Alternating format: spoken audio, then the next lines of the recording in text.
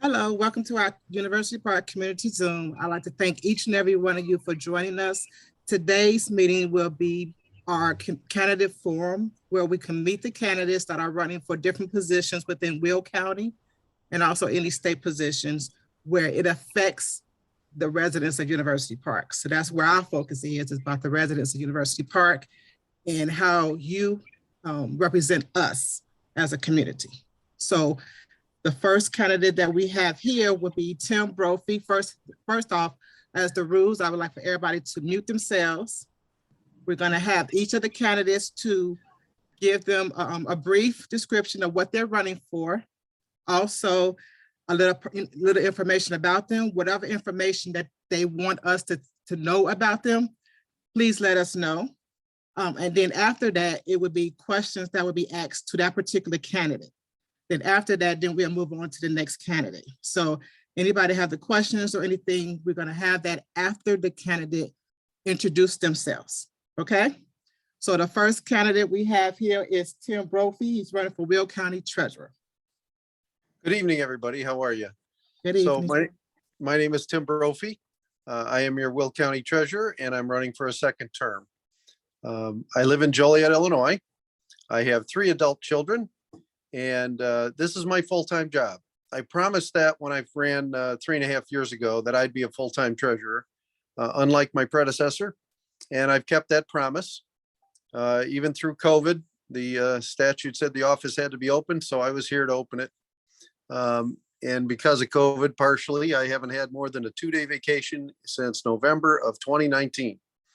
So I am your full-time treasurer, and Treasurer Tim, I wish to remain. I have a bachelor's degree from Illinois Wesleyan University and an MBA from the University of Chicago, and grew up in banking and real estate, and I'm very happy to be here serving the public and you kind folks. And with your help and blessing, I'll serve again for 4 more years. Thank you very much, Donna, for including me and inviting me to the meeting. You're welcome. So now I'd like to open it up for any questions that you all have for Mr. Brophy.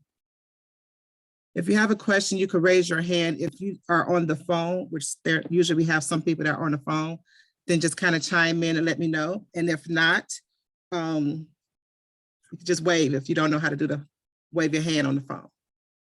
And Donna, thank you for answering or honoring my request. I have another meeting I have to jump off at about 6:30 to get to, so I appreciate your courtesy. No problem. Okay, so I don't see any hands raised. I have some questions. So one of the questions that I have is, what is your role and responsibility as the county treasurer? Sure. County treasurer's administrative job. I administer the statutory duties that are required of a governmental body to receive funds, to reserve funds, and to pay out things that the county has to pay. So I serve as the banker, if you will, for all county departments. So all revenue that comes into, whether it be the health department or the sheriff's office, wherever it may be, ends up coming to the treasurer's office. We bank those funds, we account for those funds, we report on those funds. I'm also the chief investment officer for the county. We have about $300 million invested at any time, give or take. And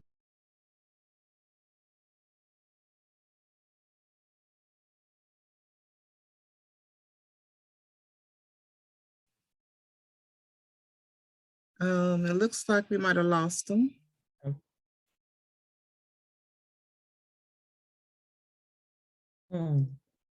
Okay, well, he would join back in and he'll be able to finish some of those questions. So how will, oh, there he go, he's coming back.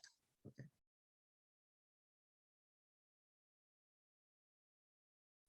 My apologies, I got cut off. Okay. So that the investments are another main job of the Will County Treasurer, and we have those funds managed both in-house and out by professional managers, so as to diversify the funds and protect the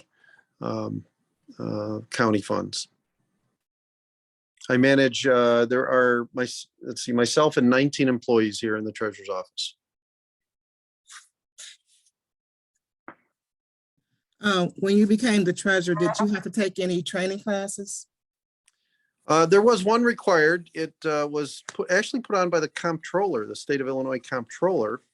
The state treasurer did visit and say hello, but the comptroller put on a basic training course down in Springfield. It was just a 3 or 4 hour course. But that's something that other treasurers should be doing as well in their communities? They certainly could. Okay. But it's not required. It's not required that I'm aware of for other treasurers in municipal government. Okay. I'm seeing if any other questions. So for the tax rate, is that something that you determine? And if you do, how do you determine the tax rate? So I do not determine the tax rate. That's done by the county clerk.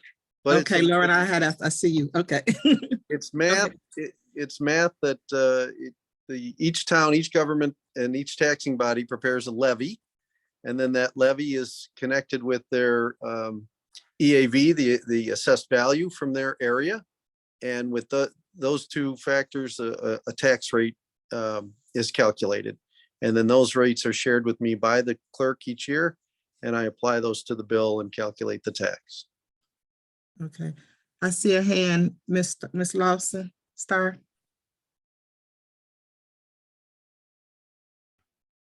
Yes, Mr. Brophy, I just wanted to know of the 19 employees in your office, do you have a diverse staff? And if not, why not? I do. The office is more diverse than when I took it 3.5 years ago. There were 0 African Americans when I took office. There are 2 now. Hispanics have increased by 1. I've had several retirements and new people come on, so I think the total share of Hispanics has increased by 1 or 2. Okay. Phyllis Saunders. I just wanted to know if you have anyone running against you that you know of. Is there? I don't know of anybody in the primary. Mm-hmm. So June 28th, but there was someone who took out petitions on the Republican side. Mm-hmm. And we don't know that. I assume he'll file, but we of course have to wait until Monday. Okay. Thank you so much. You're welcome. And I see iPad. I'm not sure who iPad is. If you state your name, please. I bet that's our friend Mary. Mary, who is that? It's Truss. Oh, Mary Truss. Okay, you go ahead. You can unmute yourself. Okay. What I want to say is based on your background, as I was listening here, you have an extensive background. So why did you select this position? Sure. Well, the political sector. Yes. Public service is kind of the only calling I really have heard. And so I served 16 years on the Joliet City Council. I love my hometown. And I thought serving the county as county-wide would be a appropriate step for me to take to apply my talents and time toward this toward the requirements of the treasurer's office. So I think the county is in good shape financially, but it takes diligent, responsible, full-time eyes and ears to be here, both to watch what's going on internally and to listen to those that interact with our respective offices and serve them. So I think I did a good job of that for 16 years on the Joliet City Council. And I hope I'm doing a good job of that now. Now, is this your first term? I'm in my first term now. I hope to serve a second term. Okay. Now, did you win or was it a vacant position? I did win in 2018. Competitively? Yes, there was in November, there was no candidates for treasurer in the primary in 2018. And so then the party the Will County Democratic Party met and slated me for the position. At that time, then I had to get these petition signatures that every other candidate had to get earlier that year for the primary. So I did the same activity that they did. And then I ran in November against the incumbent, and I beat the two-term incumbent in November.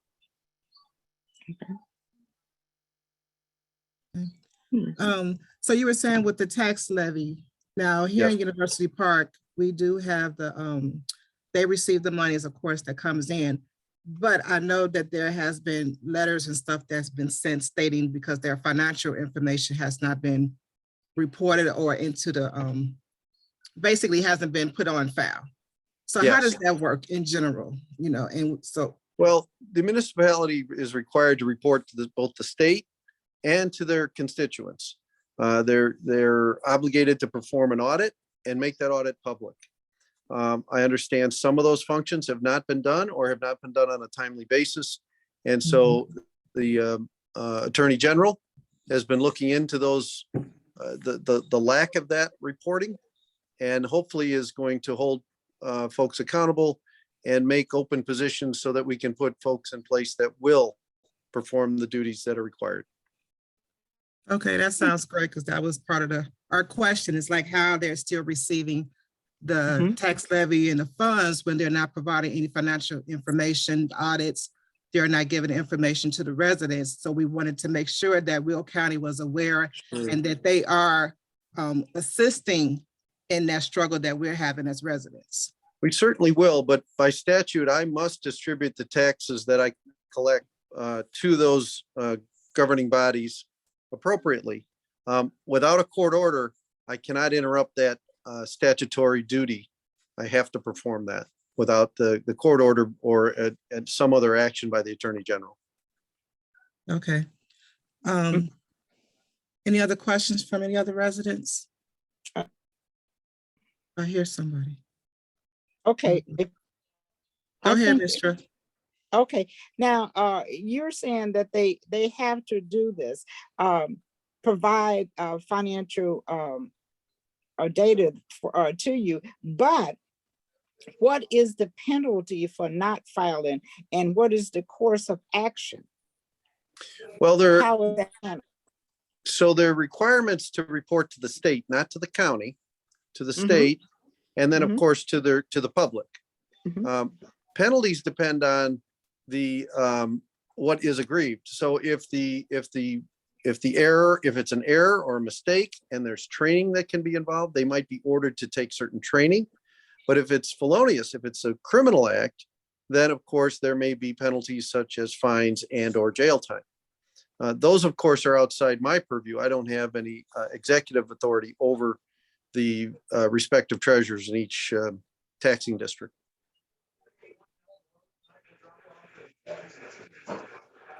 So this comes from the comptroller? The comptroller of Illinois? Mm-hmm. Yeah, there are. So each taxing body has certain requirements to report to the Illinois Department of Revenue. And the Illinois Department of Revenue then is the one that would be seeking timely and accurate reports from various municipal governments.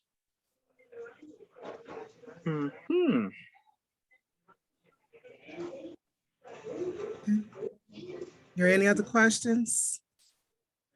Well, I have one other question. I was reading some of your literature and you was talking about strategic deposits. Can you describe what that is and let us know how University Park has benefited from it at all? So the deposits I control, so I have money market accounts in banks around the county. And those are between $40 and $60 million, give or take, at any given day. So these accounts have been made available to all banks in the county should they wish to become a depository. They have to go through an approval process. Now, I've offered a program to local banks that says if you want to participate with the treasurer in a program that says you'll do specific lending, targeted lending in your community, if you had an increase in assets, in deposits that would help you do that, then I would cooperate with that local bank and do that. To date, none have taken advantage of that. And so we can't force them to, but we've encouraged them to because these deposits are available and they tend to be long-term deposits, although we have to keep them liquid. That may encourage a bank to consider additional lending in its community if they had additional deposits on hand. That sadly has not happened. And so working with local community members though, and their banking partners, I hope some will take advantage of that. Now, when you say, I'm sorry. Go ahead. Go ahead. When you say working with the communities, you mean the municipalities, or do you mean maybe a residence or a residential group or whatever? Is that what you're speaking of? The municipal? Because in the event that the municipality is not doing its job, what course does the taxpayers have? Well, first of all, you should report that to the state's attorney if you do know of any wrongdoing in a certain municipality. The state's attorney may refer it to the attorney general, but at least you should talk to local law enforcement first, if in fact you believe there's wrongdoing going on. So my reference was to local community folks, private enterprises who are otherwise find it difficult to get the investment they need, startup capital, whatever the case may be. The banks aren't responding to them locally. My offer is that if it's a matter of assets in the part of the local bank and they need additional deposits, government deposits may be available to them to help increase their balance sheet so they can take on additional lending, helping the immediate community around them. But it has nothing to do with municipal governments who may not be reporting properly or disclosing properly to their constituents. That's another matter. And if you think it's not right, you should report it to law enforcement, beginning with the Will County State's Attorney's Office. Okay. Well, we would like to thank you, Mr. Brophy, for attending, and it was good information that you did provide us, and good luck with your candidacy, and we hope to see you here in University Park. I'm not sure how active or how many times you've been here, but that was the whole focus of this community Zoom, is to make sure that all of you all that are running, especially those that's out there in Joliet, Kankakee, all these other areas, that you are not forgetting about Eastern Will County, University Park, and specifically, because this is us. So you're not forgetting about us, and you're keeping us in mind when it comes to all these different initiatives. And this is my statement to everybody that's on. So that's in general, that this is what we want. We do not want to be forgotten. So I just want to make sure, just in case you left, that this statement was made to everybody. Thank you. I appreciate the invitation tonight. And if you would please share any events that you'd like with the Will County Democrats so we can get those on the calendar and come out and get reacquainted with some of you. I was there in 2018 and I'll certainly come back. Sounds great. Thank you. Thanks again. Mm-hmm. And next we're gonna have, I'm gonna skip the order, David Moore, Secretary of State.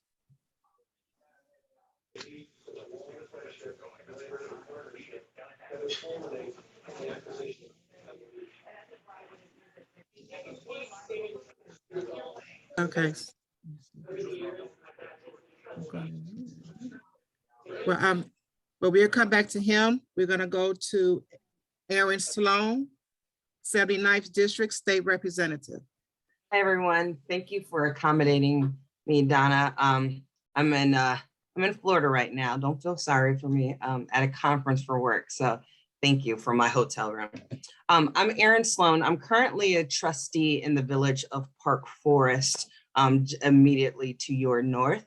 I grew up there. My parents were both public servants. My mother, an educator with Chicago Public Schools, and my father was an employee of the state, of the Illinois Department of Revenue. And one of the things that they instilled in both me and my sister was that it's about more than just the four of us in that household, that it was our responsibility to go forth and share our gifts and our talents with those around us. I went to Illinois Math and Science Academy in Aurora, where I got to meet people from across the state of Illinois, people from rural, urban, suburban, Black, white, Asian, you name it. And we were all there in the efforts to learn, not just advance our own education, but they too instilled what my parents had started of, it was our responsibility as students there for us to pay back the residents of the state of Illinois who invested in our education. So be that you become a teacher or a doctor or a lawyer, that it was your duty to do something to improve Illinois. And so I went to the University of Chicago where I studied economics. I later became an investment banker focusing on municipal finance. And there I was able to work with cities, states, local governments, and agencies from across the country to help them build roads and hospitals and access the capital markets. And one of the things that it always reminded me of was that there are so many people out here that that need the kind of expertise and professionalism that we offered as bankers, but they just didn't have it in their community. And so it was my goal when I left banking that I wanted to return home to Park Forest, to the Southland. A lot of people, when I left banking about 5 years ago after being in it for 15 years, and I had my own side business, well, it wasn't a side business, it was my full business of consulting with tech startups in medium-sized and small businesses on setting up their operations and expanding and growing. It was my goal that I'm moving home. A lot of people said, why would you move back to Park Forest? That's where you grew up. There's nothing going on here. That place is dead. And I just refused to believe that, right? In the Southland, that was a place to grow up where you had people of different cultures and religions and races that lived together, that they were establishing something in the middle of what used to be mud and cornfields, that they actually saw that there was promise and hope and opportunity. And over, the many years of disinvestment, of white flight, of the going away of manufacturing, a lot of people said that it is dead, and I just refused to believe that. So when I came home, it was, I set out to learn more about the changes that happened in my community in the 18 years that I was gone, and how could I help advance our future. So I ran for village trustee. I was kind of, not to get too religious on you, but I was moved in the spirit that this was something that I was meant to do, that I was meant to give back all the things that I learned from working with the city of New York or Los Angeles or a small town in Missouri, for me to bring this back to Park Forest. So I ran for village trustee, where I've served on the board for a year. It was not my intention to ever be a politician, but I knew that I had the skills, especially in municipal finance, when we're talking about taxes, when we're talking about accessing the capital markets, when we're talking about real estate investment, and how do we have these incentives to bring businesses into our communities. That's what I can do in my sleep. And that's what I have brought to my board. One thing that you'll learn if you ask anybody in Park Forest, I am the thorn in the side of our staff. Not in the fact that I'm beating up on them, but I want to know more. Tell me about this. What are we doing differently? This didn't work in the past. What can we do? And the one thing that I am happy for it to be my mantra is, don't tell me no, tell me how. And that's where I operate when we're thinking about the 79th district, when we're thinking about Park Forest and University Park and in Kankakee and Bradley and Bourbonnais. We might look different. We might have a different size. We might be red, we might be blue, we might be urban, suburban, or rural, but there are some very common issues that affect all of us. You brought up earlier the high tax rate. Park Forest has the highest tax rate in the state. University Park, the largest in Eastern Will, the highest tax rate in the county of Will. We have the same issues down in Bradley and Bourbonnais. And often, and what I learned is that most of those decisions and those issues, when it comes to our taxes, they cannot be solved at the local level alone. So there are a lot of mandates and legislation that comes out of Springfield that puts some unfunded mandates on the local governments. There are some decisions as far as the funding that we get from the LGDF funds, that those decisions made by those legislators impact us on the daily basis that wind up putting a burden on our residents. So I really want to be that person in Springfield, representing the 79th district in our respective communities, that asks the deeper questions, not just, oh, it sounds good. Listen, I come from a law enforcement family. I am all for police reform, but I also have to ask the question, when it was mandated that every police officer is to have a body camera, did anybody ask, where does that money come from? You know, so we have to be able to match both the legislation that comes through with also the money source. And that's, I cannot vote on anything without connecting all of those dots. I am listed as a Democrat. I think my union family would disown me if it was anything but we have to recognize that not all of the solutions are going to come from just one party. And so in my background and in my history of my professional history, I have worked across all different types of people, be it the only woman on a team for the energy when I'm down in Texas, working with these oil and gas guys, or being the only person of color in the room when I'm working with healthcare officials. I'm not afraid to be the only person in the room that has a different viewpoint, and to not back down from that when I know that it is for the betterment of our community. So I'm really excited. You know, there's been a lot of information around of like, oh, Erin, she's really young. Believe you me, I am 42. I'm arthritic from all my years of softball, but I don't play to lose. I play to win. And when it comes to representing the Southland and the 79th district, I want people to recognize what we really have, what they've ignored for a long time. I just wanted to share this, and I'll open it up for questions, but I was really disheartened that when people found out that I was running, Park Forest had been trying to get in contact with the county treasurer, or not the county treasurer, the county assessor in Cook County for years, and they would brush us off.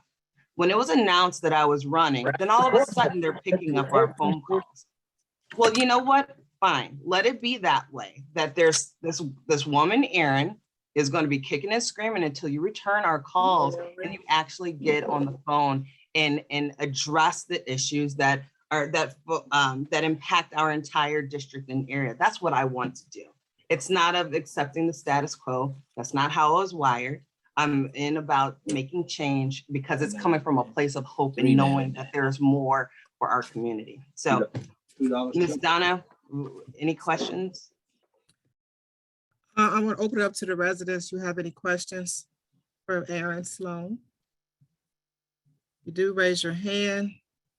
Go ahead, Mildred Morgan. Thank you so much for being here, Ms. Slone. Can you please tell me, because I'm in and out of Park Forest and participate in different things there, where do you all get your great sense of unity?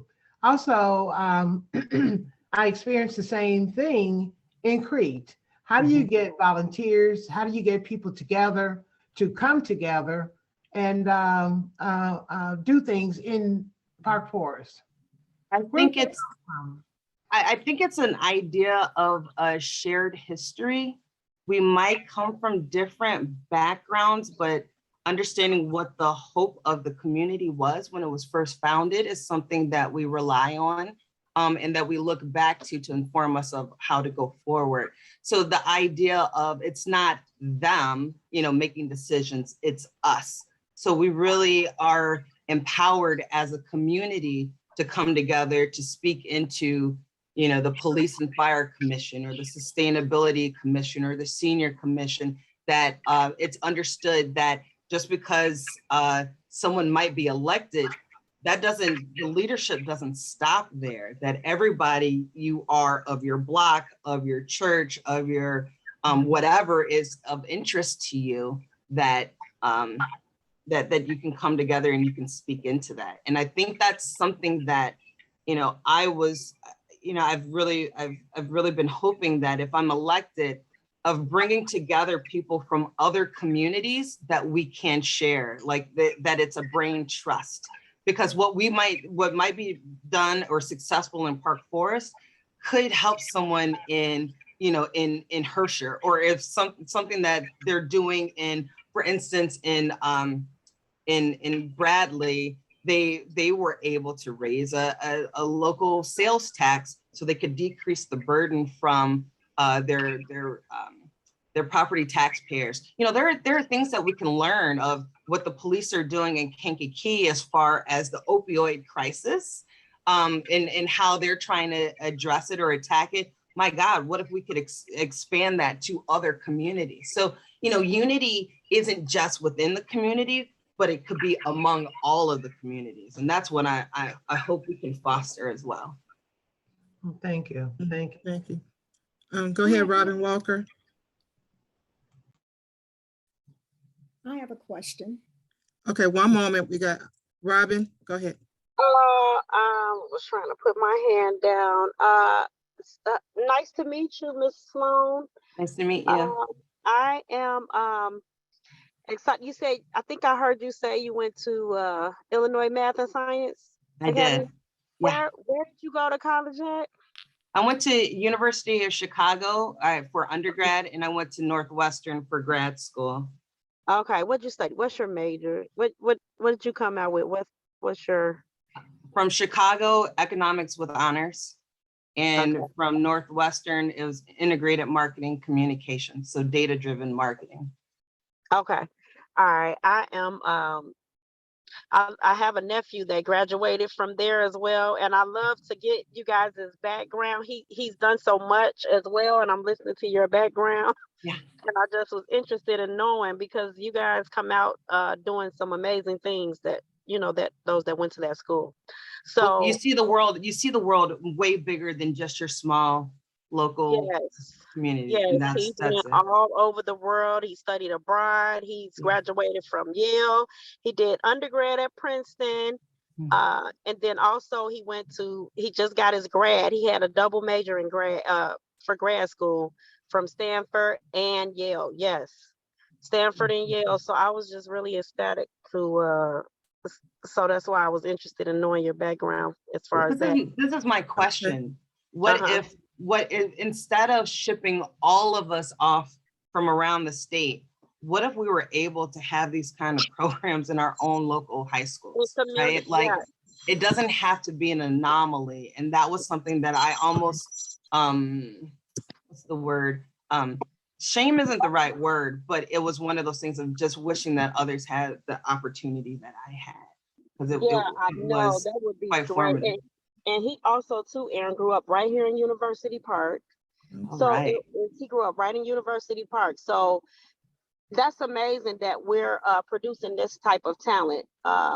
You That know, is. we do it with sports and everything else. So, Well, I want to tell you one story. I am in Florida right now at a conference. It's Exponential, and it's about church multiplication and expansion.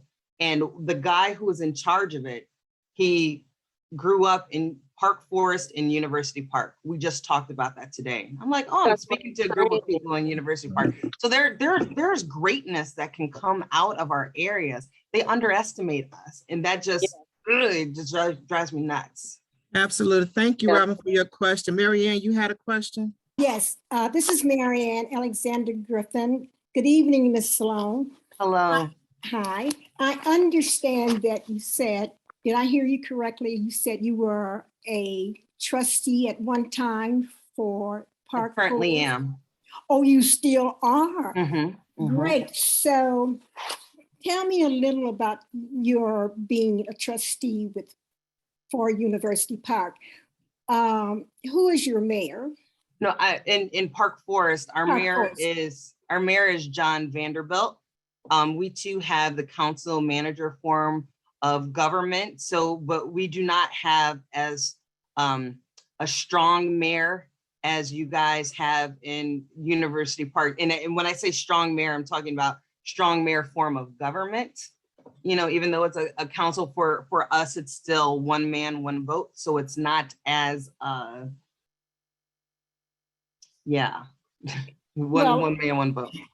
Okay, so in other words, then you and the other trustees, you all work together, right? Yes, yes, And you all sit down and you discuss certain issues. yes. And there's no one-sided this and one-sided that. How is that going? How has Park Forest managed to keep their trustees together and act together and think about the issues without being so concerned about his or herself?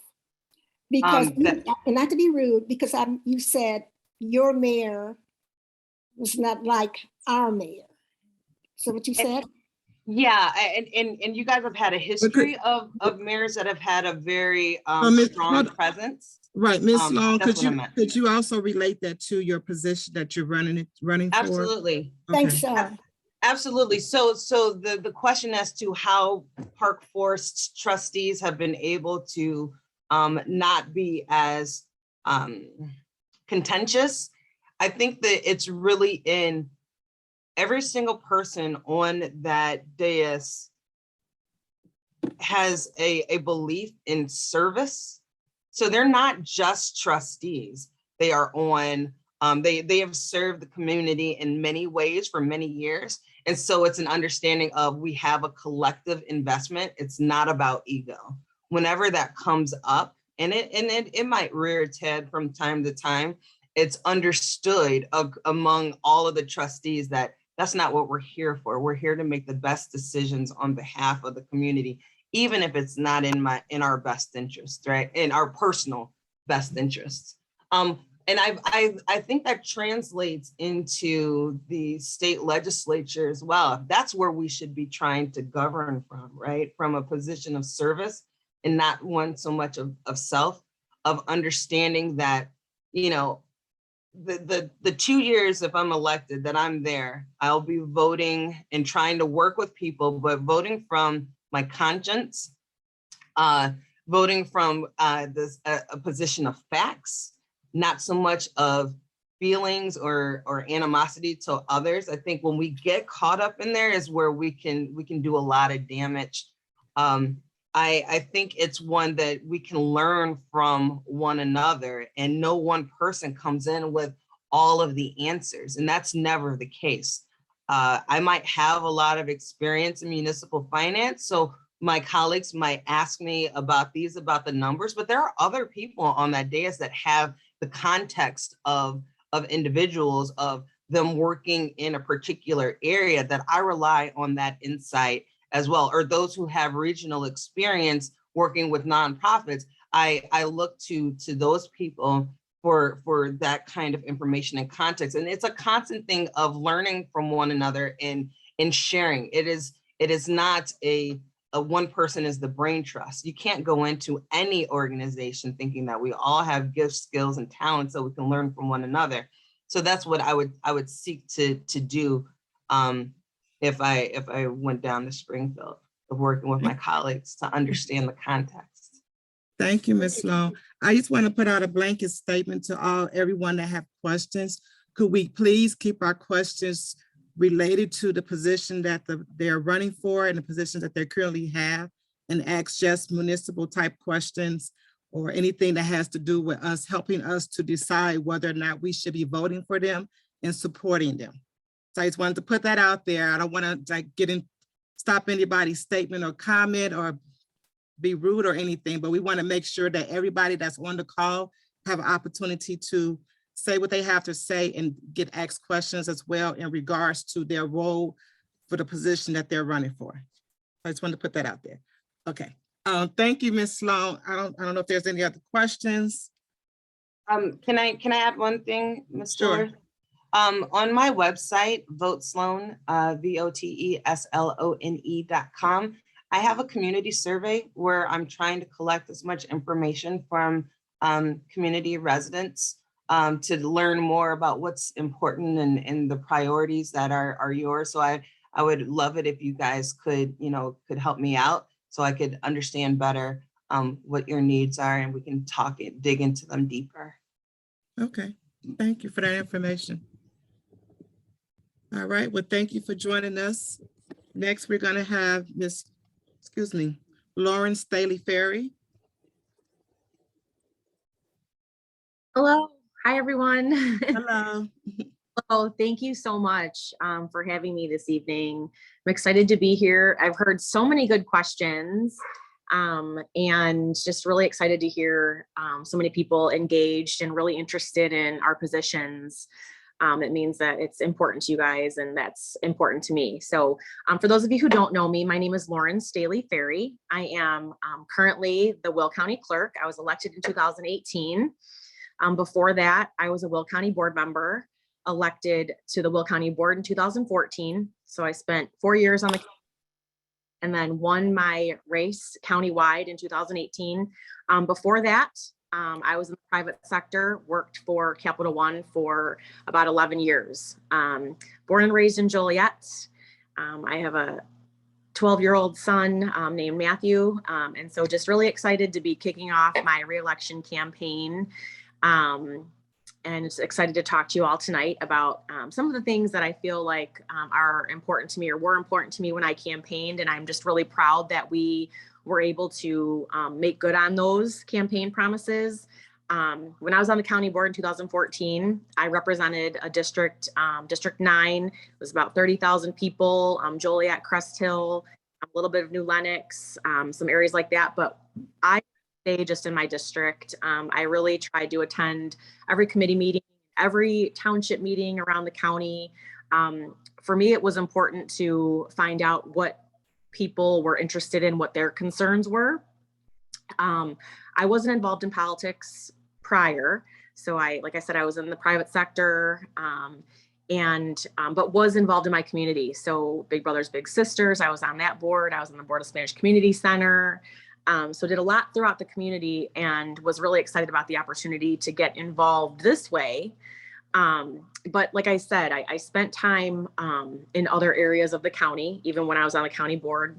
So when the opportunity arose to run countywide, I really kind of dug in and decided to knock on doors and learn a lot about different areas of the county. And what I found listening to my friends like Lori Summers, and I'm sure I spent some time with Sherry Newquist and people that really showed me that the eastern part of the county and where all of you are was really underserved and feeling like you were missing some services out there.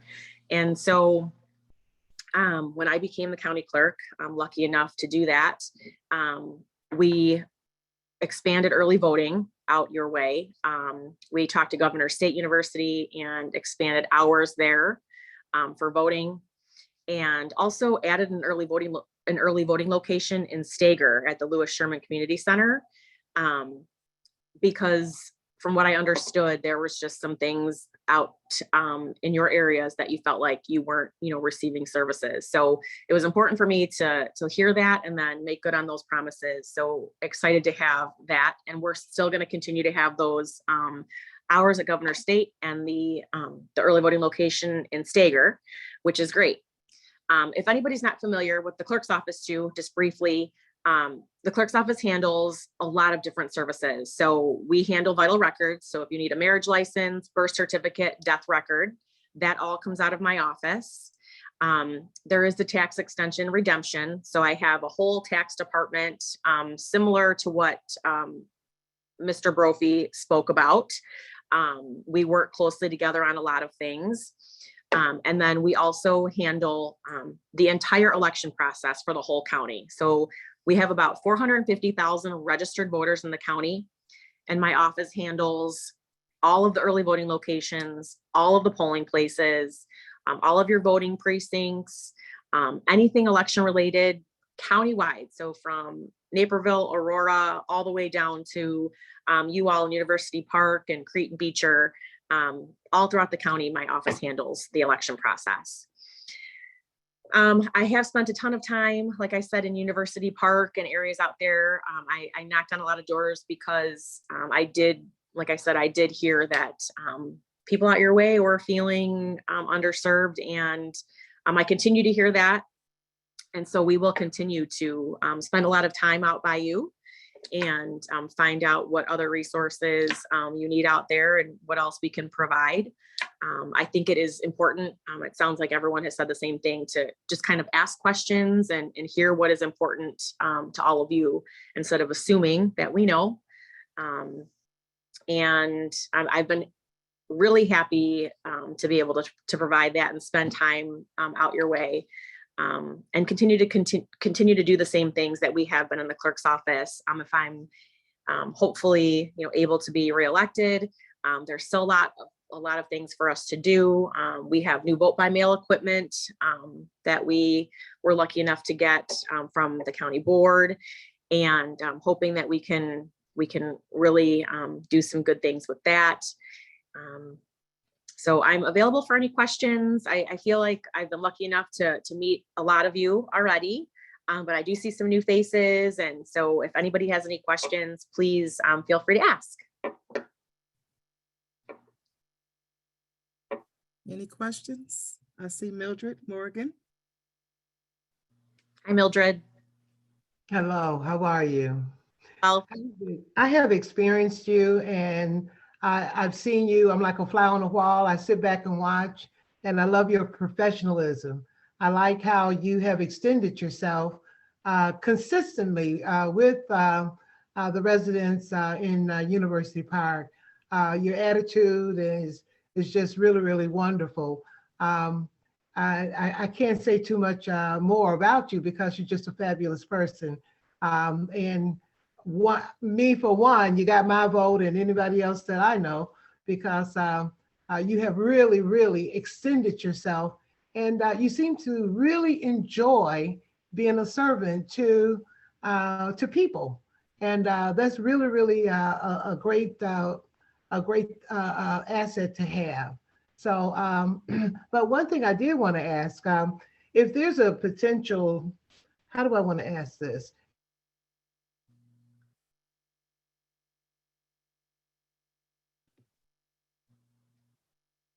uh-oh, what happened? Did we lose Okay, her? Mildred, you're gonna have to repeat that. I think she was muted. Okay. No, it was something happened. Okay, go ahead, Mildred. You're back. It's messing up again. Yes.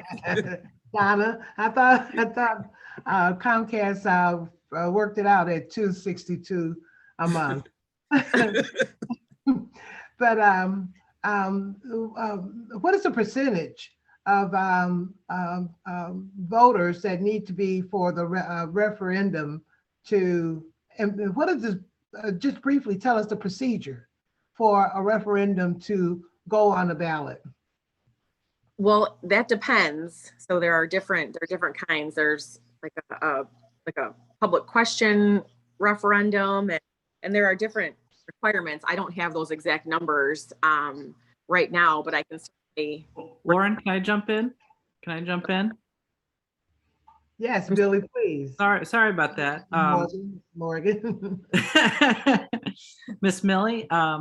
So I'm just going to jump in real quick. Lauren did a fantastic job last year. We had a referendum in the village of Monee, and the village board attempted to kind of do an end run at the end and keep it off the ballot. And Lauren was vigilant and on it and made sure that it did appear on the ballot. So there's two different methods. So there's two different kinds of referendums, and then there's two different methods. So there's a binding referendum and an advisory referendum. And binding you can only do on certain types of things, creating new offices, term limits, things that have to do with kind of offices that people might hold.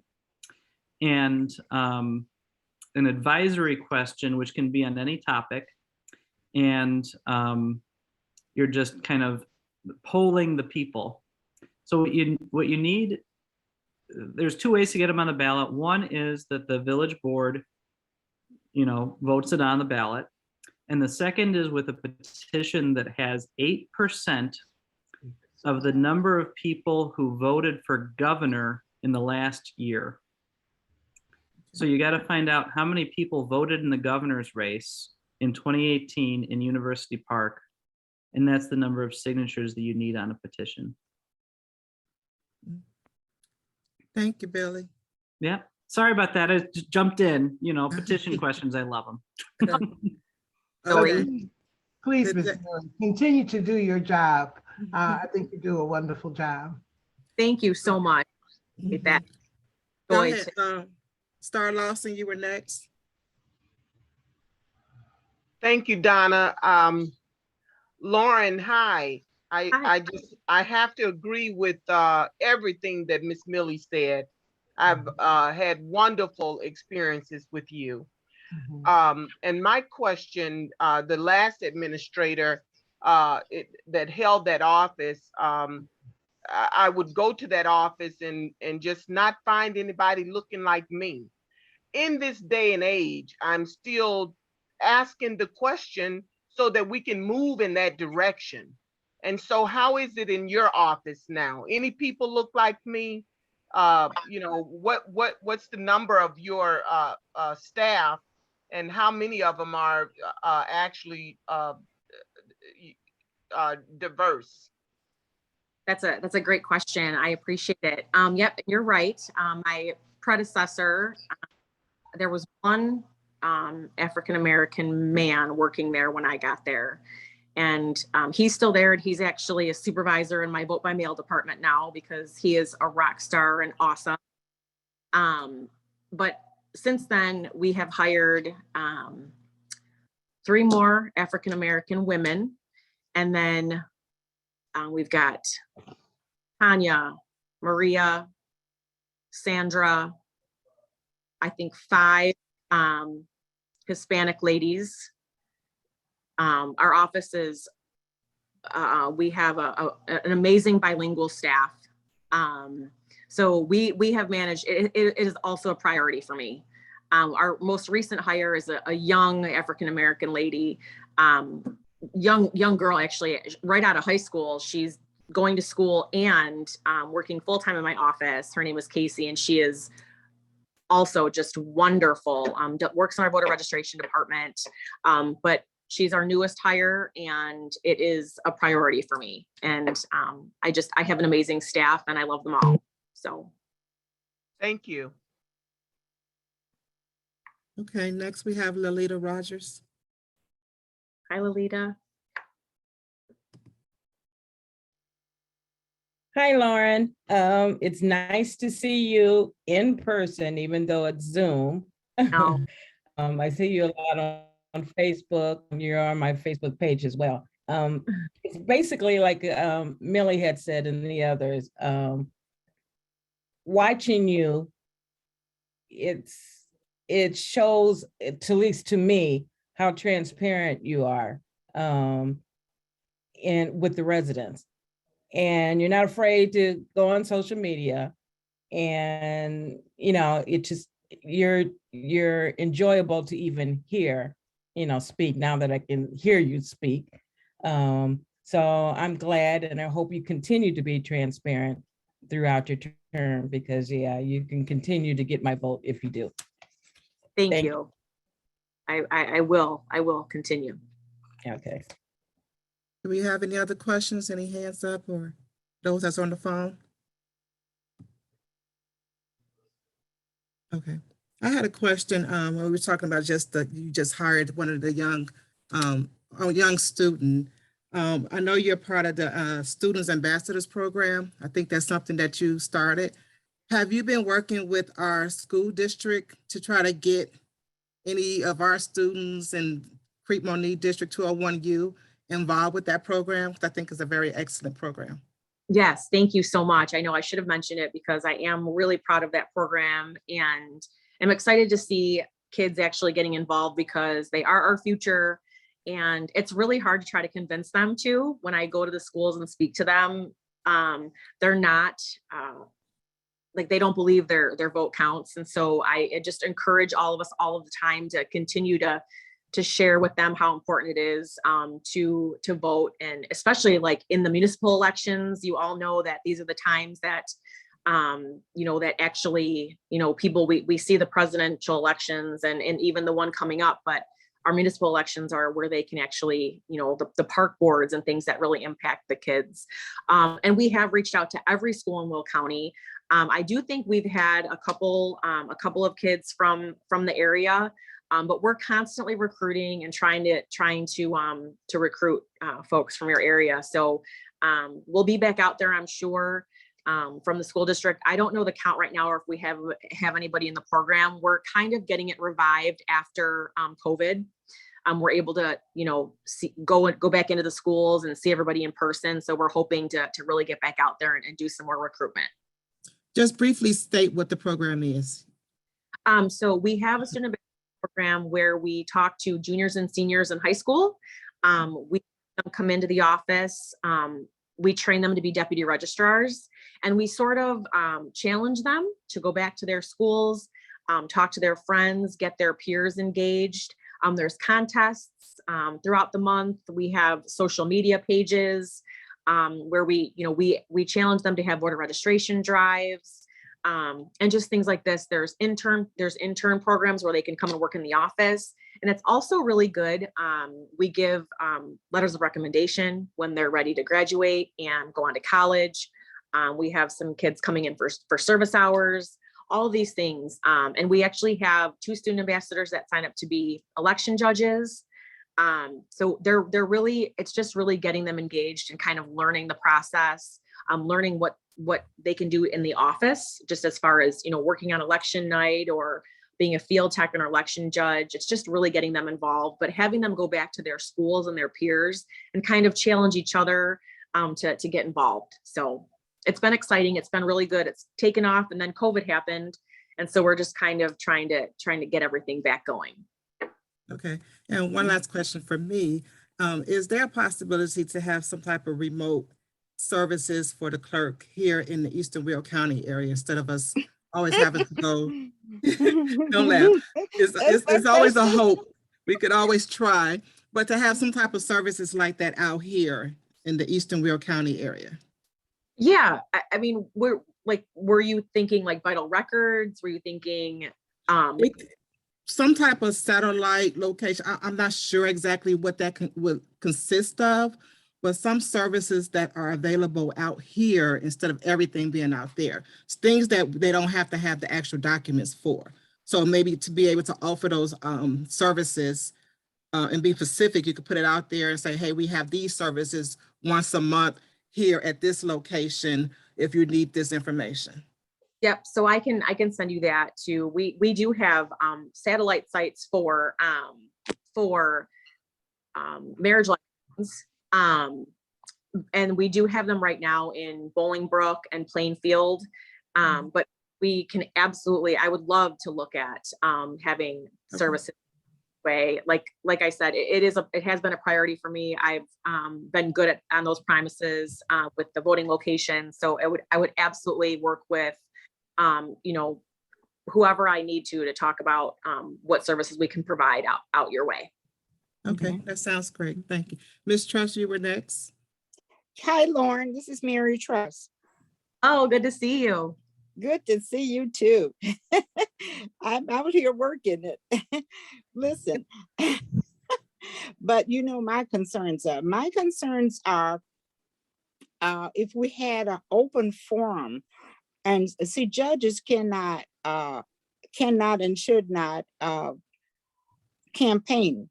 And if we had some sort of open forum where they just presented, just was there so that people could actually really see them or see a name other than that as to whether or not we wanted to retain them or whatever. I know the League of Women Voters did that. We used to do that kind of thing.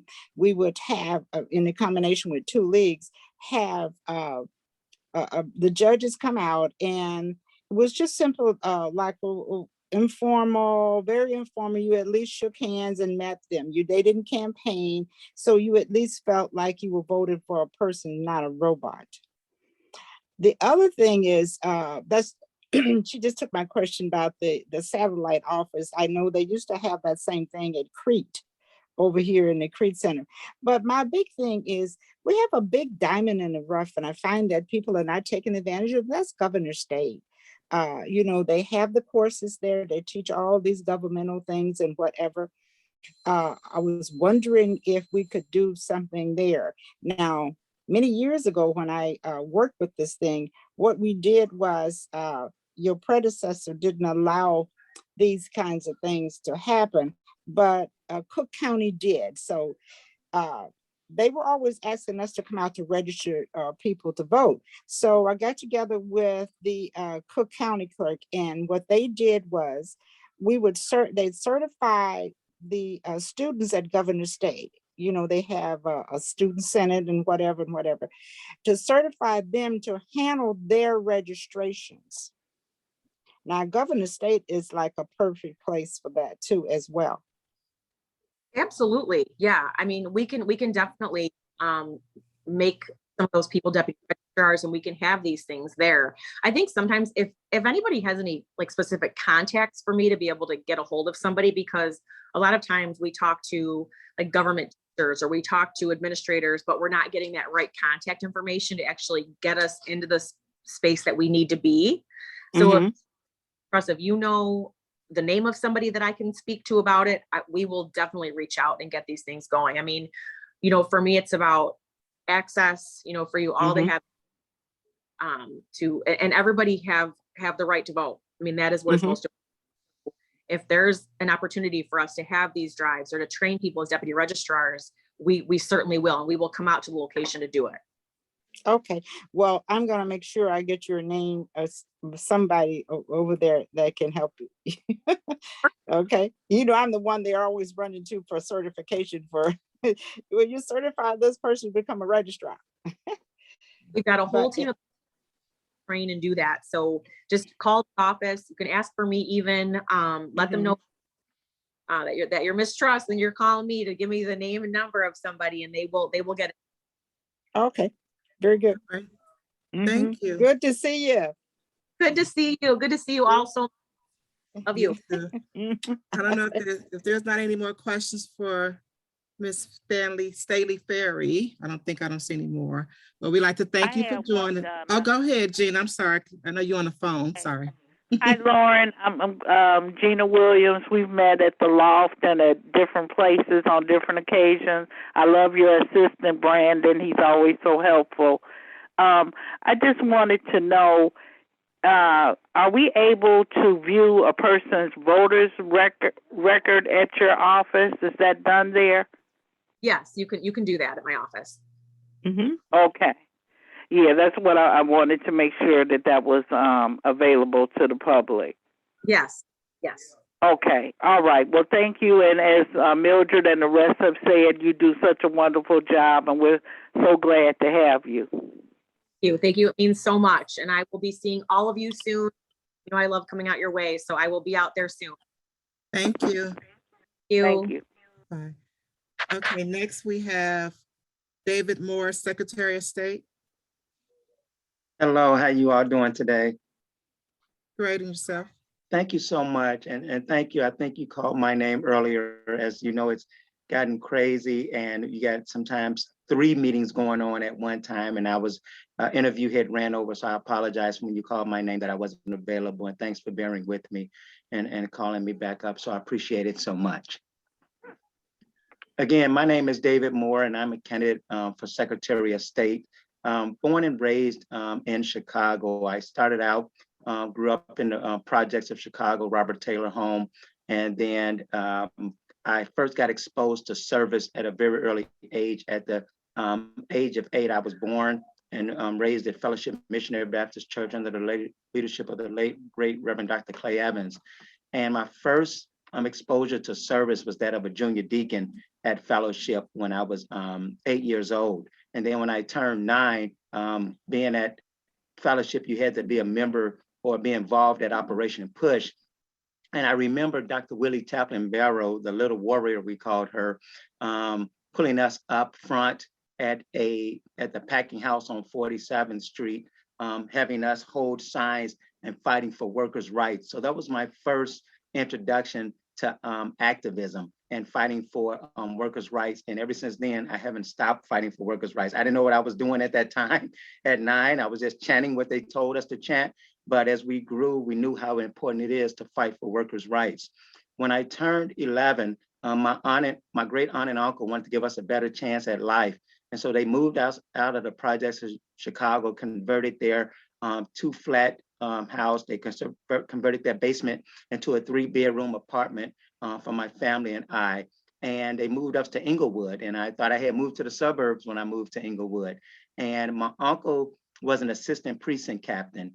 And he would pay me $5 to run up and down the street, putting literature in people's mailboxes. I cannot lie to you all. I didn't care nothing about politics. I just wanted that $5 to give me some Chico sticks and Boston baked beans with.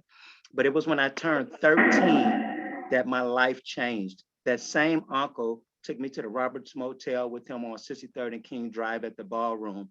And there I met a state senator by the name of Harold Washington, who was running for Congress. And I was the youngest person there. And Senator Washington, State Senator Washington at that time looked me in my eye, and he talked about the importance of young people being involved in their community. At that point, that $5 no longer became important to me, but serving in my community became important to me. And so I became a junior block club president and eventually rose my way up all the way to a precinct captain and a director of field operations for my ward organization. I graduated from Simeon High School. I had majored in accounting and I wanted to be a lawyer. And so when I got to college, I liked accounting so much, still wanted to be a lawyer because you can major in anything. I took accounting as a major and then started loving accounting so much, and especially manufacturing accounting. I picked up a double major in operations management. So I graduated with a dual major in accounting and operations management from Western Illinois University.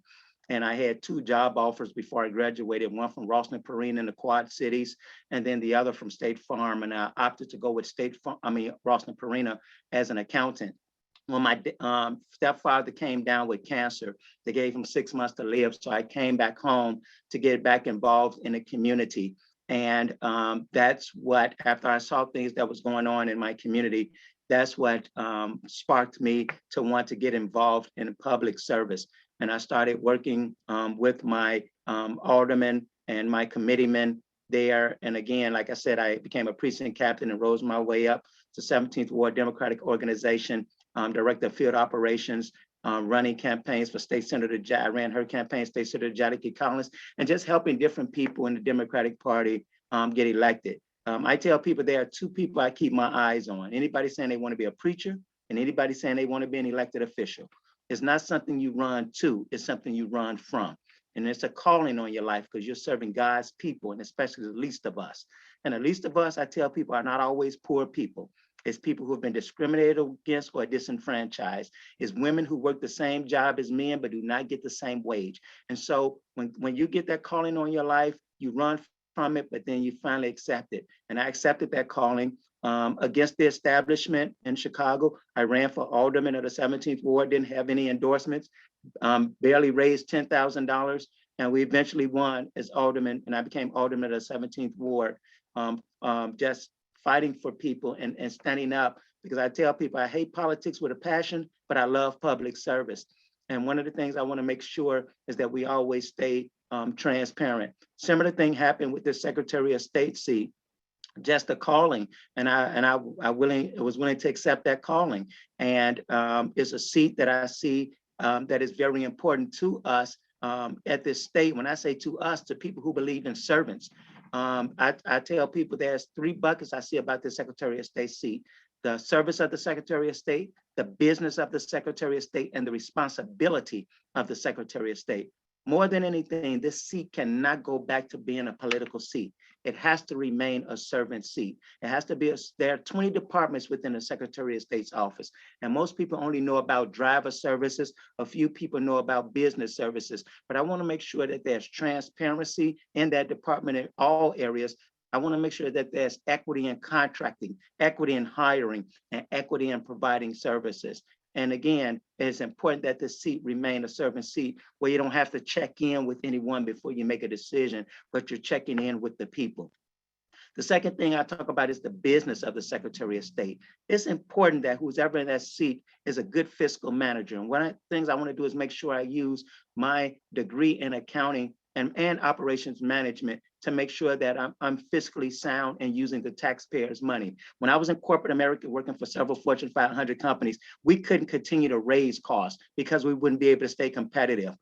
That's the same way we have to treat our public sector offices.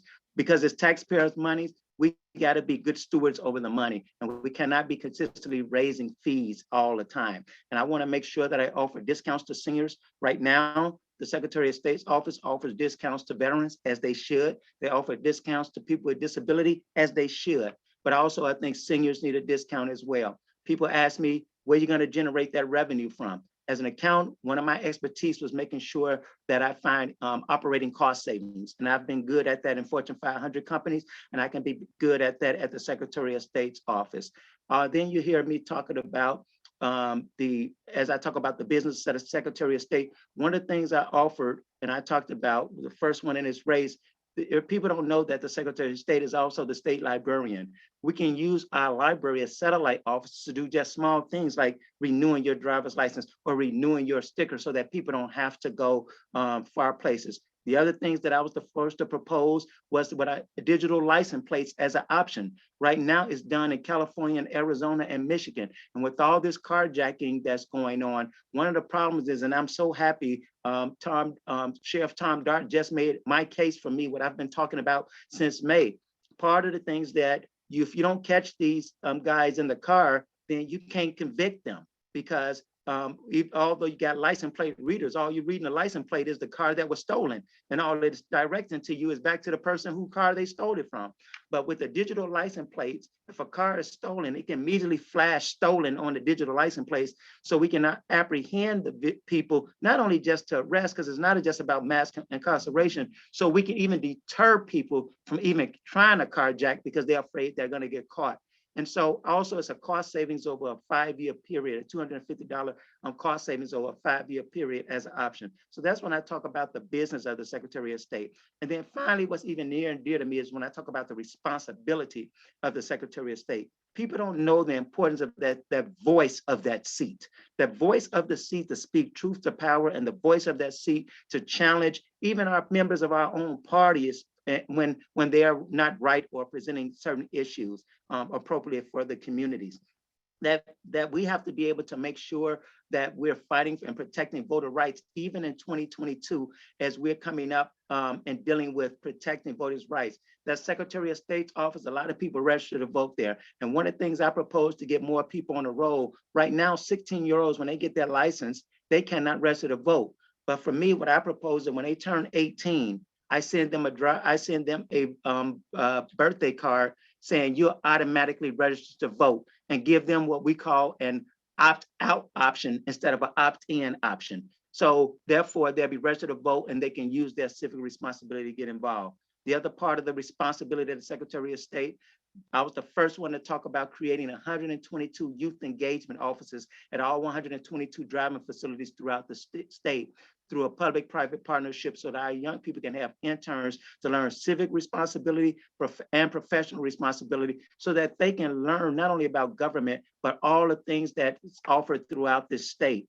One of the things right now that people always don't know, a lot of people want to be an elected official, you'll see, but if you don't know, a lot of decisions are made in middle management. A lot of policies are made in middle management. A lot of contracts are handed out in middle management. I've been in government and I've seen it, whether you're the governor or the mayor, they don't know sometimes who's getting the contract because those decisions are being made by middle management. And it's important that we have equity in those positions. And so those are the things that I'm talking about as Secretary of State, an independent voice that I've always been. And it's easy to say what you're going to do when you get in office.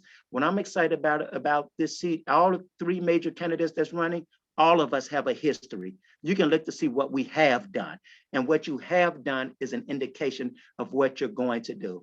And so I don't think Illinois deserves anything less. I believe Illinois deserves more, David Moore for Secretary of State. And I hope I can earn your vote.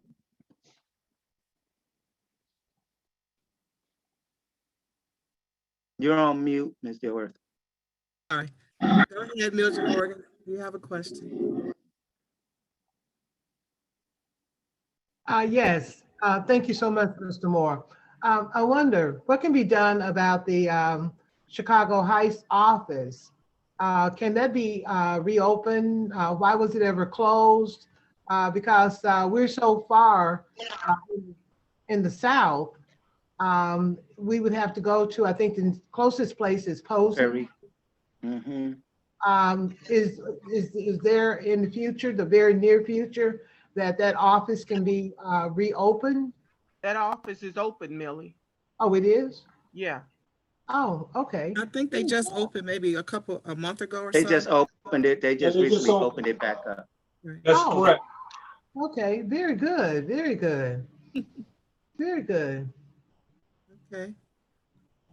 Okay, Robin Walker.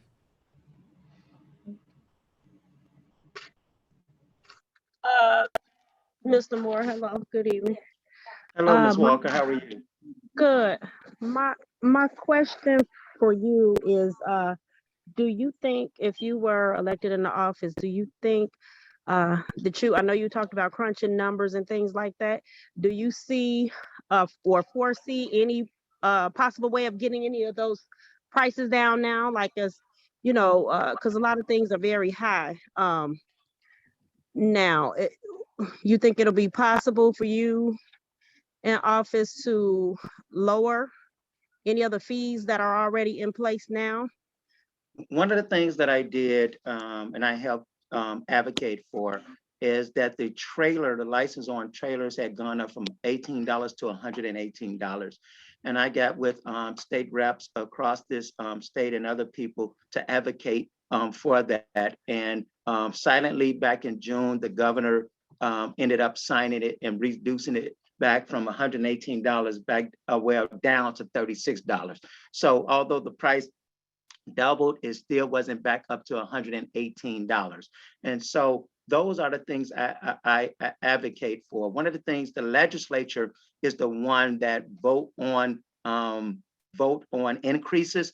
And so what I want to do as a Secretary of State, and that's what I said when I go in there as an accountant, using my skills as a fiscal manager, making sure that I go in there and find opportunity cost savings. And when you find those opportunity cost savings, then there's an opportunity to sometimes bring down those costs. But I couldn't tell you that until I go in there and do a complete audit to find out what our opportunities are. Okay, thank you. I had a question. So as an alderman, what was one of the things you've done to help support, grow, or renew your district? Thank you so much. Well, first of all, I'm going to answer that, but I want to say what I've done for the Southland. And it was against even the mayor and other people here, because I believe in doing what's right and what helps us as a whole, as a region. I had press conferences here in the 17th Ward on that third airport. People don't know everything that's going on, what we're dealing with in our state, and there's a direct correlation to crime, and that's economics. And one of the largest, quickest economic engines, and I'm a big believer of small businesses, but in other areas, what they do is they put in large economic engines to spur economic development in their communities. An airport in the Southland would do that not only for the Southland, but for the South Side of Chicago. But it's just so much politics that's being played in Chicago. And I was one of two aldermen in the city of Chicago, me and Alderman Leslie Harrison, who see this, and people say, well, you all live in Chicago. Why are you fighting for an airport in the South suburbs? Well, because it's an economic engine that's going to help all of us. And Illinois is one of few states, unlike others, where it's LA or New York, that have multiple airports, and it doesn't impact negatively on those cities. And so I've advocated for that, and I've done that. For the city of Chicago, I told people when I ran, one of the things I wanted to make sure I did, and I said it, and I'm so happy that I've been able to do it. One is to make sure that my constituents had access to me, because they always complain that they did not have access to their alderman. And so Reverend Evans taught me, if you're going to be a shepherd, your sheep better be able to touch you. And so I was the first alderman to make sure that all my constituents had my cell phone number. But he also taught me for them to use it and not abuse it. And so they would go through my office, but if they needed to reach me, if they need to get to their alderman, they can just pick up the phone and call me on my cell phone. And so that's how I operated at making sure that my constituents had access to me. I also said I wanted to make sure I bring economic development to my community.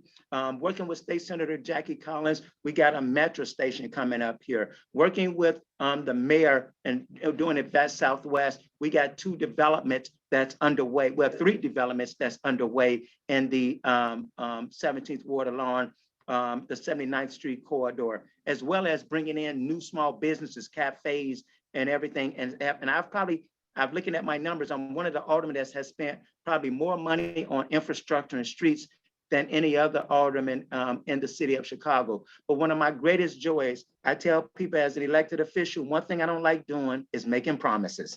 What I will tell people is, I promise you I'll do my best. But when I became alderman, I went up to Ogden Park and our kids was playing in the park and they were playing football. And the coach introduced me to the kids and was explaining to them what an alderman does. And he's telling them they bring resources to the community. A little boy popped out of the crowd and he said, "Can you get us a football field?" I said, I'm going to work on that. He said, "You promise you can get us a football field?" And without even thinking, guess what I said? I promise.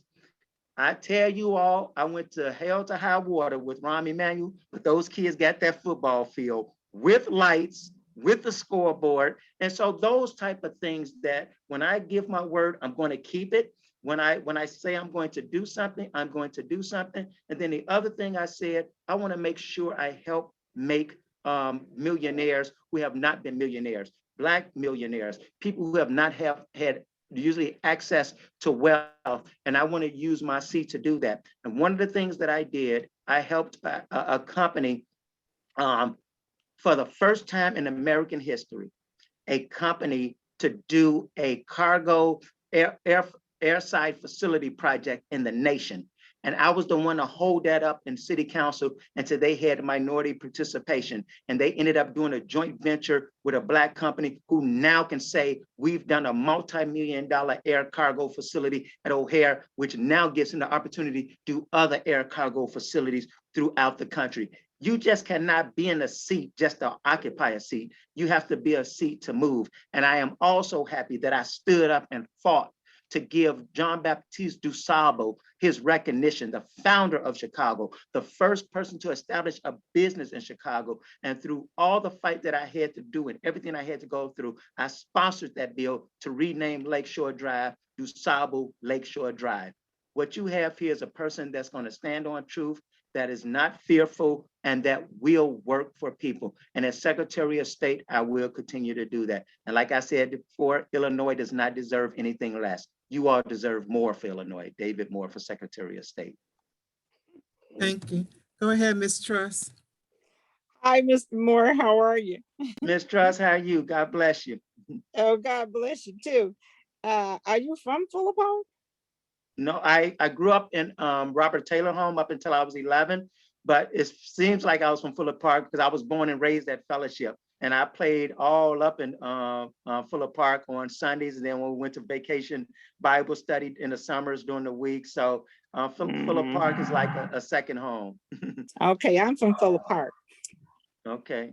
Okay, and I started my political experience in Fuller Park. Okay. Under the old, what's his name? Old Daily.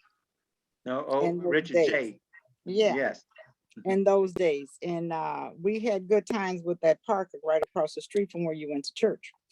Yes, it's still a beautiful park. Yeah. It's The question? I beg your pardon. What's the question? Well, give me a chance. Don't be rude.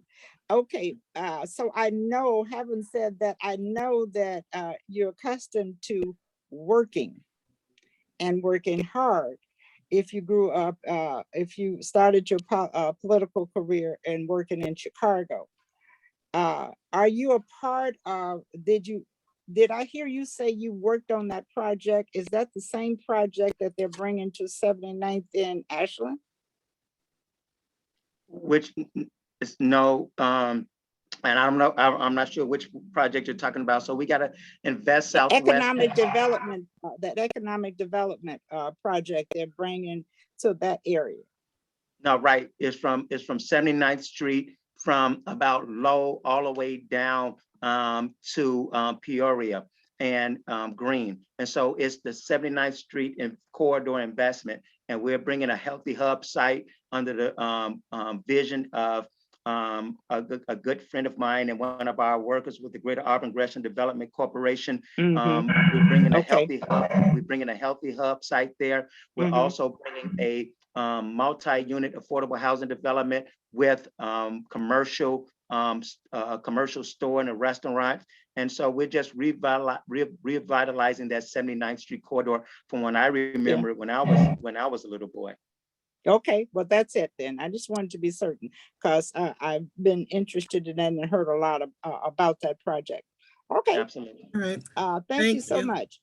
All right. If there isn't any more questions for David Moore, we'd like to thank you for joining us. And I'd like to thank all of you all who are still on. I know it's like time consuming and we wanted to make sure that everyone gets their time to say something. And I appreciate all of you all for joining. So the next person. Can I just tell people, if they don't mind, going to my website, sure. www.moreforillinois.com. Look me up, learn more about me, and I hope I can earn your support to be your next Secretary of State of Illinois. Thank you. Shawn Walsh is next, Regional Office of Education and Superintendent. Thanks, Donna, for inviting me and sending the invitation. Nice to meet everybody, if it's only via Zoom. So my name's Shawn Walsh. I'm the Regional Superintendent of Schools, and I oversee the Regional Office of Education, lifelong resident of Elwood. I actually spent 8 years in Crest Hill, but a lifelong resident of Will County. I graduated from Joliet Junior College. I graduated from University of St. Francis with a history degree. I graduated from Governor State University with my master's degree, and I went back to the University of St. Francis in Joliet for my doctorate degree. So you can be born and raised here, go K through 12, get a doctorate degree all in Will County. So I'm living proof of that.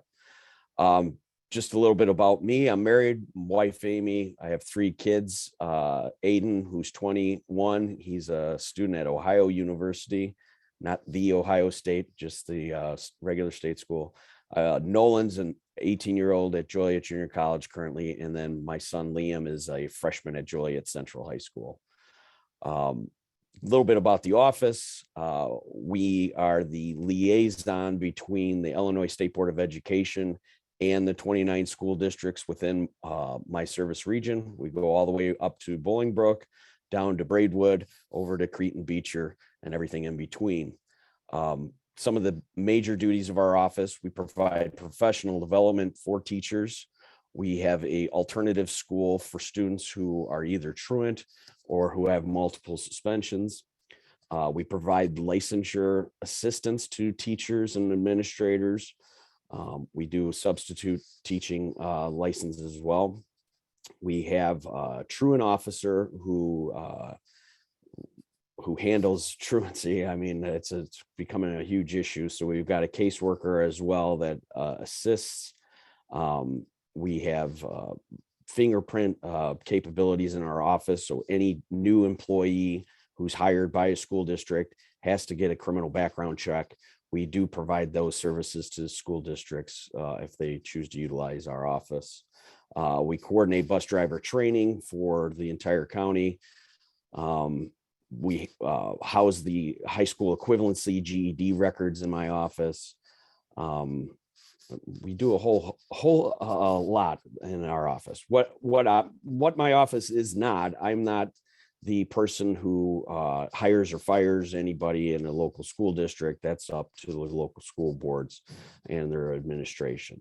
One of the other major components of the office is health, life, safety inspections. We have 2 architects And every year we annually go out and inspect all the schools. So that's a little bit about the office and a little bit about me, and I'm happy to answer any questions.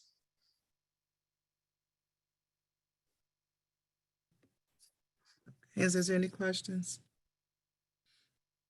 I don't see any hands. Let me see if I had. So I know you said that you don't do any hiring or firing of teachers, but are you all working on finding ways to get more teachers, especially African-American teachers? Because just within our district, we have a lack of, and we have a predominantly African-American roster of students. So is there something that you all are working on that's helping to bring in more African-American teachers? And also, I believe like the state of Illinois has such high, or I don't know about just Will County, but the certification needed to be a teacher is a lot from what I hear versus other states. So I don't know if that's something that you have say into or during your meetings or anything, but just wanted to ask about those two things. So as far as the pipeline of students entering into the profession, we've been working with some of the local universities, Lewis, University of St. Francis, and Governor State, to try and come up with some programs to get students who either are in junior college, become paraprofessionals, then transition those people into the four-year institutions in order to get their degree. That way they're able to become teachers. So as far as the requirements go, those are set by the state. I mean, we certainly advocate on bills to, provide more opportunity to people to become licensed, but those are duties of the state. So you just really right now reach out to the junior colleges within the Will County? Do you reach out to any other ones in other counties?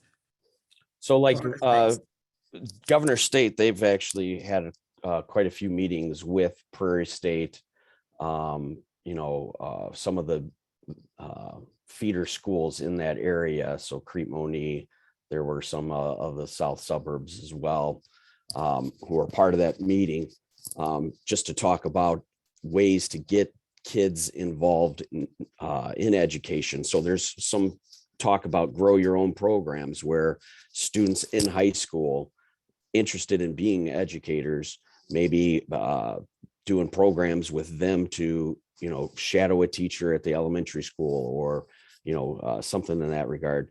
But, to take existing paraprofessionals currently who may be interested in moving up, working with those folks to get into the four-year institution, Governor State or USF or Lewis. You're on mute. All right. Go ahead, Mr. Snipes. You have a question, Robert Snipes?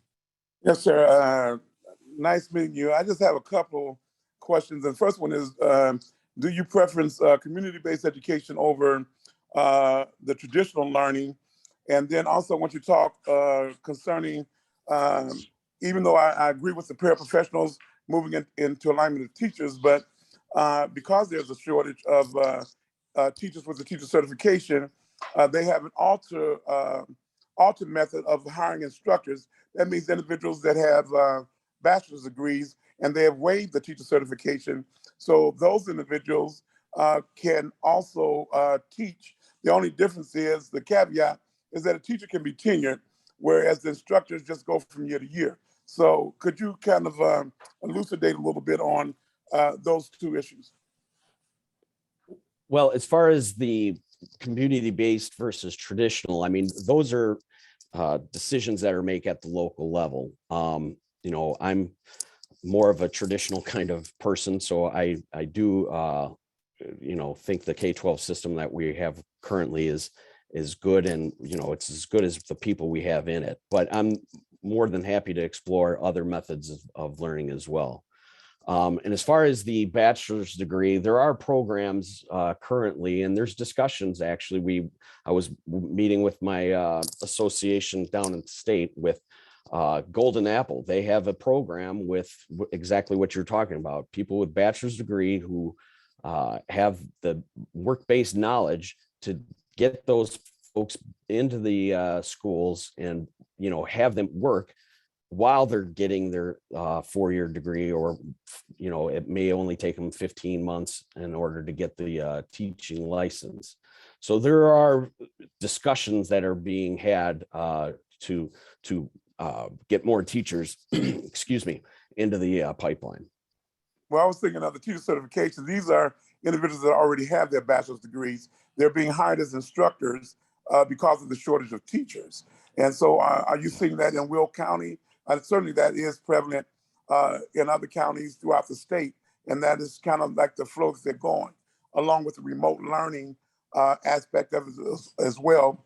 I am a traditionalist, but I see that there's some variables that are happening as we move forward into this millennial generation.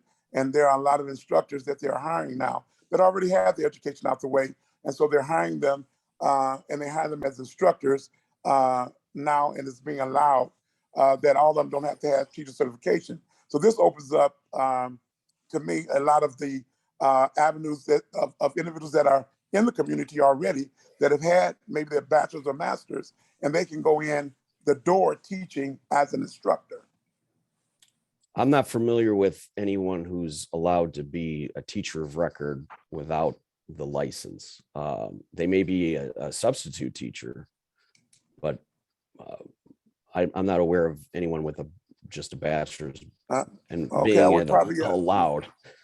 I probably have you go to the regional education and right to your neighbor, which is Kankakee County, and even school district 111.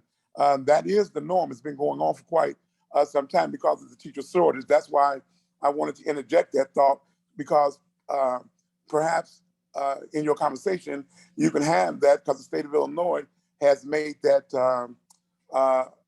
it's already being done. It's not something that we're waiting on being done. It's been done. It's been done for the last, I believe, 4 years. And you can tap Superintendent Walters in Kankakee School District 111 and probably get some more information concerning that, because that would probably open up a lot of doors in your shortage for teachers, even though you don't hire them, the Board of Education hires them, but you are a catalyst of information because you are the liaison between what they say the school districts and the state. But more of your office tend to go in and deal with that health occupation of the school while you go in and do the safety checks as well.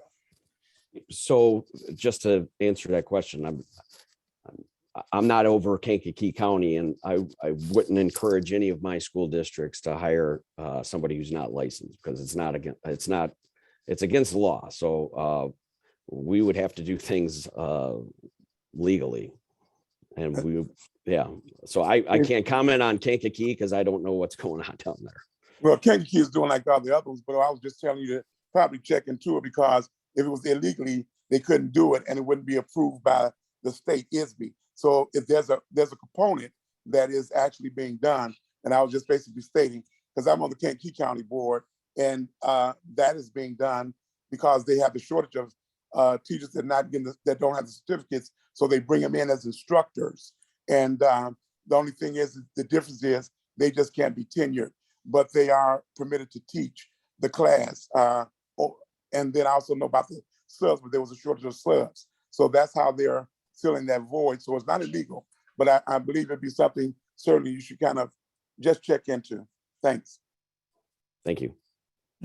Thank you. Mildred Morgan, you had a question? Yes. Hello, Mr. Walsh. How are you? Your job sounds is so broad. Can you please just tell us, what is a typical week like for you? Pre-COVID or now? Good question. Lately our it's sort of calmed down, but right when the ruling came out regarding masks, it was sort of a hectic week, and we fielded a lot of calls. a lot of my responsibility is to provide, the best legal advice that I can provide. I search out the opinion of the state board's legal department as well, but we field a lot of calls on that. So a typical week could be, a lot of meetings with curricular people. We have networking meetings where we bring all school districts together to, just earlier this week, we had student services directors. So people who are like deans, counselors, we bring them together for a couple hours. We talk best practices. We bring in presenters. We do that with the counselors. We do that with curriculum directors. We do it with AP teachers. So we have a number of networks, that we have meetings on. I'm on a number of different boards, so those occupy a lot of time. So week to week, it differs, but a lot of meetings, a lot of phone calls, and some school visits if I can get them in. Okay. A lot of meetings and phone calls? I answer a lot of questions. Yes, emails as well. Okay. All right, thank you. Are there any other questions? If not, we'd like to thank you, Shawn Walsh, for joining us. Good luck with your candidacy. Thanks for staying on. And Thank you. and Look we to see you enjoyed. all in person someday. Yeah, hopefully so. Take care. Take care. Okay, now we have John Connor, 12th Judicial Circuit Judge. Yes, thank you very much, Donna. And thank you for having me on. This is an amazing group. It's been great listening to everybody. I'm going to try to be as brief as possible in my summary so that I can answer questions, which I think is a much better way of getting to know somebody. So born in Joliet, grew up in Joliet, was a prosecutor with the Joliet State's Attorney's Office for 20 years, during which time I made my way, from assistant to supervisor of a courtroom to the ending as the major crimes chief and the computer crimes unit chief before I left to join the legislature as a state representative. My area of specialty was forensic evidence, cell phone records, computer records, et cetera. The big case that I kind of took a lead on was the Drew Peterson case, which some people might be familiar with. He was the Bolingbrook sergeant whose third wife was found in the tub and fourth wife disappeared. So that took probably a good about 5 years of my career when I was there. In 2017, my state representative resigned and in order to move out of state. And so I was appointed in 2017. I ran in 2018 and was elected, and then moved in and shared an office with Senator Pat McGuire. And then he chose not to run. And so I ran and was elected for his seat.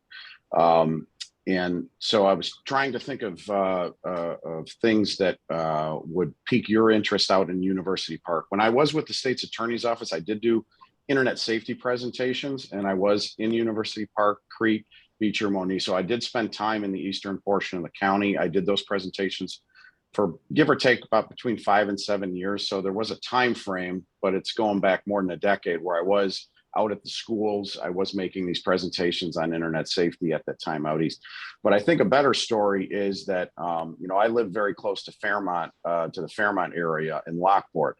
Aqua attempted to purchase the water system in Fairmont, and it was almost sold by the township to Aqua. When I have been fighting private water as a legislator basically ever since I got in. I don't think water should be privatized. I think that should be a government function, so that if you're unhappy with how your water is being managed, you can vote someone out of office. Once a municipality sells it, as you are well aware in University Park, now how do you get control back over your water system?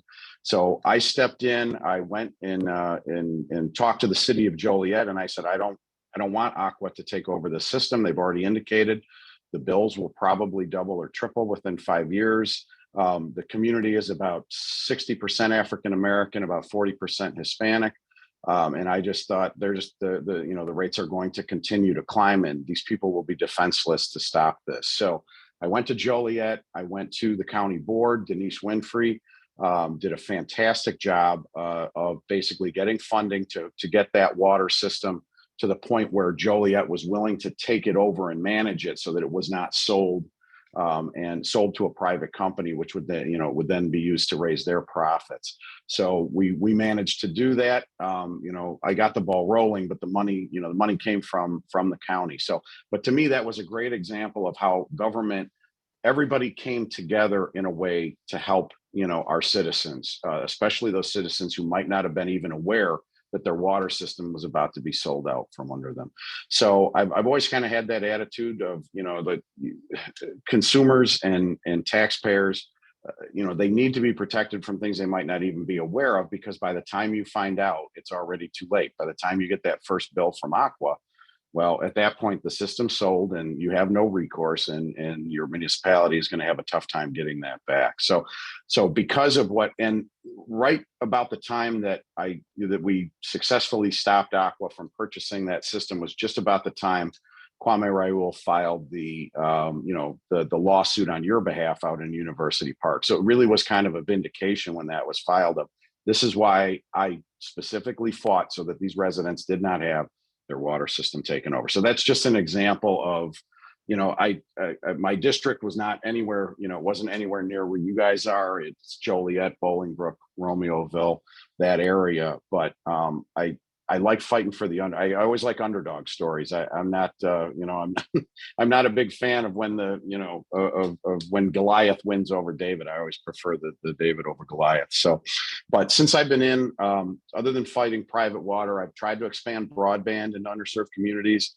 Been a big fan of putting more data online. I work with Duffy Blackburn, our Will County auditor. He did some amazing work on putting business data through the Secretary of State and other sources, making that data available online in a way that helps us with transparency and with selling our bonds here in Illinois in order to get prices reduced when we're borrowing money. So those are examples of some of the things that I did. And like I said, I don't want to take a long time, but I miss the courtroom. I've been down in Springfield for 5 years. I miss being in a courtroom. And so I'm running to get back into the courtroom, but I'd like to do it this time as a judge. Judges are in a super important position. We also have very strict rules when we're running for judge about questions that we can't answer. So I just want to be upfront with you. And I also want to prepare for when Judge Jessica Colon-Sayre, who's also on the call, when she has to answer questions. We're not trying to be evasive, but if we're asked about a type of case that might come in front of us, we cannot give an answer on how we would rule. That's completely against the rules. It's not permitted.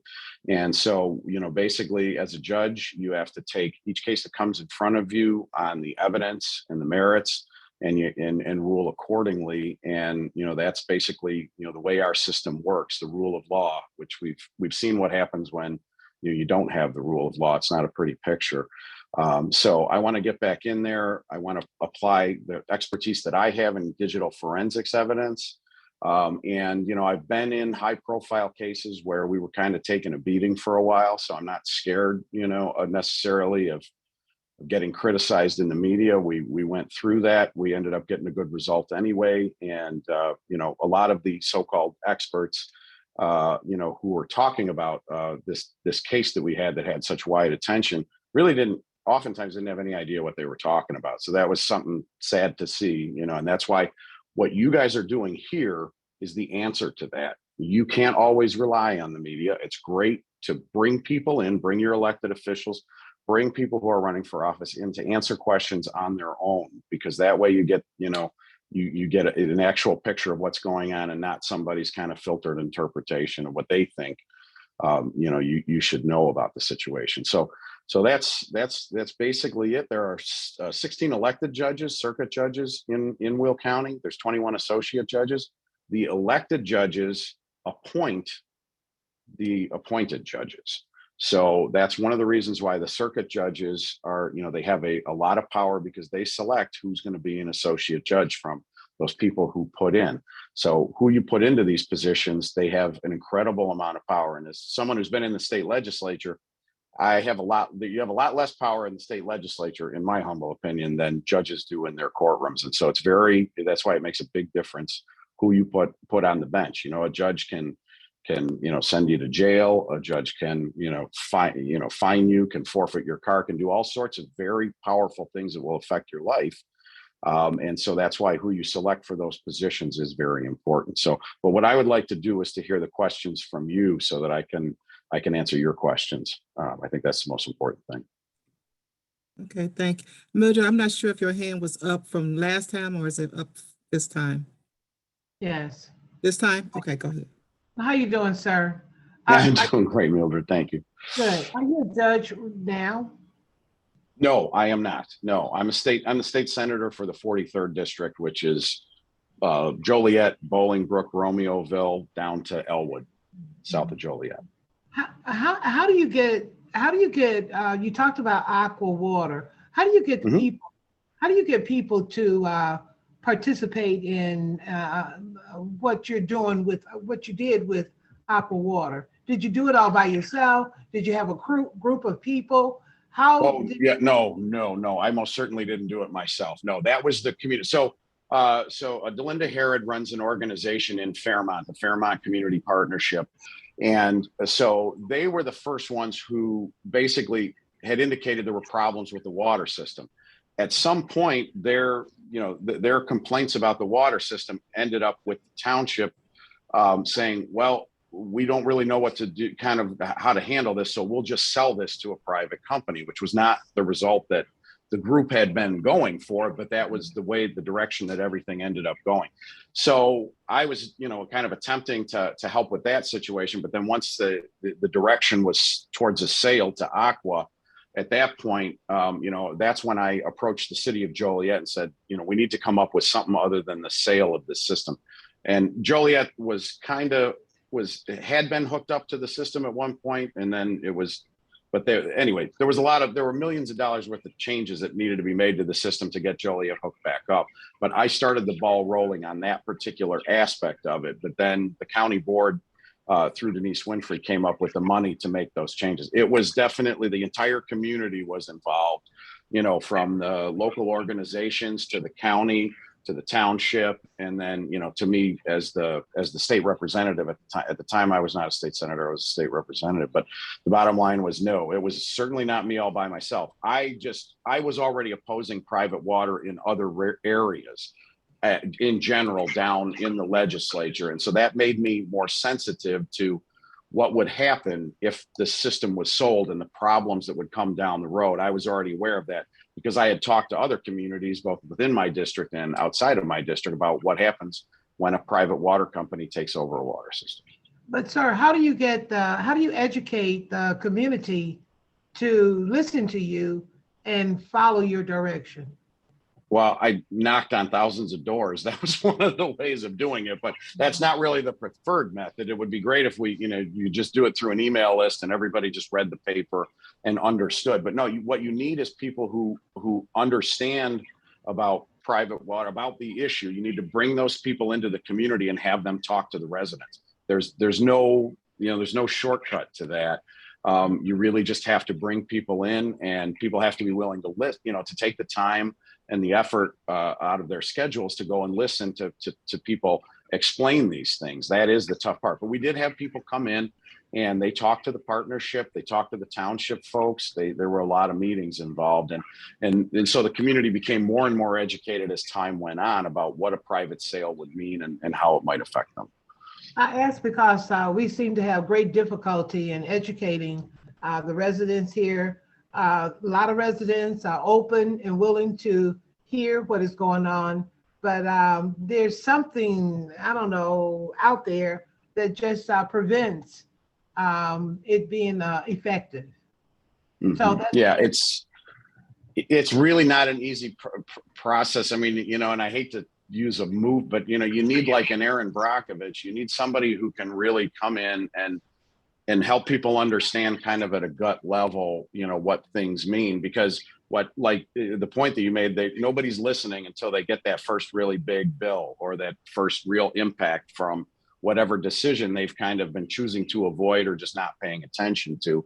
And then they're ready to move, but by that time, it's probably pretty much too late, to really effectively address the situation in a way that's helpful to the residents. And just again, sir, you are running for a circuit judge?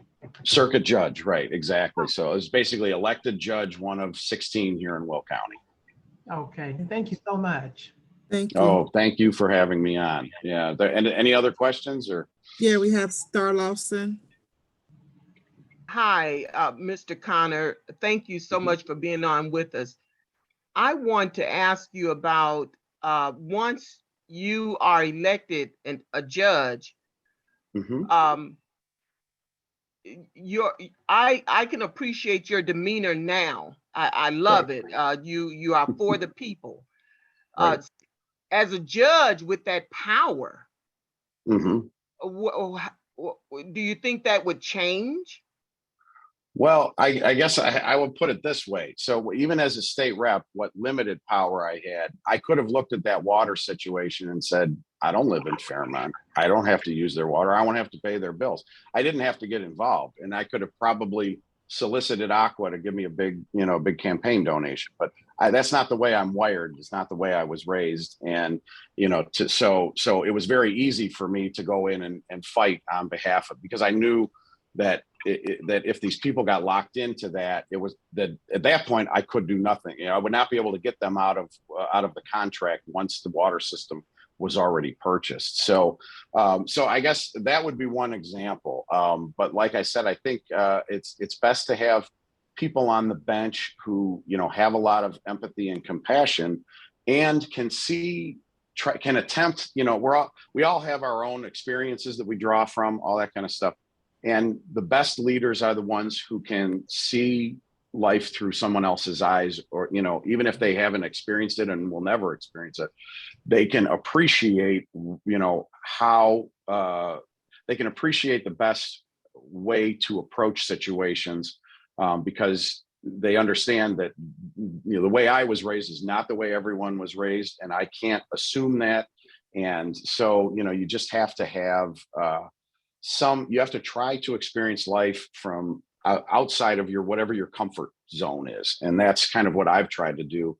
I have to say, the state's attorney's office is a very comfortable place. You could work there your entire career, never leave. And, insurance is good. The salary's good. It's a great place. But at some point, what I realized is I'm putting these murderers away, but we're not slowing down the murder rate. We're not taking care of the situations that lead to these things. We don't seem to be making any progress. That was the feeling that I had, being in that position. And I was tired of being in the position of picking up the pieces, when what I would notice along the way is there were several spots where some mild intervention, just a little bit of funding here, and these situations could have been circumvented. These children would not have been shot. They would not have been shooting one another. And so that to me was one of the things that compelled me to leave the state's attorney's office and go into the legislature, because I felt like some of our priorities, which you show through your budget, how you spend your money is how you prioritize. That's just a pretty simple analysis. And I felt like we were making a lot of mistakes in that regard. And we were putting money in one area where it really could have been a heck of a lot more effectively used, in other areas. So it's kind of a long way of saying I think I would be a compassionate judge in the same way that I think I've been compassionate in the legislature in terms of trying to help people. And you're the kind of judge that if I ever had to be in front of a judge, mm-hmm. I would want it to be you, happens, Mr. Connor. I would want it to be you. But the other thing is, could you just speak briefly about what you think the decorum in a courtroom should be from a judge view? Absolutely. From a judge view. So to me, when I am in the courtroom, I am not powerful because I am a judge. I am the power in being a judge comes from being elected by the people and, you know, and basically serving in that role. In other words, so you don't ask people to show you respect personally. What you're asking of them is that they show the bench, the position, respect, because the job of a judge, you know, is to basically maintain the rule of law in society. And, you know, I mean, you don't want to get, you know, kind of exaggerated about it, but, you know, if everybody just did their own thing, there were no laws, there was no, you know, we go back to the dark ages, and, you know, everybody's part of a, you know, under some warlord, and we're all fighting one another. And so to me, you know, that rule of law, the idea that we show respect, not because of me personally, but because of the offices involved, and because as in living in a wonderful democracy, to me, the best form of government on the planet,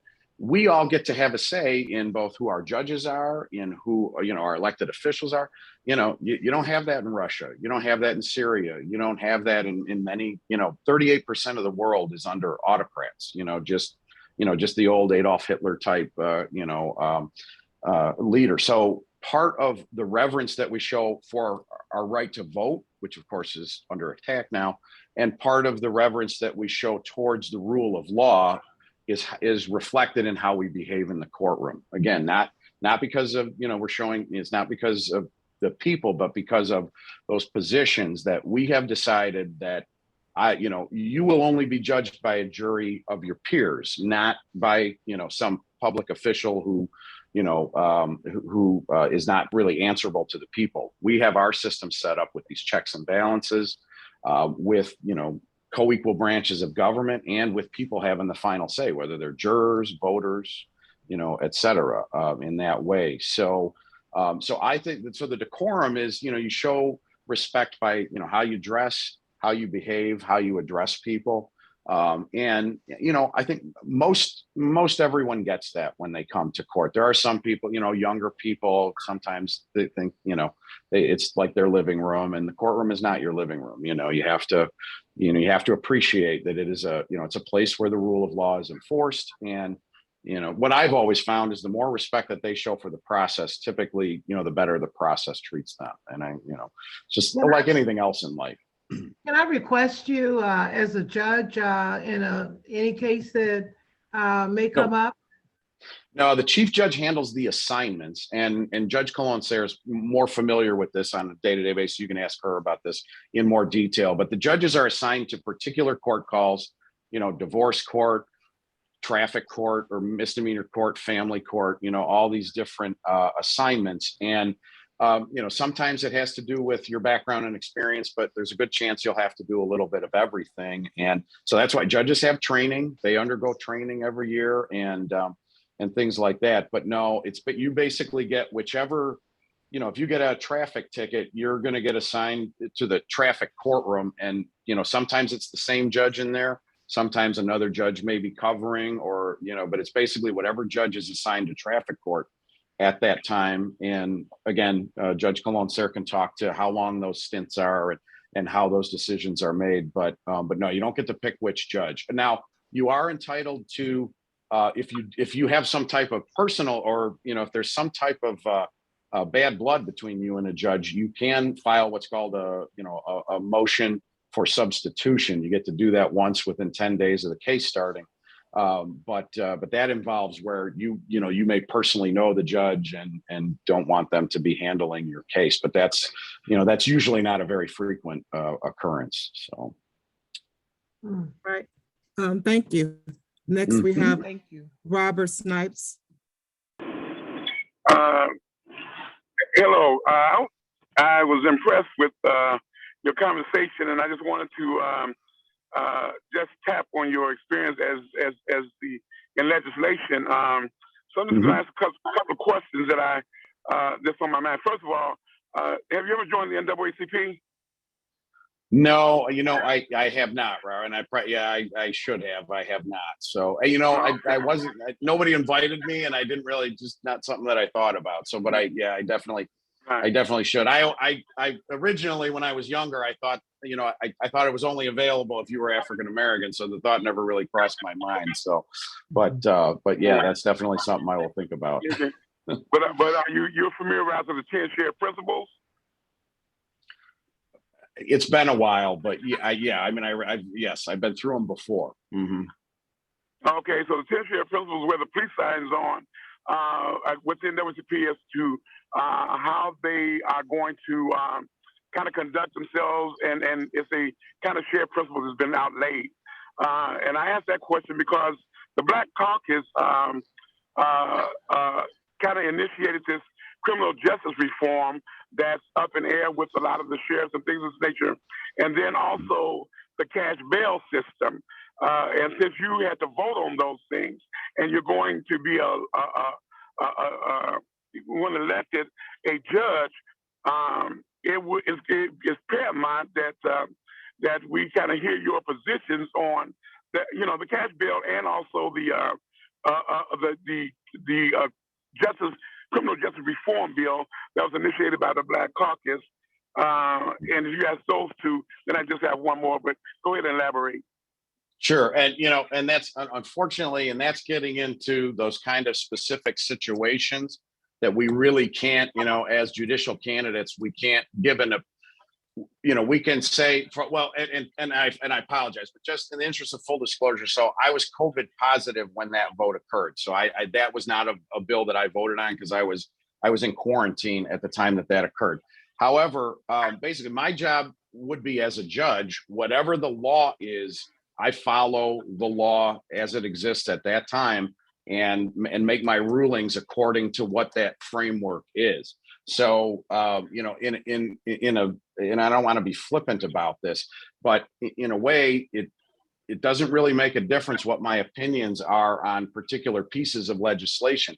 In the judicial branch, my job is not to write the law and it's not to change the law. It's to follow, it's to follow the law. And so, I think that's probably the best way that I can answer that question. I can say that in New Jersey, they've gone to a cashless bail system so far, at least as far as I can tell. It seems, society hasn't completely broken down in New Jersey since they did this. But I'd really have to talk to the folks out there who are kind of on the ground, before I'd have an opinion as to whether or not it's going to be a system that is easy to manage or if it's going to be more difficult. The bottom line is that we have made the decision that we're going to change the system here in Illinois. That law is going to go into effect, and I will follow the law because that's what judges do. Well, I knew that since you're running for judge, but you're not the judge yet, that you say you was in the legislature. So therefore, that's why I asked you as a legislator, because at that point you function in this duty. And so when I asked about the cash bail and I asked about the criminal justice, and now I don't know which one you had COVID on, whether the cash bail or the criminal justice, but I know those were together. Those were together. They were both in the Safety Act. The switch over to cash bail along with all the other criminal justice reforms. There's been a couple of trailer bills that have changed a couple of things here and there. I did vote for those trailer bills. I was present for those. Those were the result of compromise. And but like I said, I mean, whatever the system is, when I'm a judge, I follow the law. That's the job of what a judge is, to follow and apply the law. Whatever it is, because it's the legislature's job to write it. Not the judges. My last question is this, because the judges are inundated with a great responsibility, and I also believe that they need. I've had judges come to the school to talk to the students and all that. They're educational, to bring them outside the four walls of that courtroom so they can have the end. But I have just one question, because we have a great amount of pro se litigants that either will wind up with a public defender or they'll try to represent themselves. And sometimes they may not know the procedure. And so, as in law school, you learn that if you don't have the law on your side, you argue the facts. If you don't have the facts, you argue the law. And if you just argue to argue, that's just mean you're arguing. So what I need to see is when a pro se litigant or someone they're trying to represent themselves, to what degree of leniency, and this is on any judge, will you give to those pro se litigants who for lack of cash, can't come up with this great amount of money to pay lawyers, but yet they're in a court. And in the past, they were frowned upon, but now it's kind of easing up a little bit because the Supreme Court, there's a Latin phrase on the Supreme Court that says to hear the other side. So what will you do to make sure you're hearing the other side? Sure. So no, that's a fantastic question. And I'm sure Judge Colon-Sayre will echo this as well. In the last 10 years that I was at the state's attorney's office, I saw huge changes in how the judicial system basically informed people who had to come to court, and how services were increased and help was increased for pro se litigants and people who wanted to go forward on their own. So it's way different and way better now than it was even 10 years ago for pro se litigants. And this is a good question because it's a process question, which we're permitted to answer those kind of questions. And so that process, as a judge, as any judge, is supposed to basically, help anyone, including pro se litigants, make their way through the system and make sure that they are as informed as possible when they go through. That being said, and I'm sure, other lawyers will echo this, judges typically encourage people to, if the public defender is available to them, they encourage them to utilize the public defender. Public defenders are absolutely fantastic attorneys. They typically have high caseloads because of the, of budget constraints, et cetera. They are fantastic attorneys. One of the things that used to annoy me when I was in the courtroom is they would say, I want to get a real attorney. And that's so disrespectful to the amazing public defenders who work in the system. They have high caseloads. They handle it, really well, and they deal with, a lot of people. And so if you decide to go pro se, the area that becomes probably most confusing for people is on the civil side. And the criminal side, even if you go pro se, the judge can assign what's called a shadow counsel, which means that they basically help you even though you don't want to have a public defender or an appointed attorney. And that is to help you through the process in case there's things that you don't understand. But on the civil side, that's where there's been a huge improvement. If someone wants to go and file in small claims court and they can't afford to hire an attorney, there's a lot of help there with the forms at the clerk's office and explanations of what you need to do. So we have come a long way. We still have a long way to go. But there's been a focus both from the Administrative Office of the Illinois Courts and the Illinois Supreme Court on helping pro se litigants and people who aren't familiar with the system and can't afford an attorney to get through. So as a judge, my job is to make sure that people aren't confused when they're in front of me, and to help them make informed decisions as they go through the legal process. I would take that responsibility extremely seriously. I don't ever want someone leaving the courtroom and going, what happened? Why, what, that's, is really a nightmare scenario. And that's what we're supposed to avoid. Everyone's supposed to know what's going on. But that was a great question. Thank you for that, Robert. Thank you.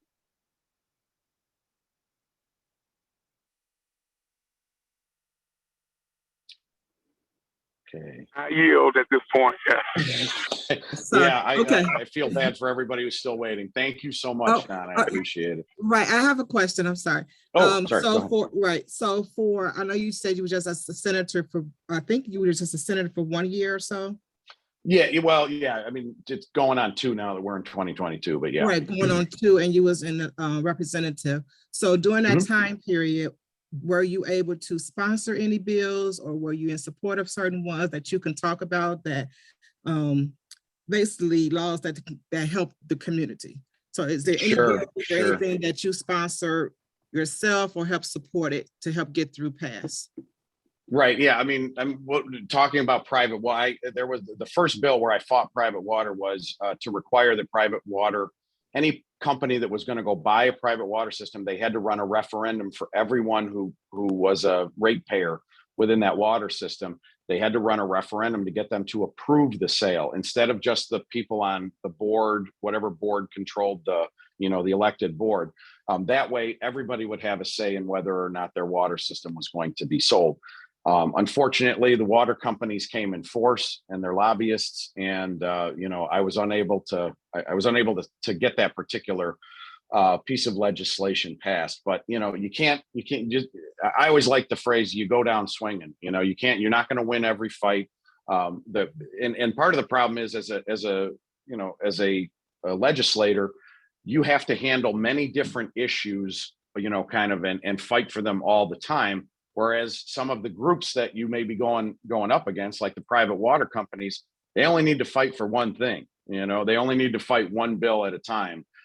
Because my bill was the one bill that they had to fight when I ran it, and so it can be tough sometimes going up against organizations that have lobbyists and budgets where they can fight things and they can put a lot of people on into those fights. So that was that's just one example. One that I ran more recently was a provision to put a polling place into jails outside of Cook County. Already had it, but for some of the jails there was this problem with the language, and so we fixed that. And I fixed that on behalf of a voters' rights group in Joliet. And because even though I'm a former prosecutor, I firmly believe that you are presumed innocent until proven guilty. And nobody's rights should be interfered with when they are in a position where they have not been convicted. So that was something that I worked on as well. So those are just two examples. I had a lot of other bills, but you have other candidates that you can talk to tonight. Okay. So. One last question. It's going to go on to Judge Colon as well once you get on. When you have, like you said, some of your pro se people that come up there, will you consider, instead of giving them jail or whatever different things, that giving them like volunteer, make them volunteer for different programs, or have them do other things instead of having them to do any type of jail time, when it's something that's like a low level, where you can say, we need for you to go to the shelter and volunteer. So is that something that you would be interested in doing? So, or have you done that? Anytime a judge comes up against a sentencing situation, we've come a long way in terms of figuring out what sentences are very effective, and and then which may end up exacerbating a particular problem. But yeah, I mean, I'm going, when you sentence, you have your sentencing options available. You have to weigh all those things, and I think just like anybody else who considers themselves a Christian, you have to think of second chances and redemption, and the idea that none of us want to be judged by our worst day. That's the bottom line. And so I think all judges consider these types of things when they have cases before them. I would not be any different, and certainly I'm going to look at all the options available to me and try to choose the option that is going to be the least disruptive to the community at large. And just locking everybody up has not gotten us where we wanted to go from a policy standpoint. So I'm certainly going to listen to all the options, and going to keep all the non-custodial options in mind as well, in rendering any sentence. Okay, last question. This is Robin Walker. You have your hand up. Hey, Donna, you took the question right from me, but only difference, I was gonna ask him if there was anything he could do right now as far as programming that could try to curb that before they actually, for nonviolent crimes, or for them actually instead of being sentenced. Was there anything he could do now? Because I had spoke with Judge Colon-Sayre, and she was trying to implement something right now as a program to try to mend with each community. So like a gap type of program, and it would be one in each community in Will County. So is there anything that you could do right now to help with that cause? Oh yeah, absolutely. I mean, anytime, any sort of community group that is exploring, improving the judiciary, and coming up with alternative approaches sometimes to how to basically so Rear Admiral Grace Hopper had a great saying, which was the most dangerous phrase in the English language is because that's the way we've always done it. We have to analyze how we, approach things in order to find out, is this the best practice? Is this supported by data? When we implement these policies, is this helping? Is this not helping? And if we're not willing to answer those questions, things aren't going to ever get any better because we're not asking the right questions. So so I absolutely would be happy to participate in any group. I think, which are you referencing, like groups where it's like student, are these like the student courts and things like that, like kind of alternative ways of dispute resolution? Yes. Yes, something similar to that. We were going to try to get started with that, actually coming up with a feasible plan, something that the system would actually accept. So we needed help with that. We're looking to get maybe about 20-25 leaders from each community to try to work and come up with something within the next year and actually submit it, something that is feasible, that would actually pass and be able to start working as of next year. So yeah, absolutely. I would be happy to help with that. It sounds like a fantastic idea. I know that's been done up in the city and in other places. And so, yeah, I would be happy to help with that effort. Absolutely. Okay. So could I call you and, whenever we get things up and running? Sure. Absolutely. Yeah, I'll put my cell in the chat. Okay. Thank you. All right. Thank you very much, John Connor. We appreciate you and staying on with us and just giving us the information and talk. Oh, Mildred, you had a question? Sorry. Yes. One quick question. It could be yes or no. Do you think that an order of protection should ban a person from attending their village hall meeting or any of their governmental meetings in their village? Ooh, hey, Millie, and you finally hit on a question that that's one of those ones that as a judicial candidate, we can't really, that's exactly the kind of question we unfortunately can't answer, because that's a situation that I might have to rule on. And, a lot of that, the answer, and I'm not trying to be evasive, but it depends on the circumstance. And I would have to read the statute that you're referring to and why, and how this had been interpreted and those things. And that's the type of thing that might come before me as a judge. So that's much, that's the exact type of area that we really can't answer. I only asked that because I already have experienced a deal like that. So okay. Yep. Got it. And that's, I can have impressions, but it's really, it's not something that we can really answer as judicial candidates. So, but yeah, that certainly doesn't sound like a good situation. Let's leave it at that. No, yeah. It's not. Okay, Mr. Snipes, did you raise your hand? You had one more question? Yes, just real quick, because I listened to the panel, so it brought up two things, and I'll probably be asking the other judge as well. But I would be apropos to hear your consideration on their recommendation for a teen court as an alternative to them going to court and getting the record. The teen court allows them to go through a process, and then their record is cleansed after they've gone through this particular process.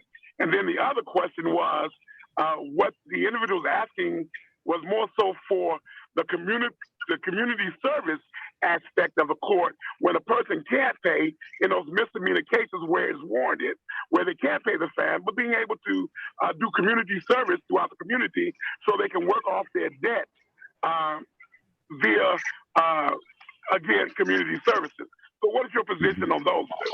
So yeah, that's already in state statute. I mean, they're entitled to credit, whether it's for time served or they can typically opt for community service under those circumstances. And once they file, like for the public defender, et cetera, then the judge takes that into consideration in setting the fines, et cetera, moving that forward. But what you were talking about with the teen courts, basically that falls under what we call pretrial diversion. And that's the idea of, are there other systems to handle these situations especially, you know, these are nonviolent, you know, we're talking about nonviolent offenses, you know, typically not serious offenses, and can that be handled in some other way? And I think the pretrial diversion programs that have been used have shown great success, and for that exact reason.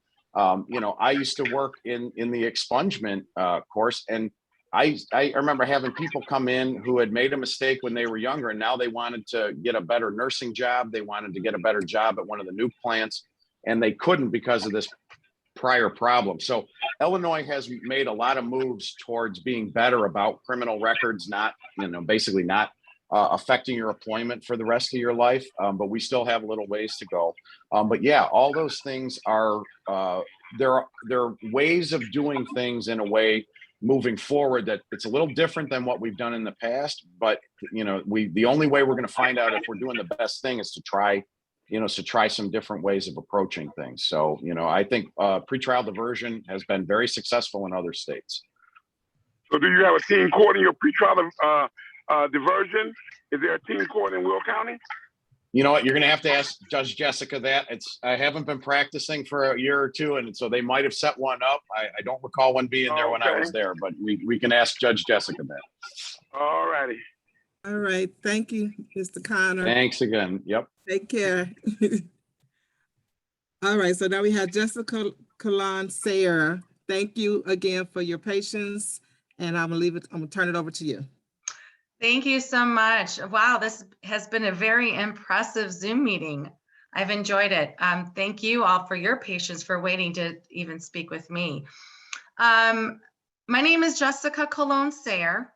I am an associate judge for Will County. I sit now on the divorce call. I've been sitting on the bench. I'm going into my 8th year. I've been in presiding over cases in the criminal division and the family division. I started out in criminal, went to family, and did orders of protection. And then went back to criminal. I went out to branch court, and now I'm presiding over divorce cases. Before I became an associate judge, I was a prosecutor for almost 12 years.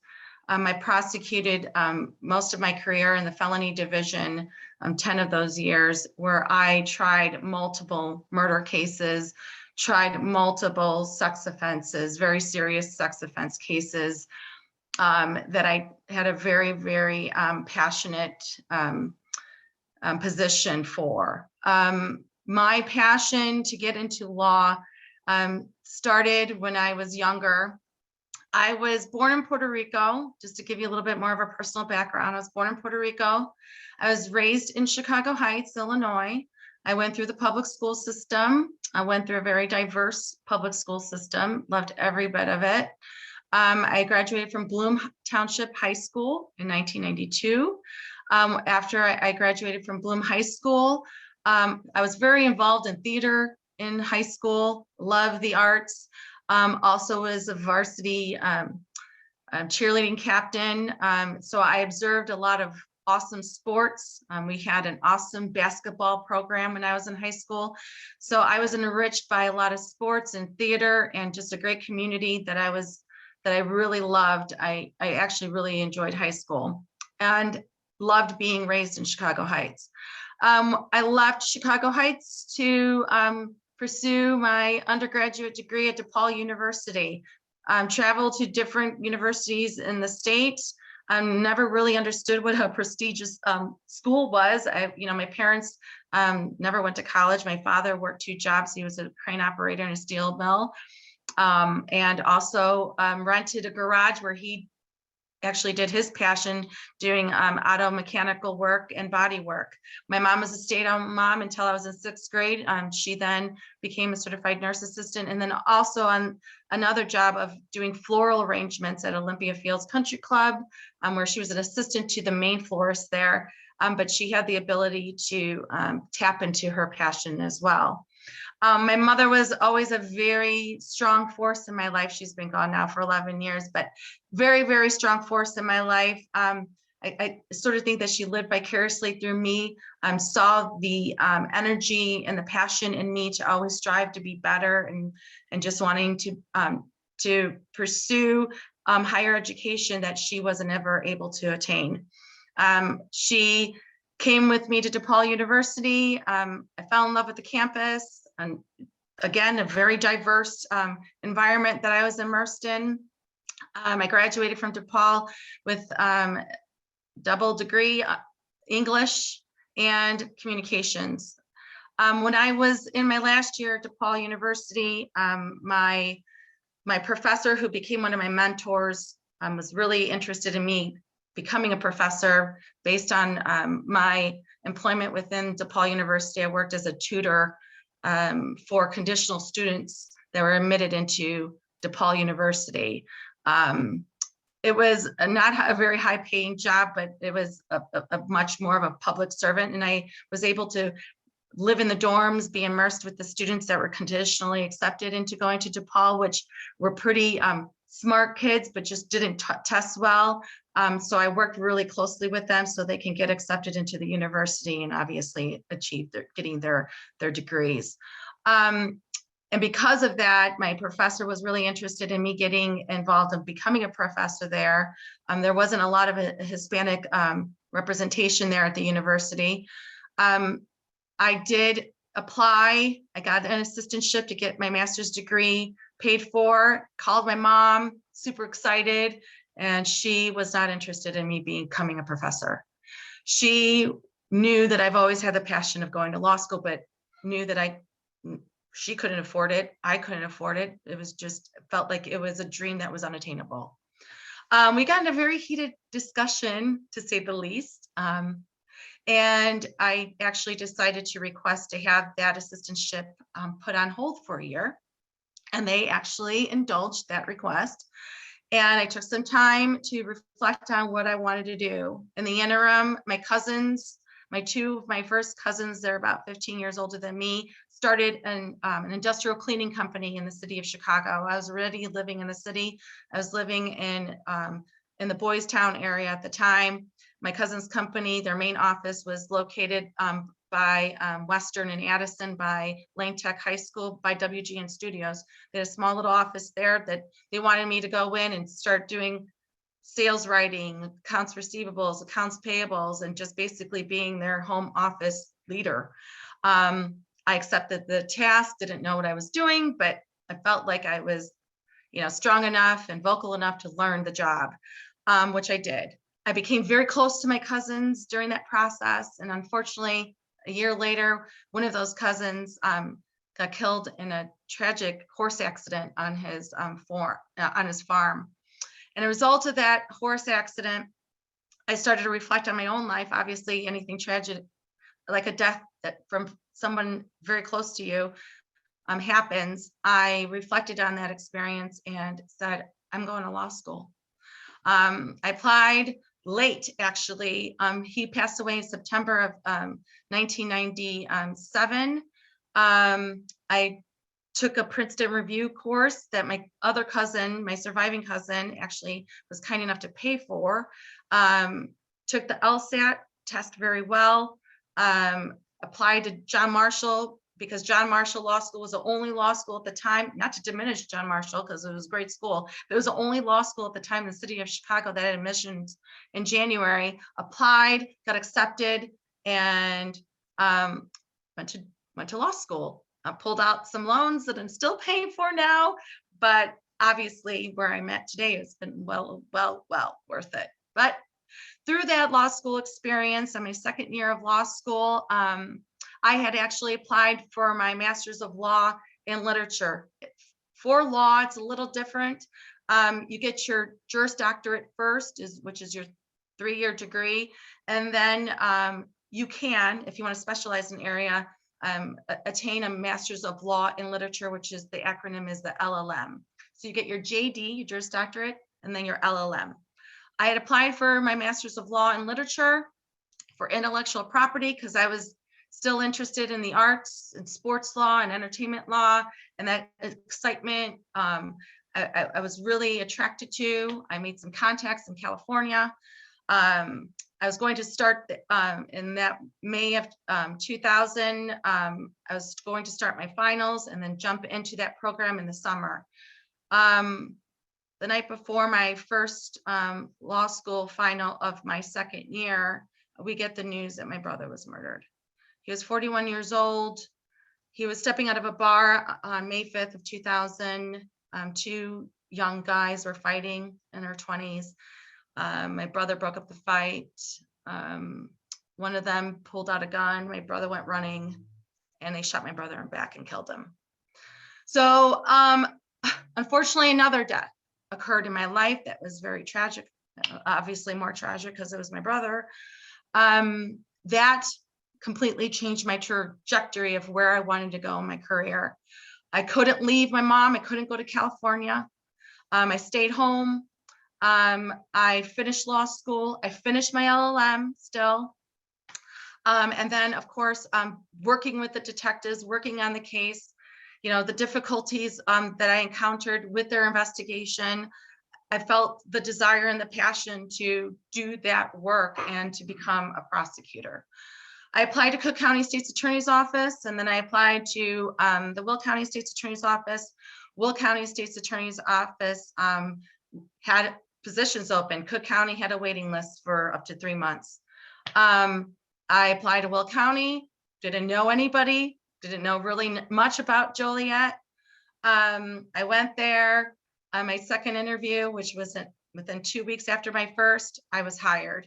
Cook County contacted me 3 months later, but I said, I'm sorry, I'm already hired. And I stayed with the Will County State's Attorney's Office. I worked really hard at the State's Attorney's Office. I was promoted within a year and a half in the State's Attorney's Office. I jumped on every case. I worked really hard. I didn't know anyone there. I got promoted a year and a half later to the felony division.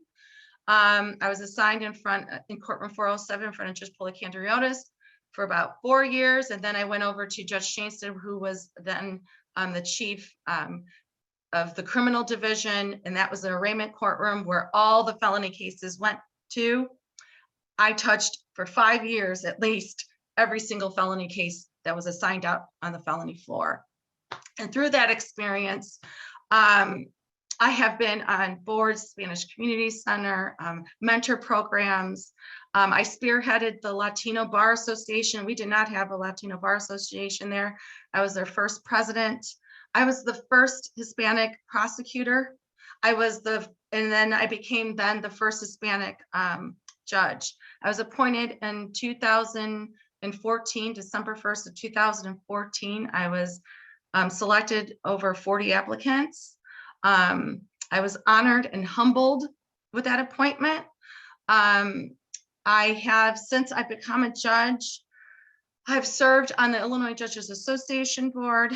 I've been on the Illinois Judges Foundation Board, which is the charitable organization of the Illinois Judges Foundation, where in that organization, we go to all the schools, elementary schools, read books about Abraham Lincoln. It's our staple book that we, expose, children to the law and just open up the discussion about being interested in the law and having those honest and open discussions about judges and what we do and what it takes to become a judge.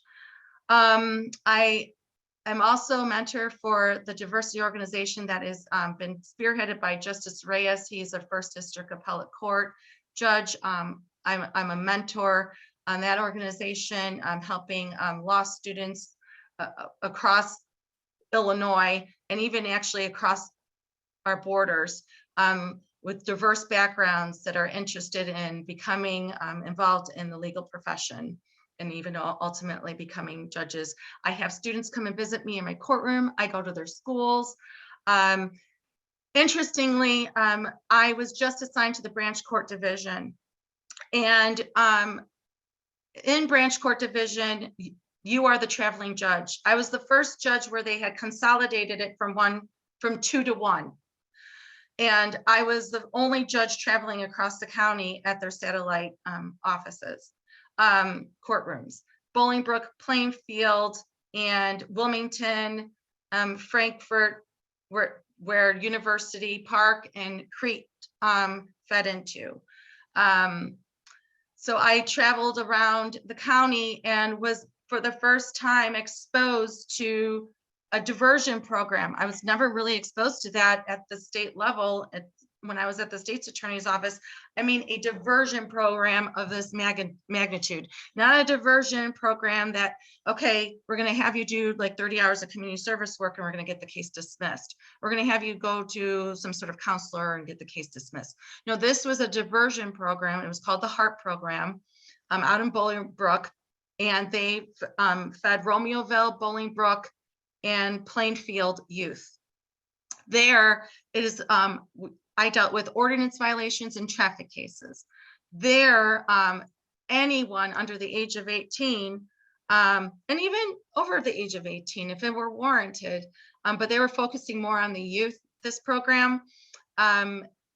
It would be a 6-week program, 3 nights a week, where they were taught skills about just how even to dress appropriately, how to respect authority, how to have the interest and desire to access higher education. Just all these tremendous skills that hopefully once they graduate from the program, they come before the court, hand in that certificate, and then never return. Unfortunately, I spoke at the last graduation just a month ago, and I was disheartened to know that the program was closing and no one was taking over. I know I've spoke to Ms. Walker about this. I'm very passionate about getting a diversion program that is implemented across the county. So we have to start at the ordinance violation level. I mean, ordinance violation level, and I mean that because at that level, you are first exposed to prosecutors that are hired by the municipalities. Once those prosecutors are convinced enough that this program is considered credible and is warranted to send those youths that have committed those offenses and see the return, they will be convinced then to dismiss those cases. The court doesn't have that ability, but the prosecution does. And if the prosecution sees a program that is credible and sees that there's no recidivism based on these programs, then we can then bring that up to the state level. But obviously it takes grassroots, like everything, right? To start this program and implement this program. I was very compelled in getting this involved in our eastern part of Will County. It literally 2 years ago, I was sitting in the Frankfort courthouse with the superintendent of Crete-Monee, Chief Wilson. I brought the director of the HARP program, Dr. Ingram, to the Frankfort courthouse. So and other community organizers from the school board to come together and talk to each other. Because I have the idea, I've seen the magic happen. I just needed these people to meet so we can, implement it, start it here in our own eastern part of Will County as well, and then expand it.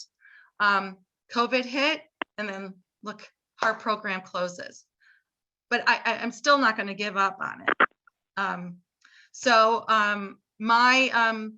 My desire, obviously, is to continue to do my best work on the bench. I work really hard to whoever appears in front of me to listen to both sides, be very thoughtful to hear their stories and their positions. Sometimes, the decisions are very difficult and one of the parties doesn't like the result of my decision. I always strive, and it's always been my position, that you always leave my courtroom hopefully feeling heard. You may not like that decision, but at least you walk out of there feeling heard, that I've been fair, and I promise you I will continue to be that way. I don't forget where I come from. I sit on the bench and I see people that come in, I see on a file like, oh, you're from Chicago Heights. You went to Bloom?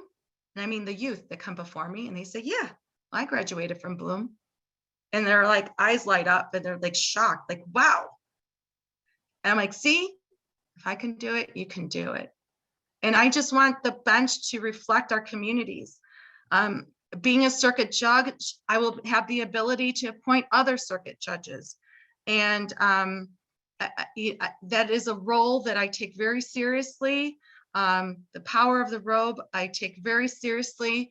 And I always say to my youth, it's sort of like Spider-Man, you know, with great power, it takes great responsibility. So thank you for having me here tonight. I'm open to any questions.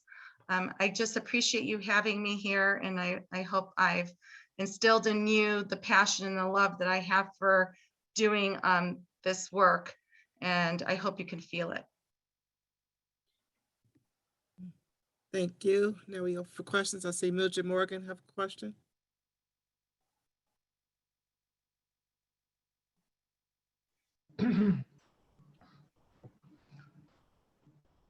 Thank you for attending.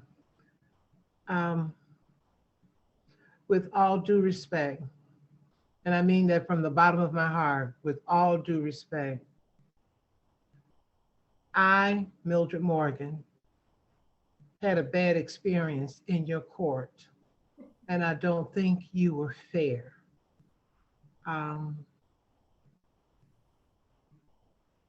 You caused me to miss a year from village hall meetings and any governmental affairs in my village. It was to the point when I came back the second year because of a restraining order. When I came back to you the second year, after the first year, I should say, because I saw how what I felt was not a professional way of being in the way you ran your court, I requested an additional 2 years so that I would not come back to your court. Even after that 2 years, I ended up going to another judge, and that judge stated that I shouldn't have been kept from my village hall meetings because I was very active and still is. I've been active in my village since the day my husband and I moved here, but you was not fair. I had minister friend and a former trustee that was with me. And what I experienced, I hope no one else have to experience that. I've ached and hurt throughout those years. And I was really, really surprised to find out that you live in Crete, because the person that you allow to shut me down, you can't help but know who this mayor was. You can't help but know, because everybody all over the south suburbs, Will County knows her. And I was very hurt. I have talked about this with my friends. Didn't understand why you was not fair to me. It's your court, it's your courtroom, and you can do whatever you want. But I think I would have felt a little better if you even pretended to be fair, but you didn't. And I feel good just letting you know how I felt, because God knows I've talked about it enough, not knowing that you live right over in Crete. I just hope no one else has to experience what I experienced. I asked you for an additional 2 years. You looked shocked. You said you want 2 more years. I said yes. By this time, this mayor would have been picked up by the FBI or voted out by the people.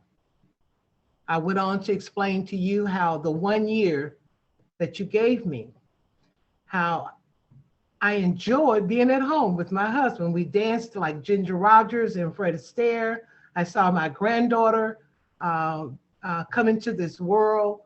I had a wonderful time during that year. So now that I think about it, it was kind of a blessing in disguise. Because other than that, I would have been on the move of trying to continue to fight for my village, neglecting my family.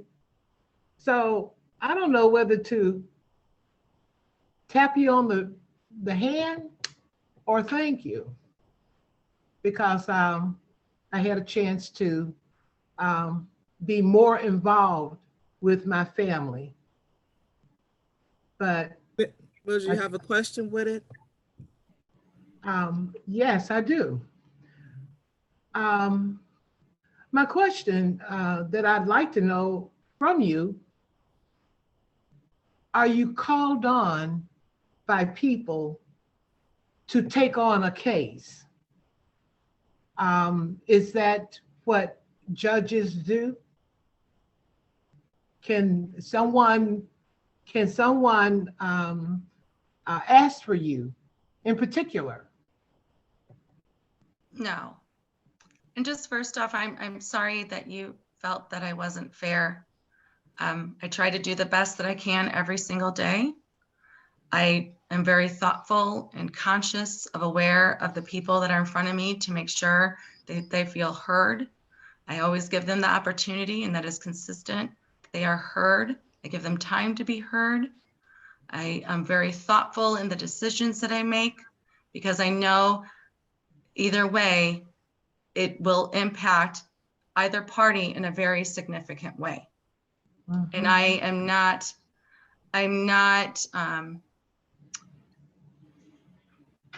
I don't take it very lightly at all. And I'm sorry that you felt that I wasn't fair. And I hope in the future, your experiences with the judiciary are better, or hopefully you never have to appear again in court to deal with it. But nobody asks for judges. Judges are given cases randomly.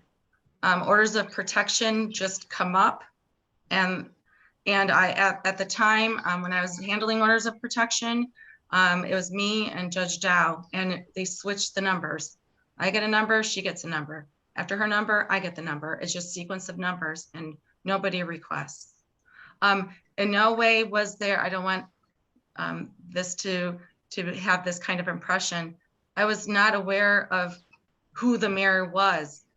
I knew when I heard the testimony that she was the mayor of University Park. I had no personal relationship with her.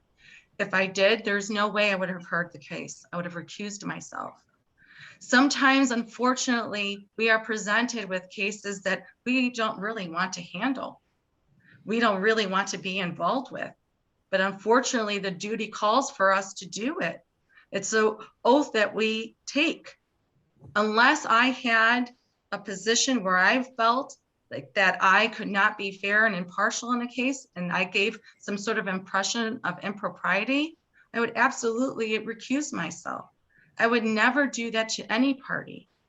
But unfortunately, I was stuck in a position where I had to handle this case.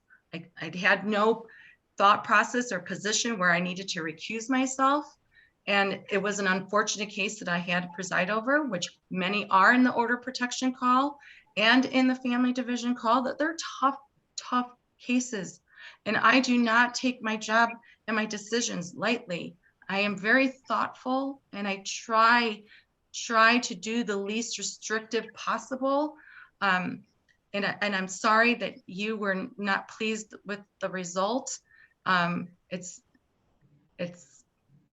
unfortunately, I had to do my job at the time and still do, follow the law, listen to the facts, and sometimes those decisions are not easy. Thank you. Robin Walker, you were next. Hey, Judge Jessica. Hi, Robin Hi. Walker. I am, the question I have is what, I know you have done some programs. What do you guys have going right now? What, is this something you could place on the chat or give us information right now as far as programs? Because my son is interested in becoming a lawyer. He's about to be a junior Okay. in high school. What, I started asking some people already about this. What programs do you have to get him started where he could start junior wise, you know, as far as Well, they do have moot court. It depends on the school. They do have moot court competitions where they can get exposed to the courtroom. It depends on the high schools. They just had a moot court competition from one of the local high schools, actually, in Homer Glen, actually just had their moot court competition.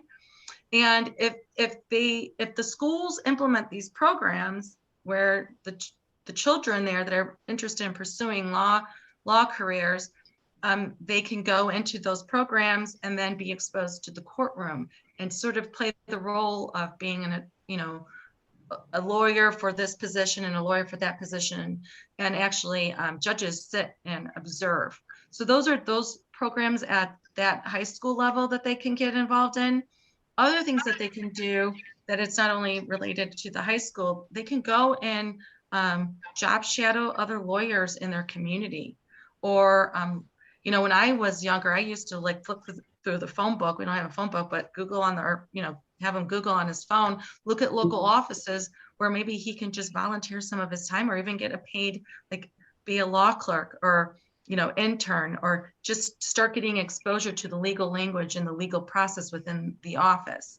So that is an option also for him, because that's something that I did. Also, so that those are ways that he can get involved in that way. And then obviously, when he goes to college, he can major into any sort of course, degree, and go to law school. If he's interested from the onset, he could go through political science, go through that avenue, criminal justice program if he's interested in that. But those would be some of the programs that he can get himself exposed to. Okay. And what about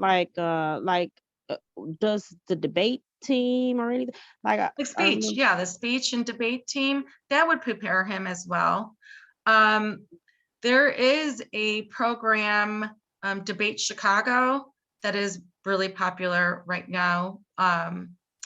Toy Gone, she actually went to high school with me. She's the director of the program, where these, kids from actually younger than high school. She had some teenagers, like 13, like before, like 8th graders, competing and taking up issues and competing with each other and having the organization judge them. So there are other debate teams outside of the high school, so that you can also look into. Okay. Thank you. You're welcome. Thank you. Next was Robert Snipes. I'm mute. There it is. How you doing, Judge? Hi. Hi. The only caveat I have when it comes to judges is that they are not like the average politicians, though they are considered public service, especially if you're in the state of Illinois. I believe if you are the well, I don't call them the junior judges, but if you are the associate judges, you are, after your first initial election, you are on retention after that. So you don't get a chance to come back and campaign. And if you're the circuit, it's every 6 years, I believe, unless they've changed that. No, you're correct. It's every 6 years. Right. And so with that being said, it gives the community the opportunity to kind of, you get a chance to feel the pulse of that community versus just seeing it in the courtroom. And I asked some questions before, and I do know this. There are some questions that you're prohibited from kind of answering, but I didn't think I asked any of those tonight. When I asked one was the person, a member of the NAACP, have you joined any organization that kind of that's involved in the community before I go further? No, I haven't been involved in NAACP. No, I've been involved in a lot of the Latino organizations, the Latino Bar Association, the Illinois Latino Judges Association. So I'm involved in those associations. I'm also involved with the Diversity Association that's spearheaded by Justice Reyes. I've been involved in that for several years. So I've been involved in those organizations. But that's been, I'm on the school board for my kids' school. I was a president of the Women's Bar Association. So a lot of the legal related organizations I've been involved in that were related to me outreaching in the legal community and also going into the high schools and being able to reach out to them to lift them up to my level. Now, Senator, used to be former Senator Dunn. He was a judge on the Will County Court. He retired now. Are you familiarized with him? With who? Thomas Dunn. Yes, Judge Dunn. Yes, I'm very familiar with Judge Dunn. Judge Dunn. I was with him when he was campaigning. Okay, yes. And one of the things I like to propose is, if you haven't done it already, because it's been a success, is the teen court. Because basically, I agree with you. I agree with you. What she was we need something about, implemented like that in Will County. I'm 100% with you. Right, I'm 100% with you. That gives the children the opportunity to not only play prosecutor and play defense attorney, but also act as the justice of the trial of the facts, with the help of the shadow of the attorneys and the judges. So I think that would be great in that area. And also, it's a diversion, because if they stole something out the store, they can go to teen court. They can do some things, and teens are harder on them than judges are, if you ever noticed that. But it prevents them from getting a record post secondary school or whatever. Absolutely. So I definitely would like to see that. I am honing in on the community service aspect, because it appears as though University Park can utilize some of those individuals that, well, they can't pay the fine or the fee. However, they can do some community service in their community to work off that payment process and yet benefit the community. So, in your practice, have you done a lot of communities? Yes. Yes, I have requested a lot of youth to, because we didn't have any diversion in place, I have asked them to pursue community service work. During that time period, obviously it was COVID and people are finding it very difficult. That's another hard thing, is that finding and usually community service for the legal process, it has to be from a non-for-profit organization. Okay, it can't be for profit. So the problem is that the youth come into difficulty contacting those types of organizations within their community. I always say you can go to a church, or a shelter, something of that sort, to give them an idea of where they can go. But having access to those non-for-profit organizations are also hard for them as well. So it's sort of difficult, but I always encourage them. I mean, if they can't find it within their own community, I don't limit it to just their own community, so they can actually go outside their community and be able to do that. And then the last thing I do know with a lot. I heard the story of I don't want to say the young lady, but the seasoned lady that dealt with domestic violence, and I've seen the pros and cons on both sides of that. Being an individual who has worked with Arbor House, raising funds for over 21 years. But I also see some of the injustices, and I understand you have to make that call at that call.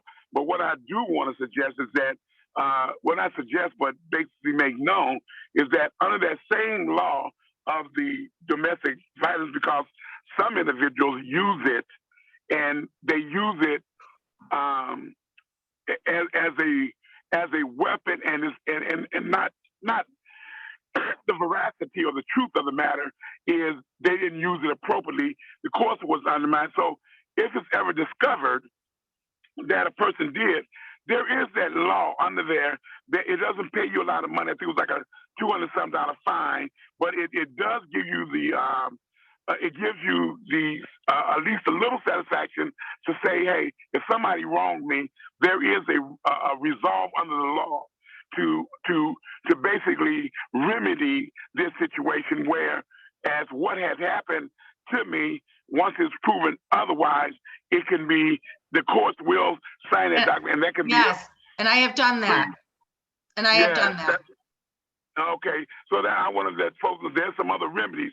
It's just that a lot of times we're not, which brings me to my last, I heard that you say you go out and you kind of educate the community, and sometimes judges can be invited to the churches and all that. I know they're limited in scope, but they do make that appearance, and from the expungements and other things that they basically do, and sometimes just to give you the decorum of how to approach the courts and how to get some things done. Those educational aspects may be up in there through self-help tools and that. Could you kind of explain what's available in Will County for individuals that would be in University Park or anywhere in your county, so that they can, because I know that the courts are taking a great effort, even at the appellate level and at the supreme level, to put in mechanisms so that it's more court friendly, so they can get through the bureaucracy of the courts. So could you kind of highlight some of that? Yeah, through the Supreme Court, there's an initiative called Access to Justice. In Will County, I was part of the board. It was myself, Judge Garcia, Judge Archambault, Judge Gavlin. We were the judges that were on that board implementing the Access to Justice program and incorporating Job Corps. Job Corps is where we also had brought in, that's another umbrella of employing volunteers that would come and volunteer their time at the library, at our law library. Access to justice, that term is used to provide self-represented litigants the ability to come to court and navigate through the system a lot easier. And I'm not saying just self-represented litigants in the criminal sector, all across the board.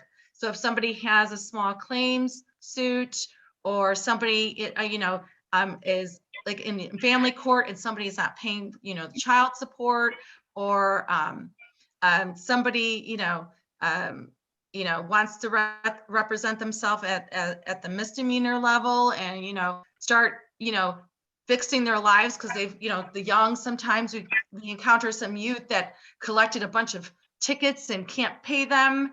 And now they're at the point in their life that they've got a job and they can get back on track. The court is a lot more accessible in providing them with the documentation and the information. That's the key. The judges, and I was one of the judges that we would talk to people and explain, I cannot give you legal advice, but I can absolutely provide you with legal information.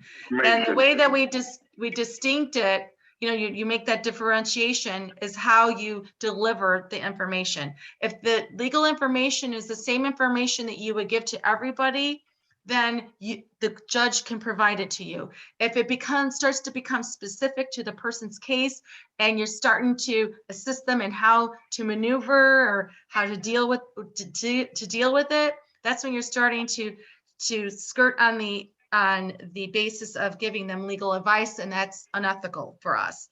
So we've educated other judges about it in our courthouse, and practice it. And I practice it every day. Thank you. And then my last question is a two-part.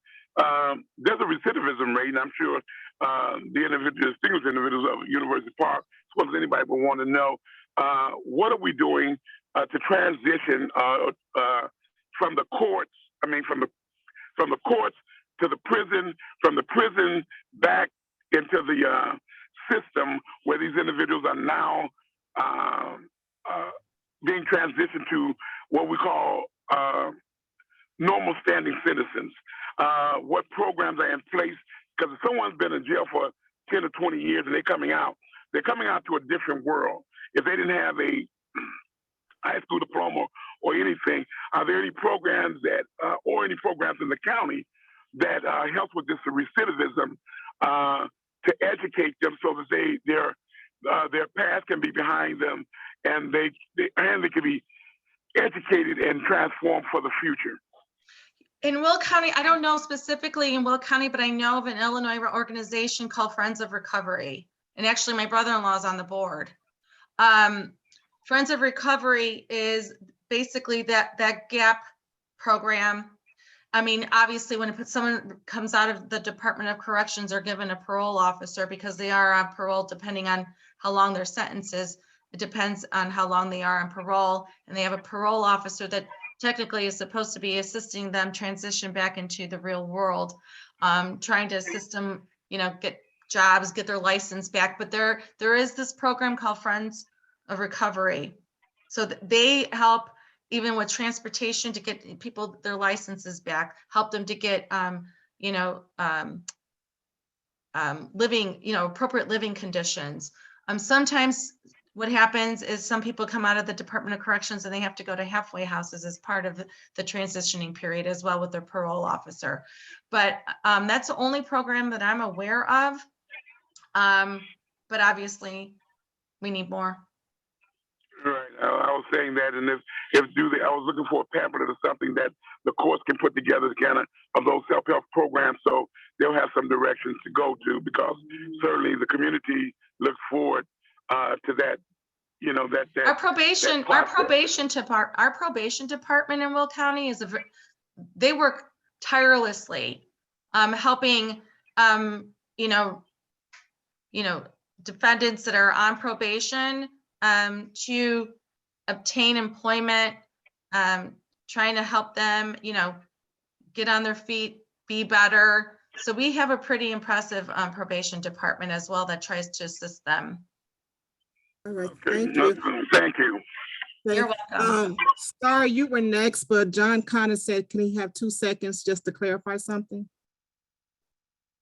Yeah, thank you very much, Don. I appreciate it. I wanted to clarify one thing, because both Judge Jessica and I are running for circuits. We are running together. We're for a separate vacancy. There were 2 judges that retired. I just wanted everybody to understand this. We're not in a primary fight. We're in separate. We're each in separate lanes. And I don't want to derogate anything that any of the other speakers earlier tonight said, but I am really proud to be running with Jessica. I worked with her at the state's attorney's office. I have only known her to be fair. And again, I'm not taking away from anyone else's experience. I'm just telling you that she's always acted with integrity when I worked with her. And I was always extremely impressed with her ability to listen and empathize and do what she thought was, the correct thing to do under the circumstances. As a prosecutor, although I have not been on the bench yet, there were many situations where I had to make extremely hard decisions that made, a lot of people extremely unhappy. And there were no right ways of going about it. And sometimes people can mistake the fact that you're affable or kind of jovial. Sometimes people mistake kindness for weakness, and then they think that you can't, that you can't make a decision, and they're very disappointed when you do make a decision, even if it's the right one, because they cause pain. I mean, and we're frequently in positions where no matter what way we decide, it's going to cause pain. It's going to cause pain in one direction. It's going to cause pain, in another direction. So I just wanted to clarify that because, Judge Jessica has always shown great integrity and fairness in the times that I have worked with her, and I'm proud to be running with her, Fourth Circuit judge. So just wanted to clarify those things. Yeah. But the probation department, I wanted to echo what she said as well. Our probation department is amazing in Will County. And I just wanted to echo that. So thank you everyone again for having me on. I really appreciate this, but I do have to run now. So everyone take care. Thank you. Thank you, John. Next we have Star Lawson. Yeah, if I was in the court the day with Miss Morgan. So what Mr. Connors just said, was it Connors? I didn't experience that fairness. I was there, I witnessed it, and I didn't experience that fairness. So what I experienced and what people come into the courtroom do not expect someone to belittle them. They do not expect someone to talk down to them. They do not expect someone to disrespect them in a sense where they feel that they are so superior or so powerful that they won't even hear you out or allow other people to run ramshot over you. In that courtroom that day, what I witnessed, I was appalled. I was very appalled because there were about 10 witnesses that were allowed to get up in the courtroom, one after the other, and just come and give disparaging remarks about Miss Morgan. Those witnesses should have been outside and called in one by one, but you allowed them all to be in the courtroom together, disparaging Miss Morgan. I was so appalled at that. When you said, perhaps Miss Morgan won't have to come before court again. Miss Morgan is an advocate. She will be before the court again. That's what advocates are before the court. Because when you have mayors who are so corrupt-minded, they don't want you exposing them. And so when they are exposed, and now they come against the advocate. I'm an advocate in this community. I don't handle things the same way Miss Morgan. It is very unlikely that I would be before a court. I would be before a podium in church, but it's not likely that I'll be before a judge. But she was, and I was there as a witness to simply say what was going on both sides. But you were not fair, Judge Colon. I witnessed it that day and I was appalled. And the people need to know that you did not handle your courtroom in a manner that was fair. Right. You passed on a sentence to Miss Morgan without even hearing me. I simply asked to be heard. You overlooked that, and you heard all of those 10 witnesses against Miss Morgan. Mm-hmm. And that was May so I speak unfair. next? Mm-hmm. May I speak next, please? May I speak next? That was so unfair. Hold on, Gina. Of you to do that, and people need to know what type of person would handle a courtroom in such a manner. I would not want to disparage you as a judge. I'm simply sharing what I witnessed that day. Did you have a question with that, Star? Or that's all you had to say? My question to you, Judge Colon. Hold on, Gina. My question to you, Judge Colon, what It's Cologne. order? I'm sorry. It's Colon-Sayre. I'm sorry. Cologne. I'm sorry. It's okay. My question to you is, what order should you have handled those witnesses? Because that's what I was really appalled about. The unfairness of the whole thing, but particularly in the unfairness that all of those witnesses were able to just come up there and disparage Miss Morgan in front of the court, with each one of them still being there to hear what the other one's saying, and they were just piling it on. And then you didn't even hear me. So that's my question. Of why I didn't hear you? Well, you did. Your question is? No, her question, she said, was, what is the process when it comes to witnesses? Are they all supposed to be in the courtroom at the same time, or should they be coming in separately? The process, Right? the process is each party can have all of their witnesses present. Both sides. And it's up to each of the parties to call their witnesses. And whatever witnesses that are called, the court listens to. If a witness, if the party doesn't call a witness, then the court does not hear that witness. The court does not refuse to hear any witness. The only time that a court doesn't hear that witness, unless there's an objection from another party and they have a legal basis for that. But in order of protection court, the court listens to all of the witnesses that the party decides to call. If all the witnesses are present, all the witnesses can be testifying in front of all the witnesses. The only time that witnesses would be set out in the courtroom if each of the parties have made a motion to exclude the witnesses. So that is a procedural thing. Sometimes everybody wants to hear all the witnesses that are in the courtroom. Sometimes it's a procedural thing that other people don't want. They want the witnesses out of the courtroom. So those are motions that have to be brought forth by the party. All right, thank you. You're Gina, welcome. you were next. Yes. Okay. This is Gina Williams. I was also in the court on that date and the following year that Ms. Morgan went to court. And it's apparent that we were in two different courtrooms because the judge was very fair, in my opinion.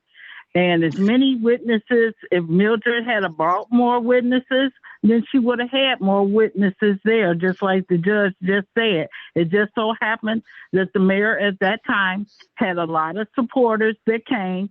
The judge was fair in letting us give our statements.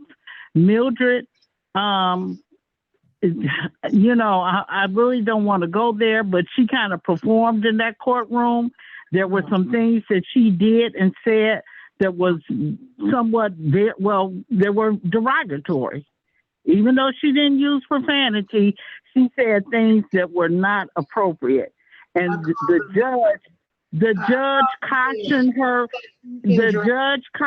her, at more than one time to not use those type of statements, saying the person looked like a man dressed in drag, saying the mayor was the devil. Can you see her horns? Saying she has a male body part. Right, Gina, well, we don't I'm want just to go into this. so I'm just saying I'm going to make it clear that the judge was fair in her ruling because those statements were very derogatory. The actions were derogatory, and she did allow Star to speak because when she asked for your name, you didn't say Vanessa Star Lawson. You said Star Lawson. So I can't help but say the truth of what happened on that date. All right, thank you. The next person, hold on. We got Sonia Jenkins had her hand up first. Hi, Judge Jessica. How you doing? Hi, Ms. Jenkins. Hi, how are you? I had the pleasure of meeting Judge Jessica. I'll say October of last year at a function with Senator Patrick Joyce. That is the first time that I've ever met Jessica, Judge Jessica, and she was very, how can I say this? Very cordial, very warm, very knowledgeable, and listening to a lot of our problems that we're having out here in University Park. And we were at a function, and she took time to talk to us in reference to the problems that we're having out here when it comes down to our democracy and what's going on and how it's being, how can I put it, stripped away from us brick by brick. And so, I didn't know a lot about her background. Tonight was a good time to, hear where she came from, her humble beginnings, and understand where she's coming from. I want you guys to understand, and I am a committee person here in University Park. I've been a committee person for 4 years. I have an election coming up, and that'll make my third term with 2 years, put me at 6 years. We have to vote.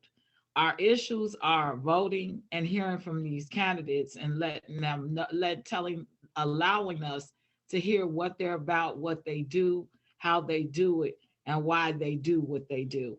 And I thank Senator Connor for getting on as well. I just got on. I was late getting on. I was coming from an event. And I just wanted to take the time to thank all the candidates for coming on. At one point when I started, as a committee person, first of all. Okay, hold on, Sonia Jenkins. Do you have questions for Judge Yes, Jessica? I do. Judge Jessica, do you feel that what is going on in University Park as of now, I don't know how much you know about it and what you know about it. Could you direct us on the right path of where we can go to address all the issues that are plaguing our community with the Open Meetings Act, as well as also what we can do to get we had an incident last night in a meeting where we were basically lied to and forced to not have an executive meeting. So do you know what direction we can go with that?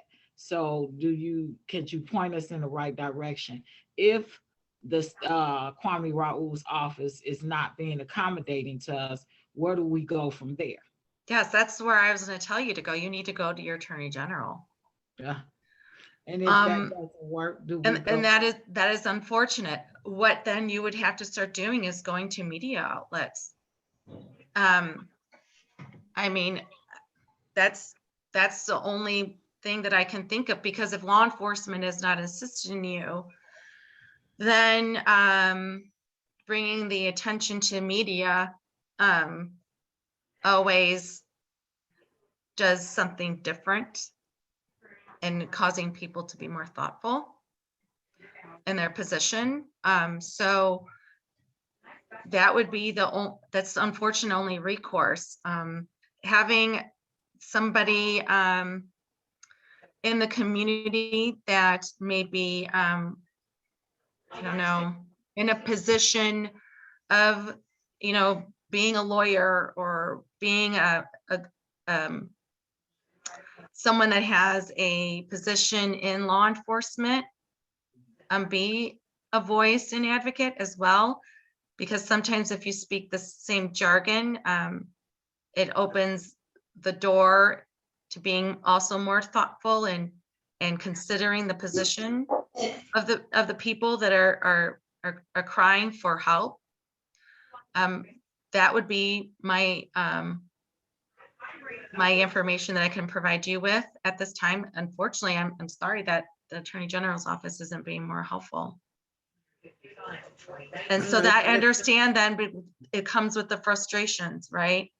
And when you're frustrated, the frustrations drive a different level of passion because of those frustrations. And I'm sorry for that in your community. Thank you. Billy Morgan, you had a question or statement? My only statement is that I've gotten to work with Jessica for very in-depth over the course of some time, and I've just found her to be an incredibly wise and warm person. And I know that, you know, my experience is not everybody's experience in life, but my experience is that she's one of the people that I'm very, very proud to know and work with. And, you know, I think I just wanted to let that get out there, that I'm very honored to be working with Judge Jessica. Thank you, Billy. Thank you. Was there any other questions? All right, okay, well, I'd like to thank you, Judge Jessica Colon-Sayre. Thank you for having me. I'm sorry for the heated discussion and the pain. I hope we can recover as a community, and I just want you all to know that I always have everyone's best interest at heart. Sometimes I have to make the tough decisions. Sometimes I don't sleep well because of those decisions, but it's a job that I have a passion for and I have a love for, and I'm not a perfect person. I'm always striving to be better. I'm always listening, and I hope I brought some insight into who I am, and hopefully it's somebody that you can support for your circuit judge. I would be the first Democrat woman ever to win countywide as a judge. I have the work and the ethic and the compassion, and I'm hoping you can look beyond whatever concerns you may have. Just get on the internet, Google me, look at the work I've done as a prosecutor, look at the work I've done as a community person. I've been on the board of the South Suburban Family Shelter. I'm an advocate I was an advocate for victims of violence. Sometimes we are put in really difficult situations, and sometimes the results aren't favorable for everybody, and it is unfortunate. But I love my job, and I hope that I can find your support. So thank you for having me. Thank you. And have a great night. Okay. You too. Thank you. Okay. All right, next we have Michael Flanagan. I'm sorry, Sherry, you the last one. Oh, actually, I think you might not be. Okay, Michael Flanagan. Sherry first, I think. Cook County Board. Say it again. Is Sherry going first, or? Nope, No, you, Michael, go right ahead. All right, I was just trying to be nice to you, sure. No, thanks everybody for staying on for such a long meeting. I know that there's a lot of candidates and they all kind of want to tell their whole stories. I don't try to go too deep into it. However, it's important that you know who I am, why I am running, and kind of how I got here. Unlike a lot of the previous candidates, though, I haven't had a lot of political office, public office. So it's more incumbent on me to kind of tell you why I've come to this point, how I've gotten to here, so you can judge how I will act as a public official. Obviously, by the name on the screen, Michael Flanagan is my name, 52 years of age. I've got 2 children, twins, 20 years of age. My son has Down syndrome, Mihal. So I'm very attuned to special needs and the power that the public officials have to bring to that arena, as far as not only for education, but for inclusion and all other aspects of life.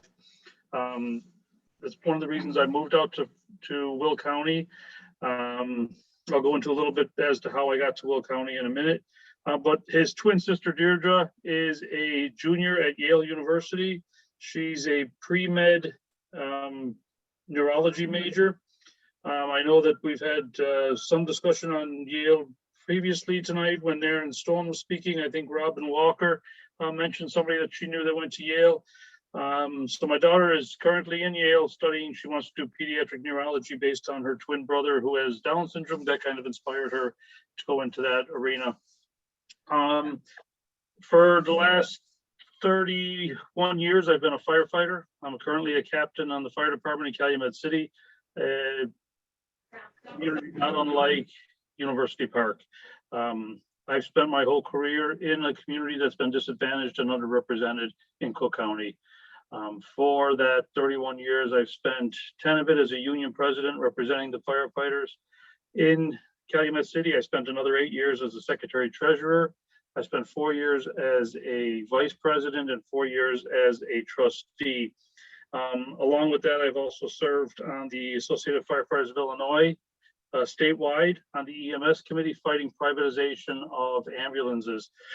So I've worked with communities and finding funding to get fire-based EMS away from private for profit. So if we go back to the discussion we had under Judge Connor or future Judge Connor, when we talk about privatization of the water systems, I am very opposed to the privatization of some public utilities. I don't believe in the profiting, particularly when it comes to police, fire, emergency services, and the basic necessities of our residents.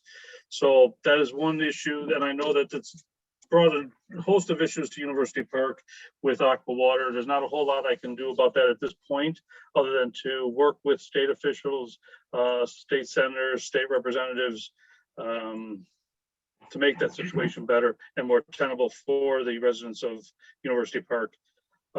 Also, in my union activities over the last 31 years, I've been tapped in as a leader to work with the Global Alliance. So the International in Washington has tapped me to work with other unions in the Scandinavian countries, Ireland and England, to work with them on training issues and lobbying their respective governments for funding and getting some issues that were meeting some roadblocks. I was able to get past those with a Global Alliance. Also in my union activities, I was able to start, and I currently serve as a treasurer for the Illinois Firefighter Peer Support. So we work with firefighters, police officers, and dispatchers who are having trouble with not only PTSD, not only suicides, but with other behavioral mental health issues that come with the emergency services that we've recognized that we have in a higher rate than the normal population. We have a higher rate of divorces, we have a higher rate of alcohol abuse, we have a higher rate of addictions in general. So we work with individuals in the fire service, police service, and in the telecommunicators to help them with that in a way to get them access to mental health. So mental health, again, is something that I would have as a passion as a public servant. The other thing I've done is I serve as the lead instructor for the state fire marshal, and I have started a juvenile fire centers program in Calumet City. This goes right to the diversion programs that we were talking about earlier with other candidates. That I've actually started this program in Calumet City for juveniles that have been identified of playing with fire. The purpose of the program is not to discipline. We've done that in the investigation stage. We found out where, when, how the fire was started. This is to find out why. Why was it fire? Why was fire used? Was it for curiosity? Because if we found that with curiosity, it's often solved with education, not with discipline. So we have worked with the Cook County system. We've worked with Cook County Juvenile Justice. I have done over 100 cases of juveniles with fire setting behaviors, and we've had, I don't think it's because of our program all told, but it's 0 cases of recidivism. But in that, we also look at the family structure, and we look at not only helping the juvenile or the youth, but helping the parents. Sometimes the parents need mentors. Sometimes it's the household that needs to be changed. Sometimes it's the structure, the educational background. So we work with the schools, we work with the park district, we get them involved in sports. It's why I believe that kids need to be involved in sports. They need to have good role models, particularly in areas where there is underserviced and there's possible gang memberships or there's possible antisocial forces at work, we'll say. In that, I've jumped on the board, the baseball board in University Park. I've helped kids who couldn't afford to get in the basketball program, the ballers. I've sponsored a couple of kids in that to make sure that kids are involved in sports. I believe in the kids and I believe in the elders are the two most vulnerable populations. Again, having a son with Down syndrome, I understand vulnerable populations and how we need to protect them, how we as a society need to go beyond what our potential candidates on the Republican side. I believe government does have that responsibility. I believe that I come from an area, I live in an area in Green Garden that currently doesn't have any public transportation. They refuse to participate in the Will Ride program.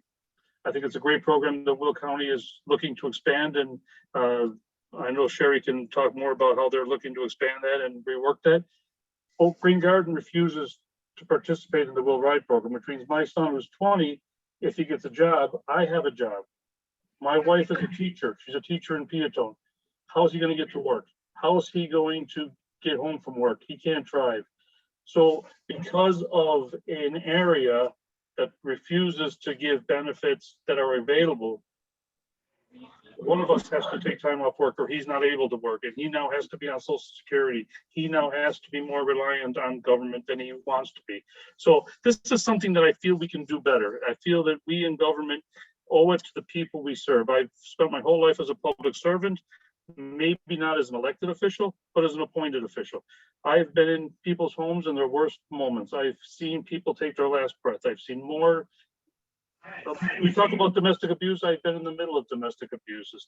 I've seen the cops at work. I understand what the cops go through. I understand this whole, we don't want to defund the police. We need to fund the police. We need to give them more training. I've seen situations where cops had to shoot an autistic child, and I had a Down syndrome child at home, and I understand what that means, and I understand what it goes through.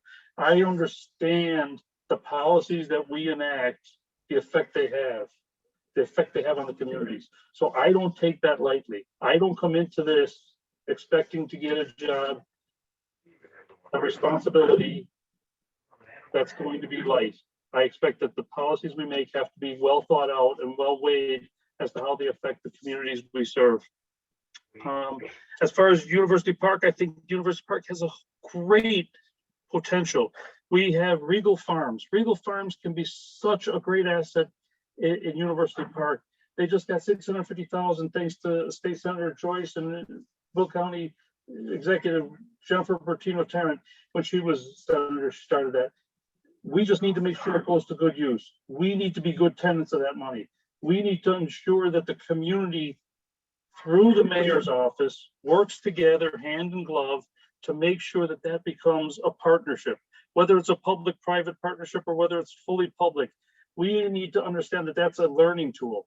That's where 4-H can flounder. That's where our special needs can go to learn about farming, learn about life in a safe environment. There's a baseball field there that needs to be rejuvenated. There's a tennis court that can be put into basketball courts. There's so much potential to bring agriculture into University Park, where agriculture used to be. And people in urban settings, once they get back to the agricultural, once they start working, particularly, and I don't want to be too broad strokes here, but I know from working with the juveniles and fire setters, you put a couple of these kids working together, they start to talk. They start to interact in ways that aren't antisocial, in ways that are positive, in ways that give them the support mechanisms that they lack. I understand that, and I understand that there's a beautiful lake in University Park that also can be utilized and brought to life again, that is underserved and underutilized. I think that the Forest Preserve District, who, when you run for county board, you also get on the Forest Preserve District. I think we can do a lot better with our forest preserves and our assets that are in Eastern Will County, and bringing more funds and more focus to Eastern Will County. We talked earlier about bringing a satellite office so we don't have to go to Joliet. I believe in that. I believe in bringing not only the clerk's office, but the land use department. When we go for building permits, when we go for simple things that can be done through a computer, and the documents can be transported at the end of the day via courier, we don't need our residents to have to go to Joliet for everything. We can have a smaller county executive building if we don't need everything centralized in a silo. The silos used to be the way we gave healthcare, and we got away from silos in healthcare, and we got into smaller clinics. You go to one place for your MRI, you go to another place for this doctor, another place for that doctor. You don't see the big silo hospitals we knew when we were kids, where everything was done in the one location. I think the same thing can be said for county government. We can make it smaller and spread it out. There are certain things that have to be centralized. I understand that, and that can be discussed. The other thing, I believe broadband. In Eastern Will County, broadband is not equitable with the rest of the county. As we start to look at remote learning, remote businesses, and particularly with our elderly telehealth, as telehealth becomes more the standard of care, we need to have reliable internet services. And if we're not doing that, we can help with that. I know there's state funding, there's federal funding, there's county funding. We need to make sure that it's coming to Eastern Will County. We need representatives that are going to bring it to Eastern Will County.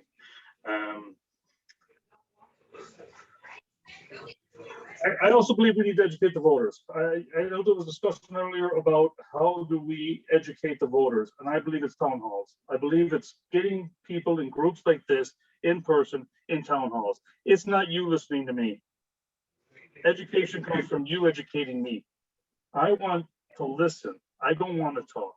I don't want to be the guy who comes in and tells you all the answers. You have the answers. I just need to know them.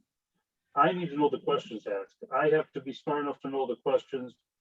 You give me the answers. I want you to educate me. I want to have the town halls where we can discuss openly, find out what's the issues that I'm not seeing. Why am I not aware of them? And if I'm aware of them, then it's incumbent on me to march to Joliet and fix them, and at least try, and at least let you know why they're not fixable, or why we can't do anything, or what we're doing about it. The ball moves slowly, I understand, and sometimes that's frustrating. And I know that I'm not going to get everything done in 4 years. Maybe you want 2 things done. Let's be honest, the government moves slowly. I've learned that in the fire service after 31 years. Government moves slowly for good reason sometimes. They don't want wild swings. We don't want the Donald Trump wild swing. And we certainly don't want wild swings back the other way. We don't want to be getting whiplash in our government. So I want to get in there. I want to be a solid voice. I want to be a voice of reason. I'm not wildly on either end of the spectrum. I'm in the middle. I'm very conservative in my approach. I'm very cautious in my approach. But I'm very thoughtful in how our communities need to be represented and how they need to be heard. So as I enter the autumn of my career at the fire service, I'll be retiring this year. So I am not going to be in the fire service anymore. So I will have full time to enter this next chapter. My next chapter, I don't believe I'm done with public service. I'm done with the fire service, but not public service. So I feel that my next chapter is to take on a less physically risky role, more mentally risky, because I know that I'm under attack if I don't do what I say I'm going to do. And I want you to hold my feet to the fire. As I said in the meeting before, I've had 31 years of my feet being at the fire. I don't intend to have them in the ice water now. I want you to hold me accountable. I want you to hold my feet to the fire. I want you to let me know what I'm supposed to do. And if I'm not doing it right, we'll know about it. And we'll know about it because we'll be in constant communication. It's not going to be every 4 years talking. It's going to be constant. It's going to be you're going to be able to get hold of me at any time. You'll have all my information. The last thing I did say that I'll tell you how I got to Will County. I used to live in Homer Township when I came out from Ireland. I came out in the second year of high school out to Homer Township. When I got hired in the fire department, we had a residency requirement, so I lived in Calumet City. So that's why I didn't live in Will County for those years. I lived in Calumet City. My kids were getting to the age, 4 years of age. I had a child, as I say, with Down syndrome that was about to start school, and that was going to be a whole host of other issues with the school districts in Calumet City. As the union president, we were able to negotiate residency being lifted. I was able to move out to Will County where I was building houses. I was building the houses in Green Garden and Frankfurt area. So me and my partner, who was also a Calumet City fireman, we moved out to Green Garden. We've been there since 2004. So that's where I'm at, how I got there. It's kind of a picture of who I am and kind of how you can expect me to be as your representative. Thank you, Michael. So by being on this long, you was able to touch on everything that we talked about. So that was a good thing.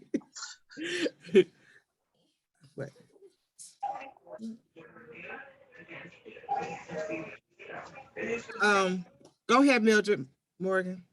Your hand was up. Thank you so much, sir, for being so thorough. I missed out on what position, what are you running for? Will County Board in the 3rd District Okay. with Sherry. Do you have anything to do with the forest preserve and all of the dead trees? It looks so raggedy, you know, up along Western, all through there. There's trees that has fallen throughout the years. And I've brought it to the attention of, what is that? I forget what gentleman it was. And we rode around and we looked at right there on Western and Sauk Trail.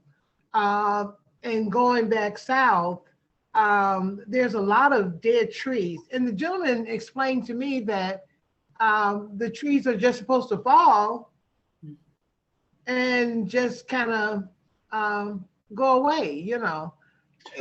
I don't understand that. Is that true? Because here's what I see. When I go into other areas, their forest preserves are cleaned up. There's not this, all of these trees, dead trees that's just fallen. And then it's even dangerous because some of the trees are leaning over on Western. So if a storm comes through and people are driving on Western, the trees can fall on people. Are you in charge of that, or is that what your position will be doing? Well, Sherry can speak more to where I would fall in on that, but yes, if you sit on the county board, you would also sit on the Forest Preserve board. But I can tell you from my experience, if the tree falls into a public roadway, obviously it's cut down immediately. That's part of storms. I've been part of a lot of storms where we have trees falling all over town, and the public works takes care of some, the state takes care of some, the Forest Preserve takes care of some. But typically the theory of the Forest Preserve is you leave it where it falls and it naturally decays. It falls back into the mulch. The mulch falls back into the earth. It regenerates the vitamins in the soil, and more grows. You leave it where it lays. But I do know in the Cook County Forest Preserve, and I presume the Will County Forest Preserve would not be different, is that they have done clearing activities. I know Cook County had a big grant. They have a group of volunteers that comes out and they do light controlled burns, fires. They do clear every once in a while. But that's all to environmentalists and ecologists that do study. You order carryout online from Domino's, you know it takes skill to get pizza from our store through a car door to your front door. We're going to tip you for delivering your own pizza to yourself. Get a $3 tip just for ordering carryout online, only at Domino's. If you're thinking about anything, chances are you're thinking about home goods. Yeah, I'm not sure if that's somebody else, but I do know that that's studied by professionals. I presume, as Sherry can speak to, that the Will County Forest Reserve has career professionals and studies that are done, and the Forest Reserve District would create a budget that would fund that. But I would have to look at specifics on what you're talking about. But it is the theory of the Forest Reserve that it is a forest preserve. It preserves the natural environment. But like I stated before, I don't see that in other communities.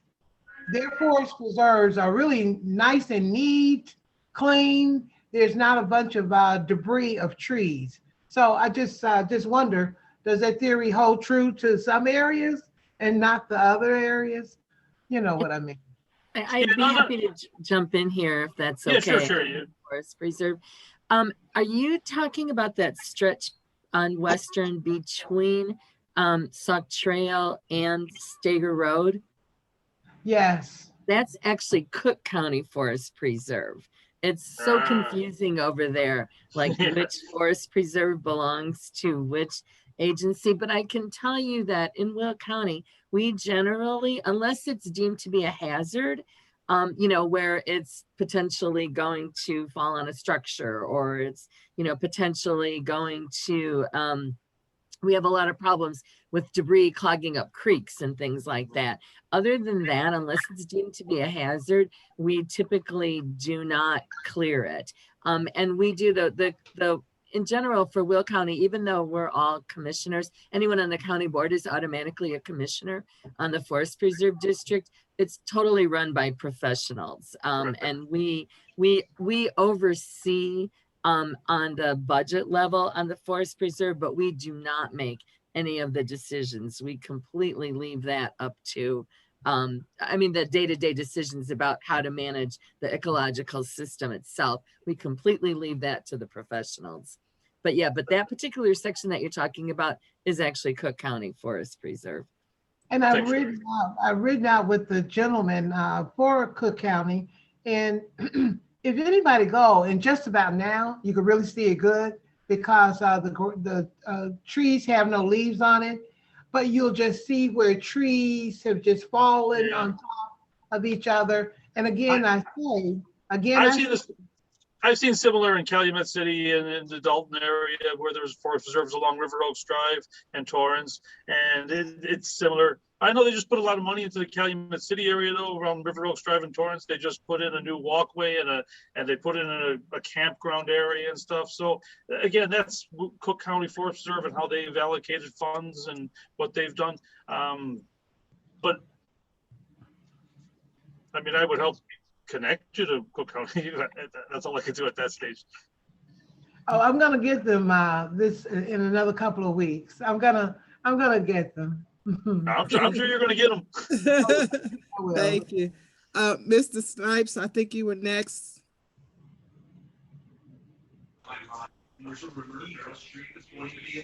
Thank you. I had to unmute Mike. You're going to be a commissioner. I applaud you. Could you share with the university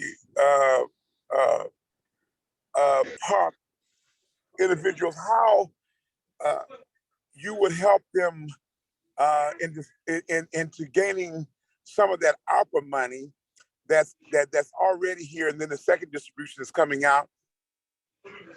Here's mine. There is broadband that's coming. There's a broadband that's coming.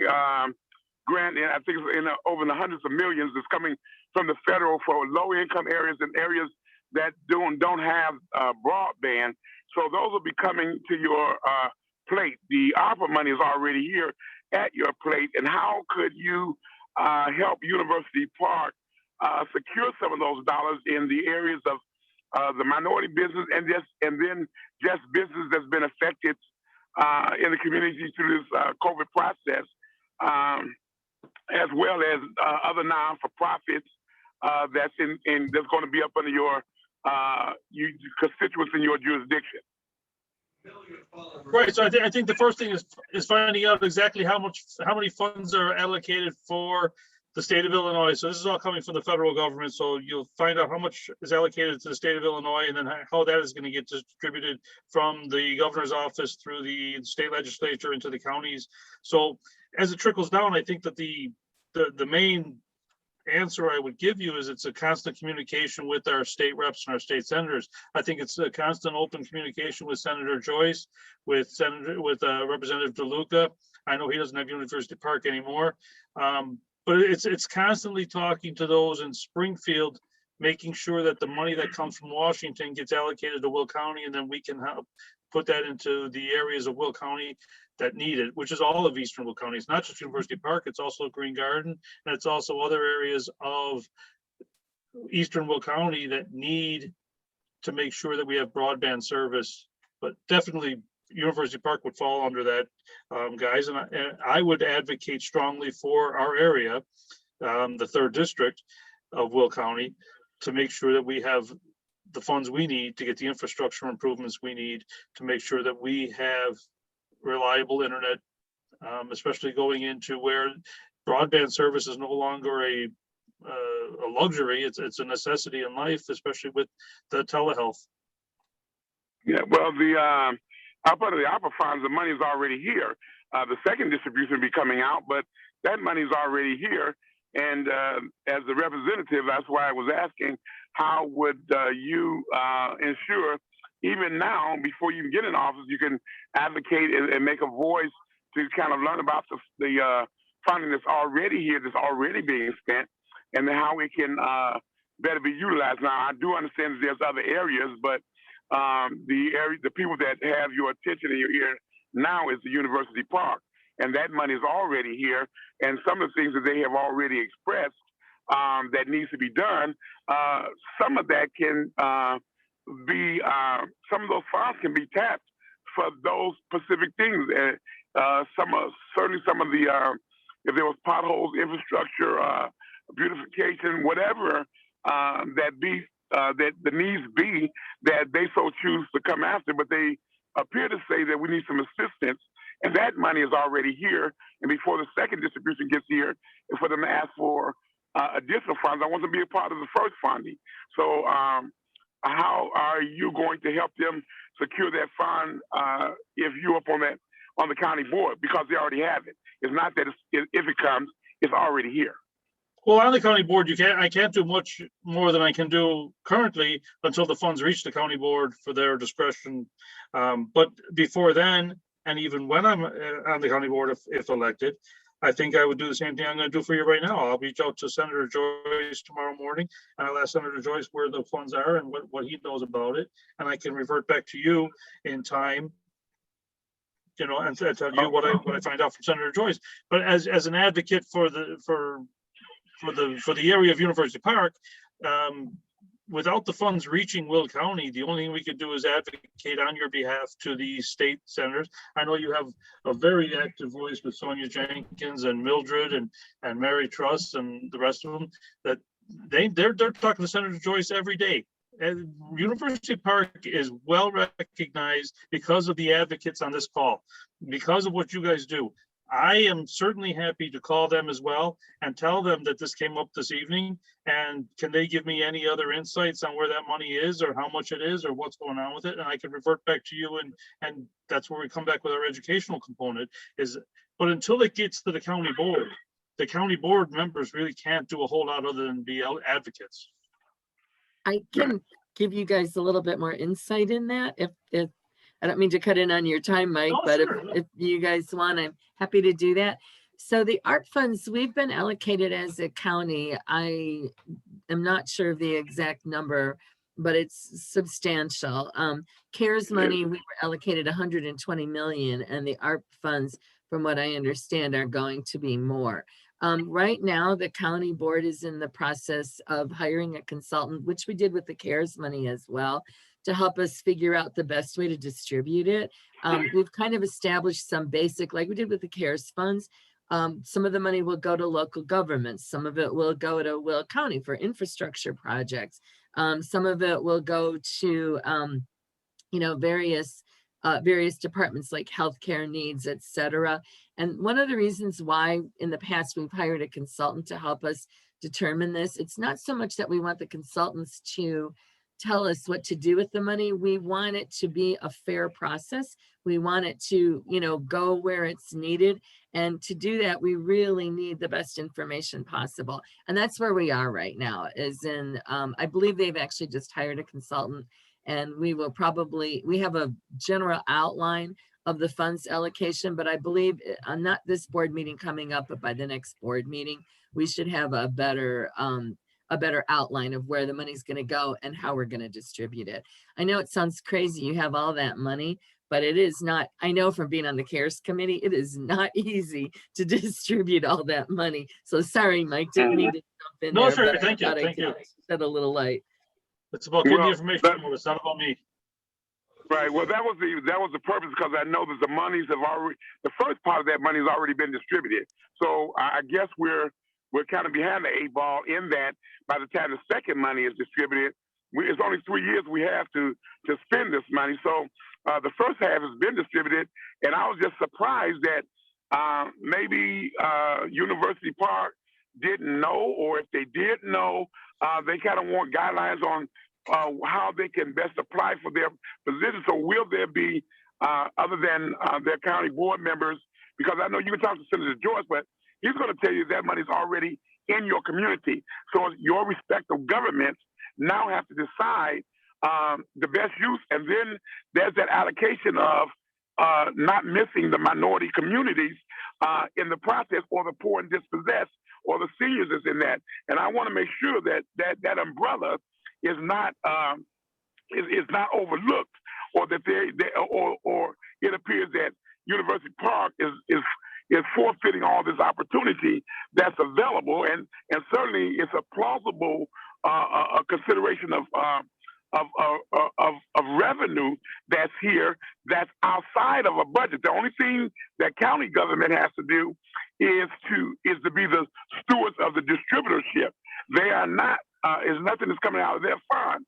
So with those committees, it's almost like we're behind the courts. I would admonish you all, because you're in those elected positions, to make sure that University Park, I know you want to take care of all the other communities, but I'm on the forum today with University Park, that they don't be looked over, and maybe they want to beautify a park for us, and maybe they can find non-for-profit or businesses or whatever that's around there that can utilize that money to help them in that arena. So I don't want that money to be kind of be overlooked. And then when the broadband money comes, I want someone knocking on their doors and say, hey, University Park, there's some broadband money here.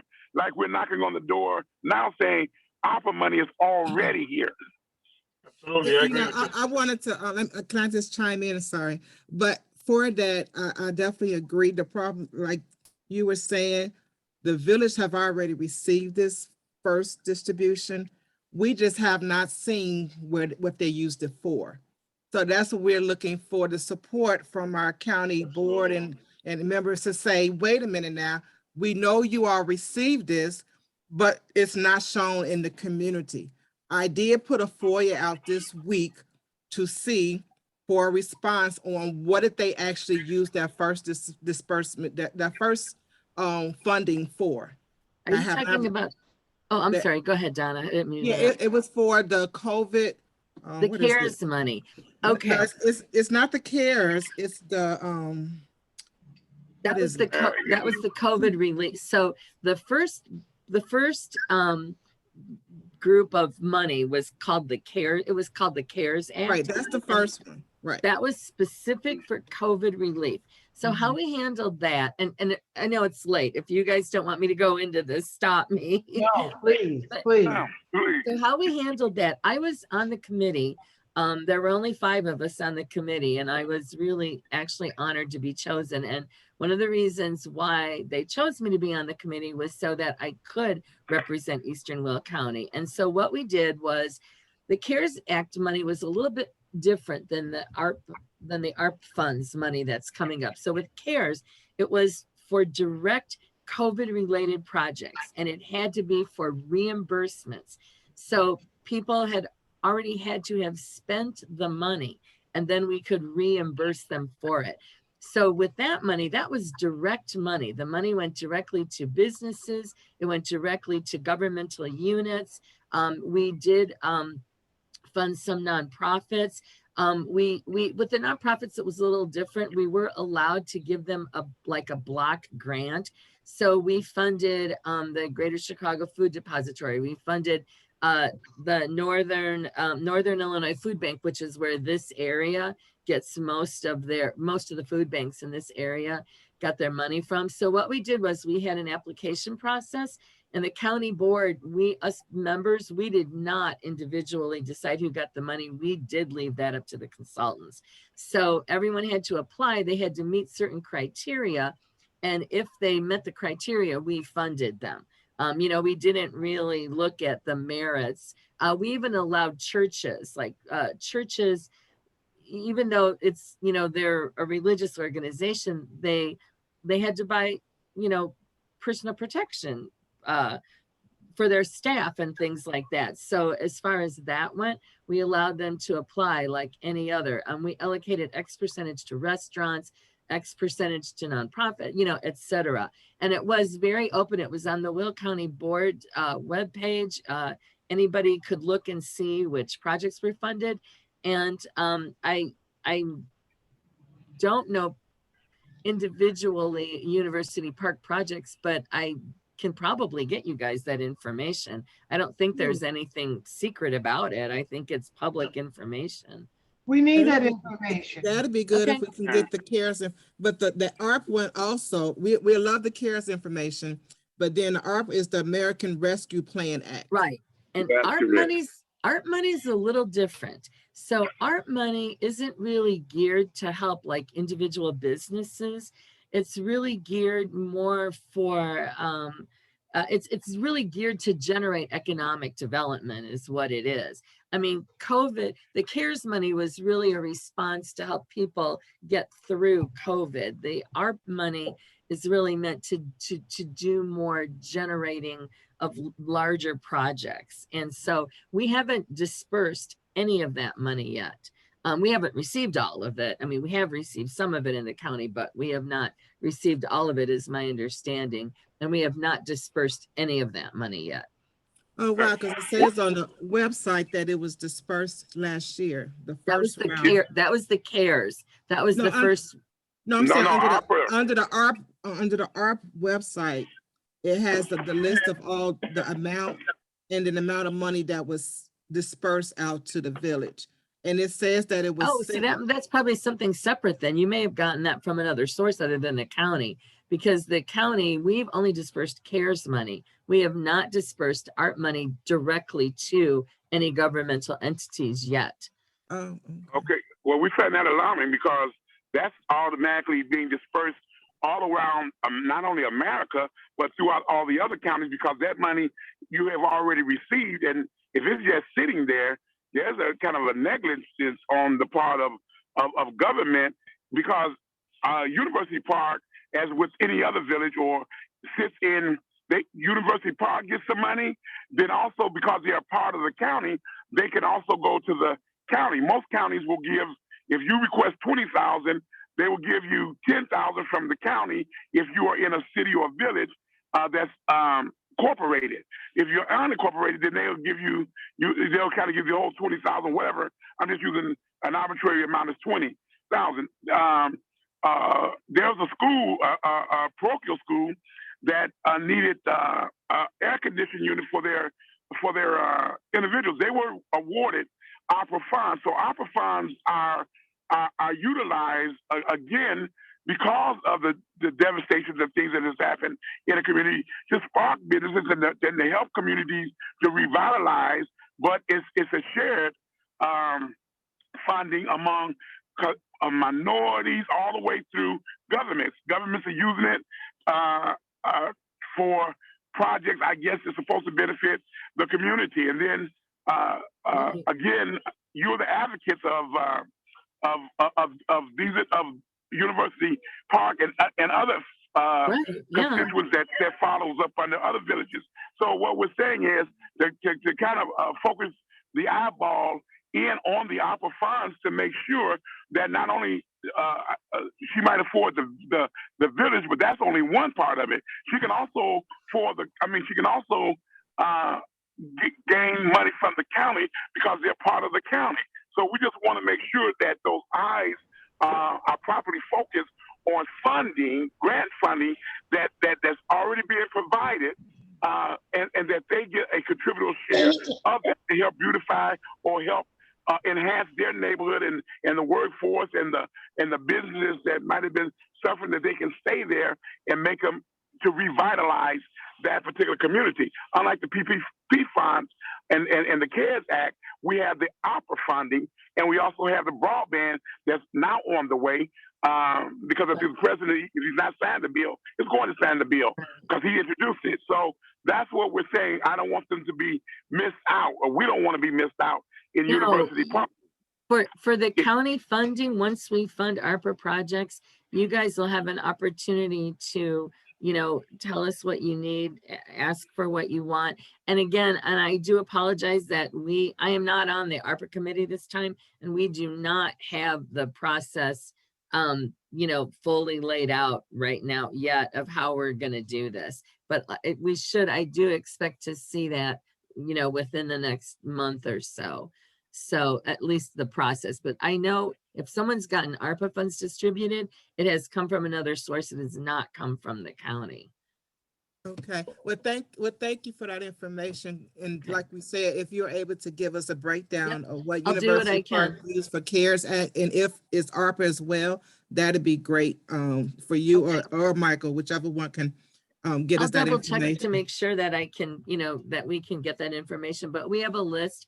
We basically have a list of every government entity, every businesses. I don't know, I may need a FOIA request for that, but certainly governmental entities that is completely transparent. I should be able to provide that at least. So. Okay, quick question. Quick question for nonprofits.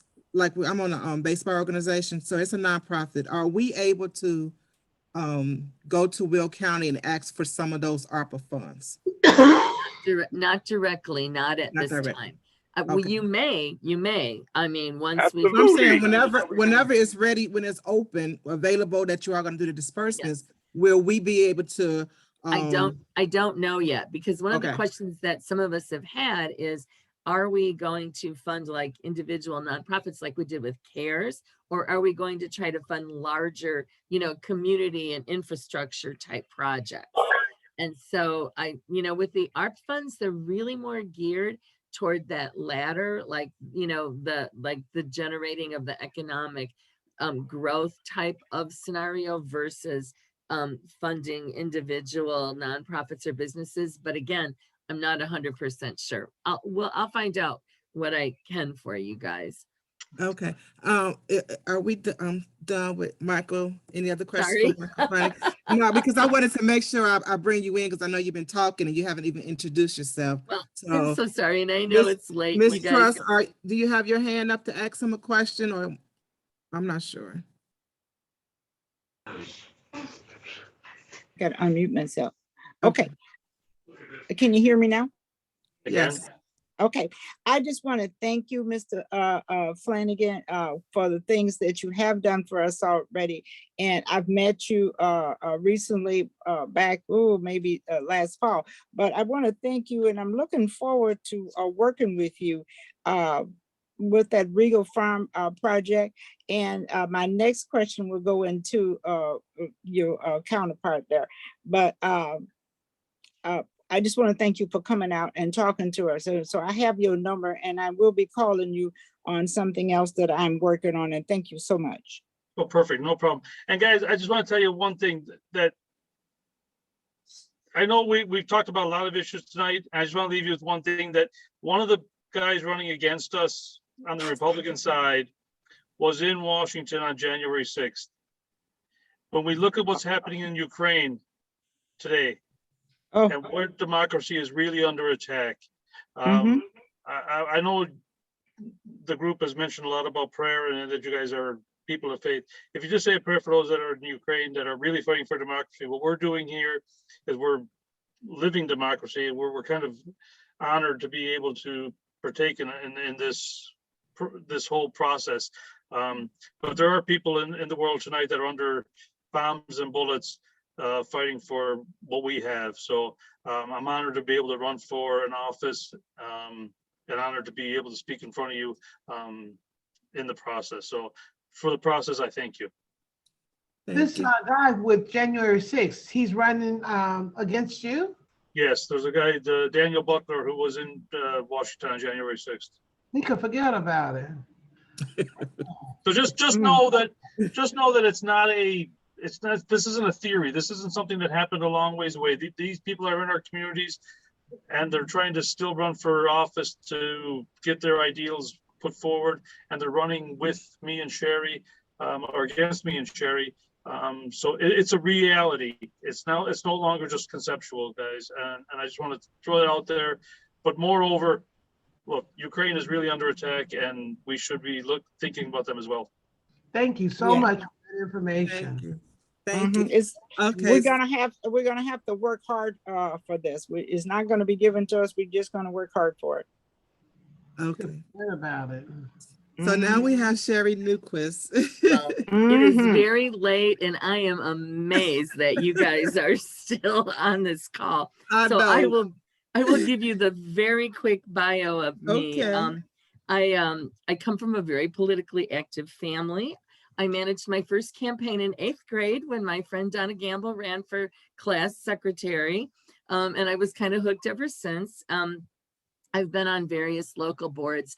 I've been on the county board since right before COVID, November of 2019. I was appointed to fill out Lori Summers' last year of her term when she resigned to become coroner. And then I ran in 2020 and won. And now I'm, running again in 2022. So I went to Marian Catholic High School, Eastern Illinois University, and I have my MBA from the University of Chicago. I do still work. I work for a startup. I'm director of operations for a small local startup in South Chicago Heights. And I'm on the board because I really believe in this region. I am a huge fan of the area. I grew up in South Heights, moved to Stager in 1980. Just really believe that we have a great combination of diversity of, longtime residents, but we're totally underserved and people forget about us. And that's how, I ended up on the board. And just a couple of things that I've done that I'm really proud of being on the CARES committee. I mean, one of the things that we did was we made sure that we reached out to a lot of areas in the south suburbs because not everybody looks at the Will County website. Not everybody reads the Joliet Herald. So our consulting firm and our own Will County Communications Department actually contacted library boards, fire departments, local governments, businesses, and we funded as many people as we could. The other thing that I'm really proud of is that we just started a diversity and inclusion committee, and I was asked to serve on that committee. And we are actually looking at how well do our own hiring and procurement practices match the county. I mean, and we're also looking at potentially making it easier for small businesses, minority-owned businesses, women-owned businesses to bid on county projects. I mean, one of the issues now is that a lot of small, like with the county, with the project, you have to have a certain amount of insurance coverage. You have to have you have to meet certain parameters before legally you can even bid on a county project. And so we're looking at ways of, is it possible to have small businesses, minority-owned businesses that don't have this experience partner, with bigger companies. So I'm really, it's been slow going. We've hired a consultant to review like local businesses like Amazon and Caterpillar to see how well do our practices match up with theirs. We're surveying as many business owners and other stakeholders as we can. So those are two things that I've done in the 3 years that or 2.5 years that I've been on the board that I'm extremely proud of. The other thing you probably need to know about me is that I'm not, I'm not one of the speech makers on the board. I tend to work in the background. I ask a lot of questions. I really feel that our job is primarily oversight. I feel that it's my job to ask a lot of questions and to make an informed vote. I usually vote with the Democratic caucus, but I have not all the time. I mean, I try to vote on the merits of something versus, whether the Democratic caucus is supporting it or the Republican caucus is supporting it. So it gets me in a little bit of hot water sometimes, but I really feel that that's my job as a county board member, is to vote in the way that represents my constituents the best. And that's really all I can promise you. Very good, very good. Mr. Snipes, you had a question? Is my hand up? No. Oh. Yes, I have a question. Oh. Can you hear me? Yes. Okay. Congratulations for being on the county board. I kind of heard you state about a little bit of the diversity program, and I was just wondering because as those businesses are coming to into the county to do road work or whatever, there's a mandate of livable wages, but those contracts that require, say a great amount of fee along with insurance and all of that, have anyone ever inquired and just simply asked a question to those organizations how do you feel your affirmative, how do you fulfill the requirements of the affirmative action or the EOC, and to make sure that if there are minorities that perhaps cannot bid at the big jobs, they can be, those bigger companies that get the jobs can give out subcontracts to them, which would also fulfill the EOC requirement, because now they have employed individuals to kind of go out and subsidize the work for that they can do. That would be my first question. That's actually one of the issues that the diversity committee is going to be considering. We don't, I mean, it's interesting. We don't have like a firm, EOC mandate where you have to have X percentage minority represented, you have to have X percentage, small business, X percentage women. It's more just that we really want our procurement practices and our contracting practices to reflect the county as a whole. Will County is becoming incredibly more diverse, and our contracting and our procurement practices don't always keep up with that. So yes, that is one of the things that we're looking at. Is it possible to, is it possible to increase our diversity through the use of subcontracting? Part of that is I don't know the law well enough to know to be able to say that yes, that's a route we can go down. But I can tell you it is definitely something that's under consideration. Right. Well, I mentioned that because when I examine other counties, that's what they're doing.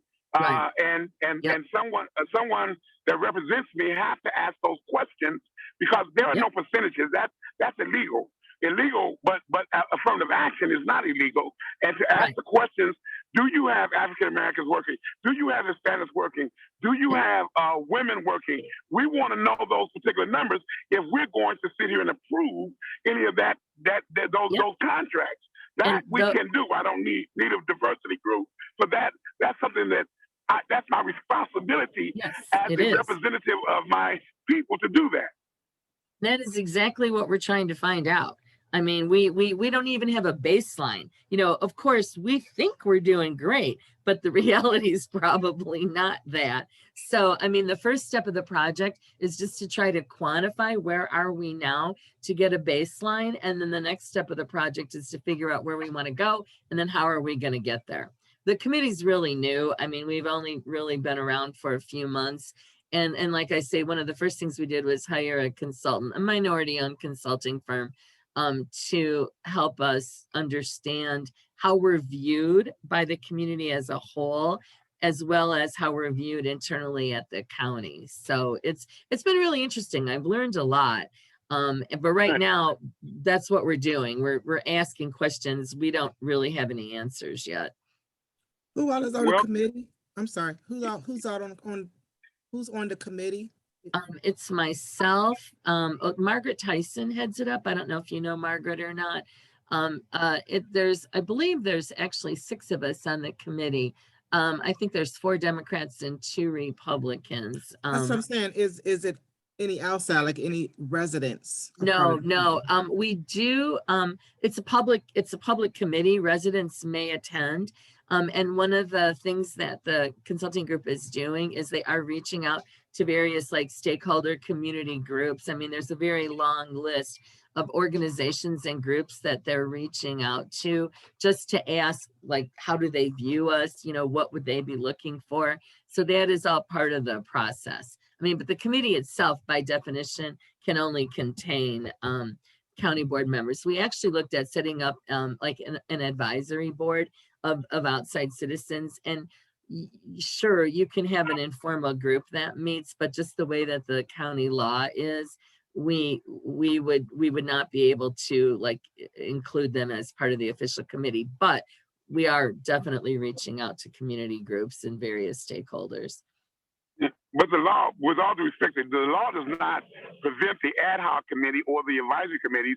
You can do that at any time, or subcommittee or exploratory committees. The problem is, and this is where the individual, the organization that brings you today, who basically answers to the people that empowers them. They're saying in University Park, by the time we get through all these exploratory committees and all these other wonderful committees to just determine what some consultants are going to say, my son and my daughter don't have jobs that they should be able to have and currently mandated to have because and paid livable wages, but they're being overlooked.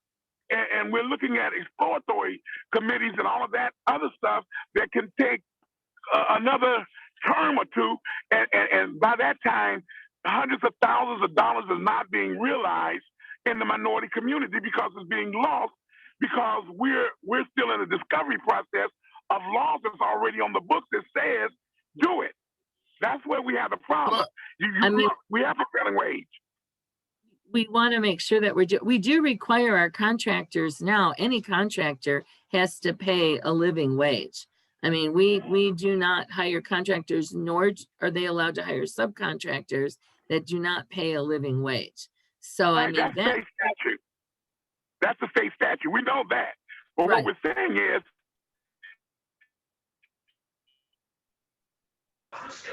hello, sorry.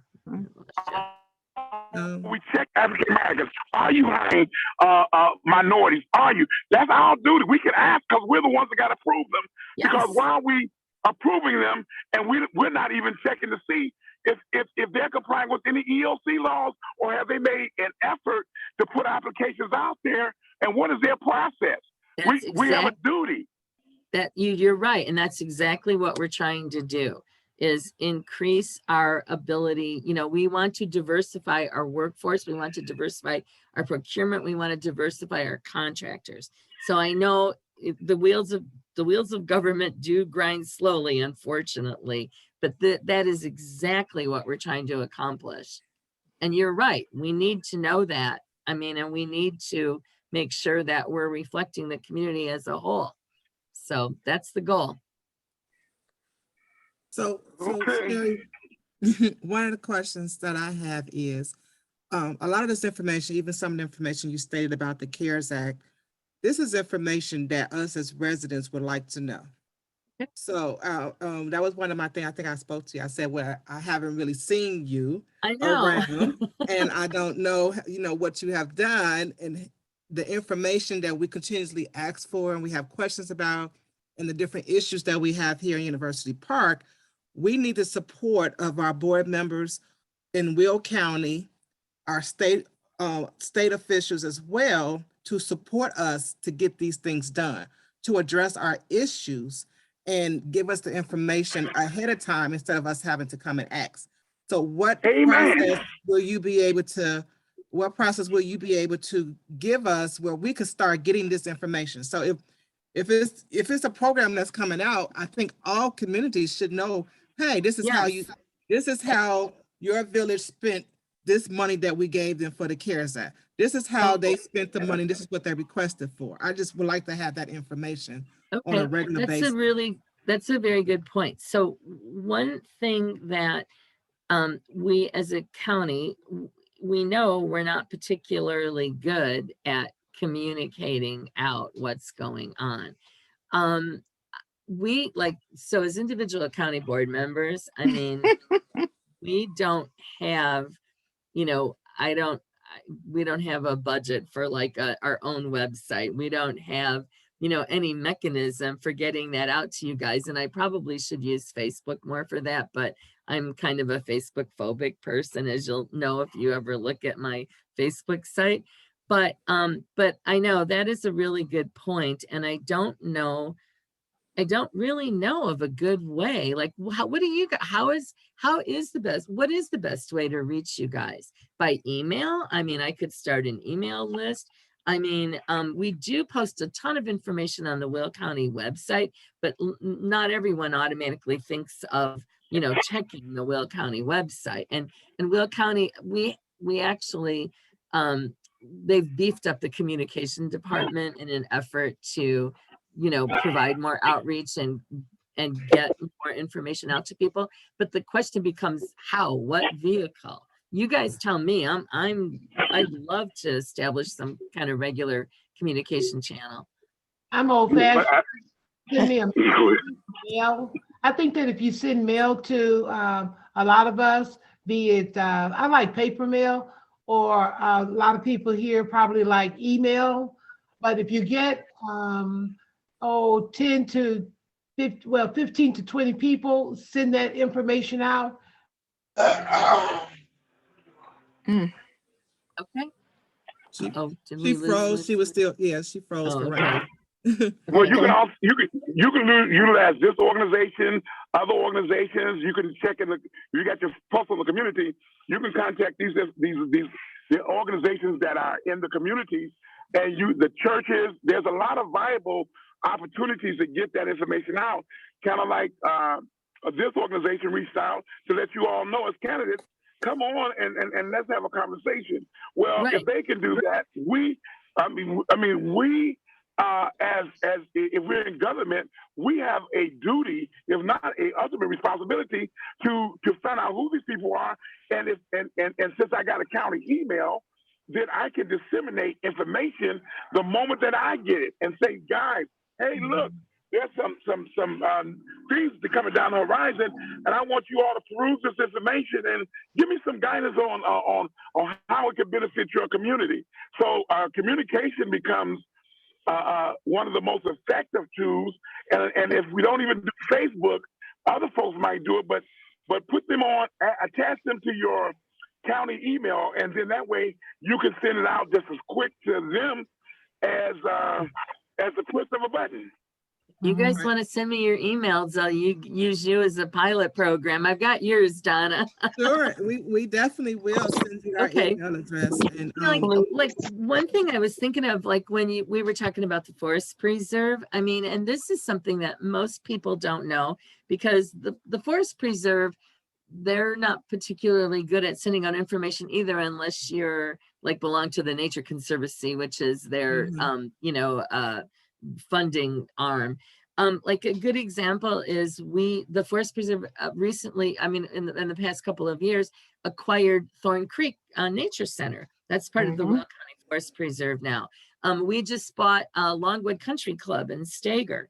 And that's going to become like recreational, and it's also going to become a retention area. It'll mostly be marshland, but it'll be a bird habitat. I mean, the plans aren't finalized for that yet. It was just really purchased last year, I think. So it takes, in forest preserve world, it usually takes at least a couple of years, to even start these projects because they're so massive.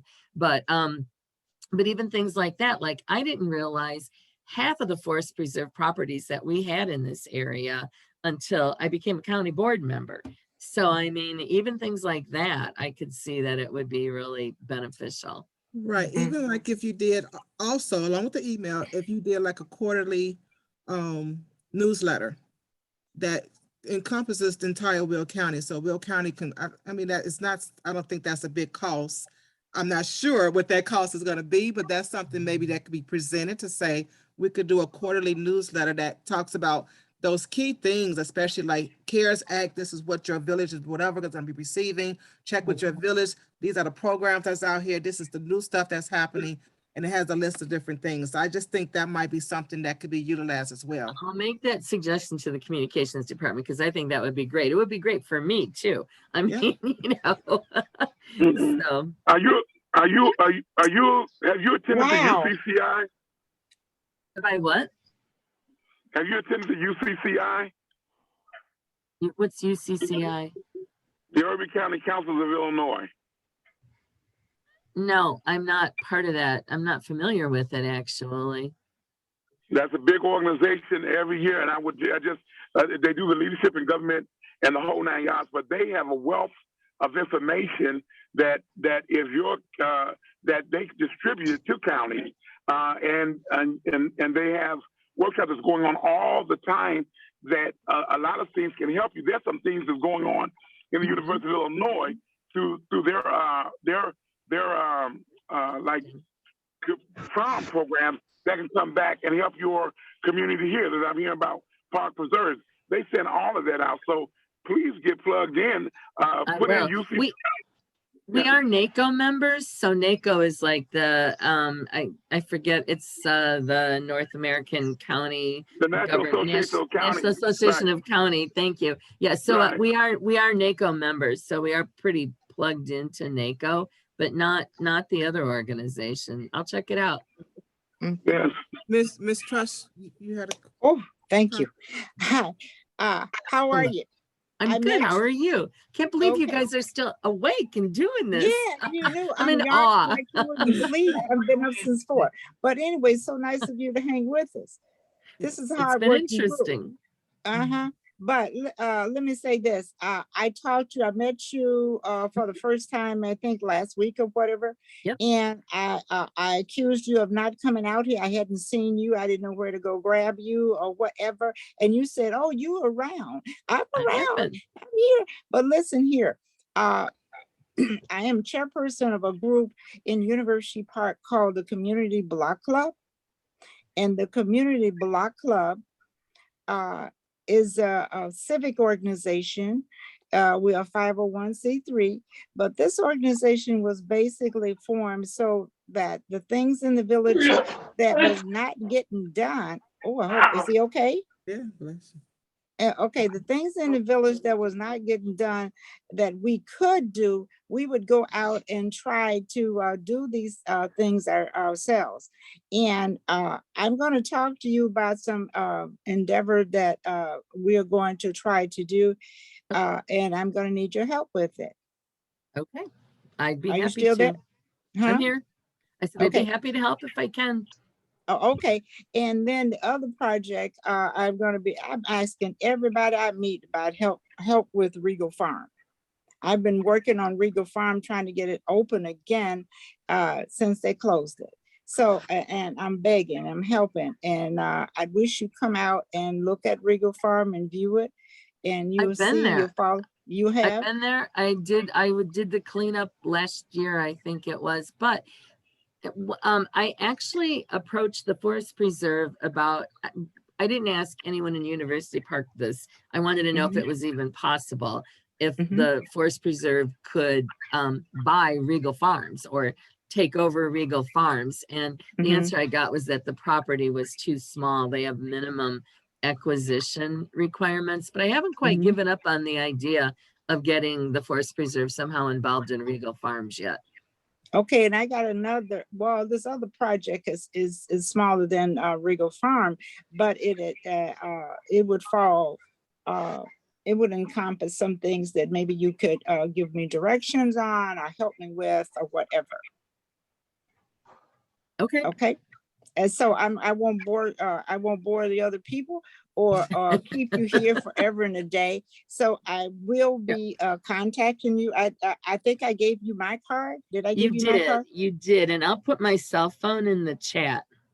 Okay, please, because I really do need it. I'm going to be having a meeting soon, and I'd like to be able to report to some of my constituents that you do exist. And I hate to drop names, but I'm not one for dropping names, but Margaret has been a friend of mine for years. Oh, she's great. I mean, yeah, the thing is, the thing that was really tough was, you know, I got elected to the county board and then COVID happened.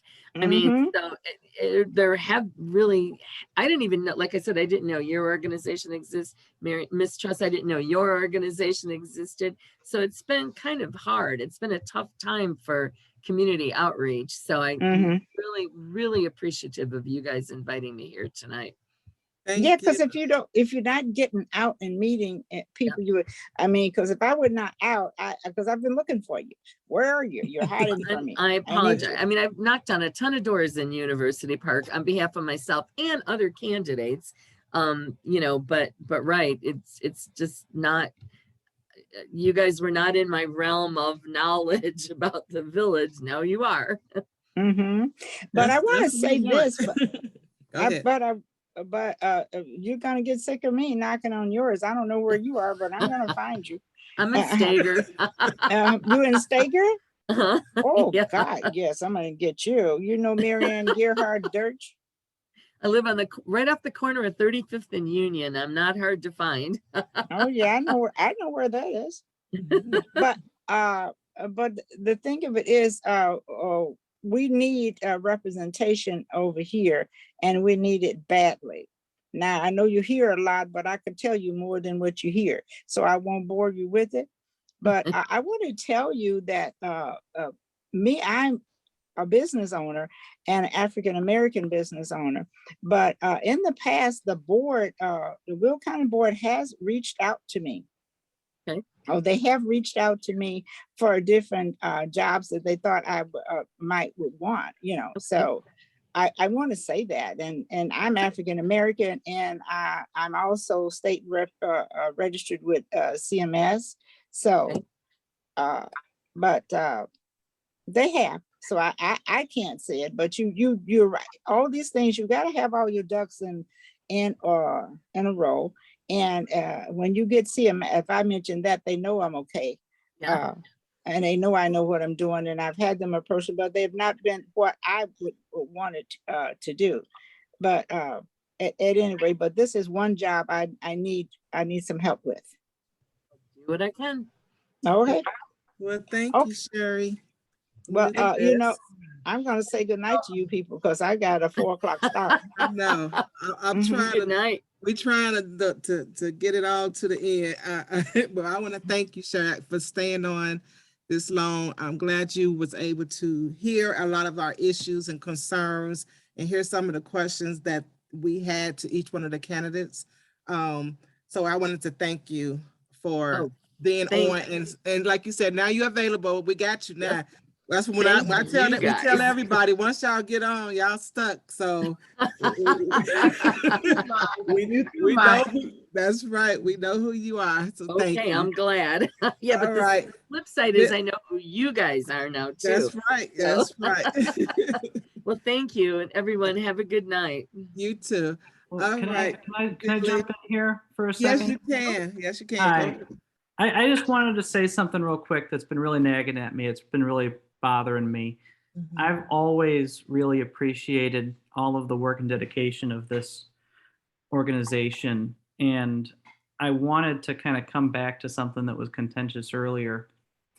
Mm-hmm. You know, Ms. Millie, I respect your right. And I think that you did a good job of letting Judge Colon-Sayre know how you felt about her case.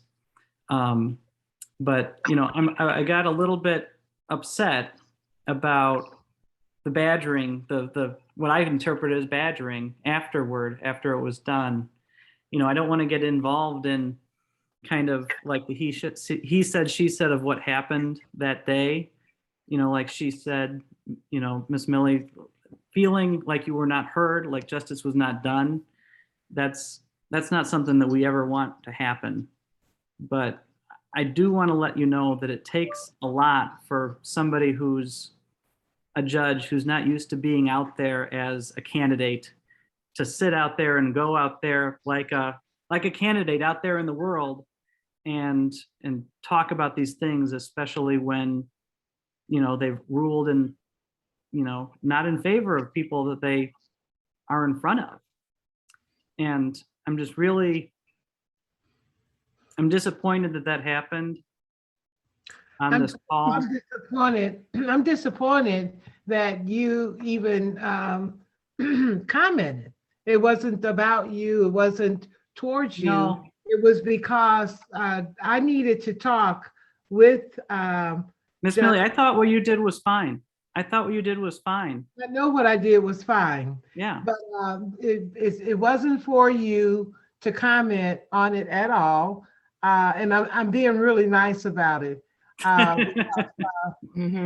My feelings are hurt too, that you, and I've known you almost all of your life, but it wasn't for you to say. Those that was in the courtroom could conversate on it, but not you. And I appreciate that. What I just want to say is that I know her heart. I know that she's a good person. And I know she is too. I mean, just because I was not treated fair by her, I mean, I'm 68 years old. Life goes on. Like I tell people all the time, you will live. I will live. That was just something that happened. We talked about it, discussed it. That's it. It should have just went on. You didn't have to say anything, Billy, Mr. Morgan. Didn't have to. And then for you to come back and I want to elaborate on it some more. I mean, you're doing something, and I don't understand where you're coming from. If you support Judge Colon, that's your prerogative. And I do, but I just, yeah, but I want to just say that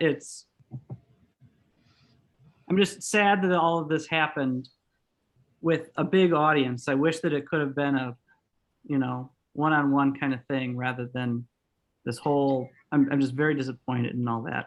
And I understand that you feel differently than me. It wasn't until one of our Zoom meetings, since you must know, it wasn't until one of our Zoom meetings that I found out that the judge lives right over in Crete.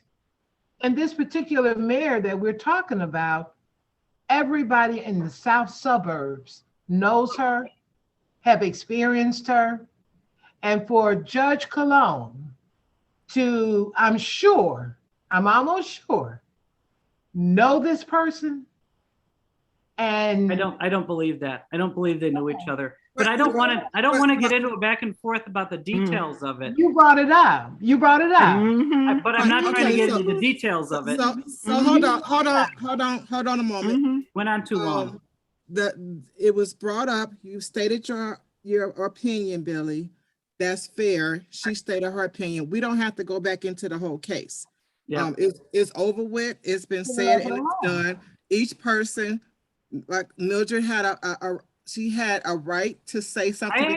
I actually didn't think that what Millie said was bad. I didn't think I just want to go into each. I want to going. say each of them. So she had a right to speak on the situation because she was actually there. The next person, Star Lawson, was actually there and present for the situation as well. So she spoke on her, how she felt, how she was there. And then the last person spoke on how she felt because she was there. These are all three people that spoke on it that was actually present. Yes, it could have been said on a side note, but this was someone that's running for a position, and one of her positions is fairness as a judge. And if one of the constituents or residents felt that this person was not fair to them in their court, they have a right to say that. And then the other person has a right, if they feel that that person was not fair, to say that. And if the last person said that she was fair. So I'm just saying it's gonna be this person's side versus that person's side. And we all know as individuals, it's gonna always, the perception is gonna be different from each side. So we have to respect each person's point of view and their side and move on. I respect everybody's point of view on this. I think the problem is that nobody else knows what happened there, and when we're talking about one particular day. As the kids say, you're all in the Kool-Aid and don't know. No one else knew. So that's why it was said, and we moved on. We got off the subject and moved on to something else. And that's why even when they were talking, they had a right to state it. But then that's why I said, do you have a question for her? And then she was able to respond. And then we moved on to the next person. They had a right to say what they had to say. Then I said, do you have a question? Say your question so she can answer it and we can move on. So that's all I'm stating, that yes, it could have been another situation, but this is their first time seeing this individual since their case. So you can't say that they should have did it a separate time, like they had an opportunity. Well, I'm not trying to with her. So so that's all we're saying is that, hey, you got to respect them. They're all grown. We all grown. She's running as a candidate to be a judge, right? I think it was unfair to put somebody in a position like that because judges can't talk about the details. But fairness is valid. Fairness is valid, and to state her why she felt that she was not treated fairly, she had a right to. Judges As just well can't as talk the about the other. details of a case Now, like that. I feel bad because, and I've been sitting That's here. why I stopped the details when the last person was stating different things. I said, okay, let's go straight to the question. So I can't foresee someone getting into the details until they get into it. So once the people got into it, and it was like, okay, now what is your question? So I can't monitor them. Yeah, I don't think without that that it's worthwhile to relitigate it and stuff, but I just wanted to come on and just say that because it's bothered me. It's on my mind. About it, didn't you? And she's a judge. She's a judge, and she handled it perfectly. So we can move on. All right, thank you so much. But I just, it's just my own personal opinion that I think it's really hard when you've got judge candidates, when the judges can't go into the details of what was said and what wasn't. But that's not your business. Yeah. It bothers me a lot, but that's not okay. your business. But that might be on her campaign trail. She might come across a lot of people that was in her courtroom, right? And then they could be there and they can state their opinions. That's something that she's going to have to come across as a candidate, right? Exactly. So you can't monitor you if you only want people, if you only want her to be at places that's going to be all happy-go-lucky. No, that's not what I'm saying at all. I wanted to make it clear because it is difficult when you're in public and stuff. You can't talk about the details of a case. No, I could understand that. I can understand that, but you also running, so the position. Oh, for sure. Right. I really don't understand you because I've been beat down consistently for many, many years, and you have never stood up and spoke about me. And you know what I'm all about. You've been out there for a long time. And so has she. She's okay. But I'll just say I have stood up for you on Nextdoor and stuff in the past, Miss Millie, because I do admire your community service. But I don't want to get into all of it, but I do think that when you're coming to judges and talking about specific cases, it's really important just to know that they can't talk about. That's what you think. She's a public official, and she can handle it. But it's too late to be discussing further. All right. Talk to you later. Okay. All right. Have a good night. The final candidate? No. Huh? I say the final candidate? No. Mr. Snipes, you've been talking the entire time. Oh my goodness, hasn't he?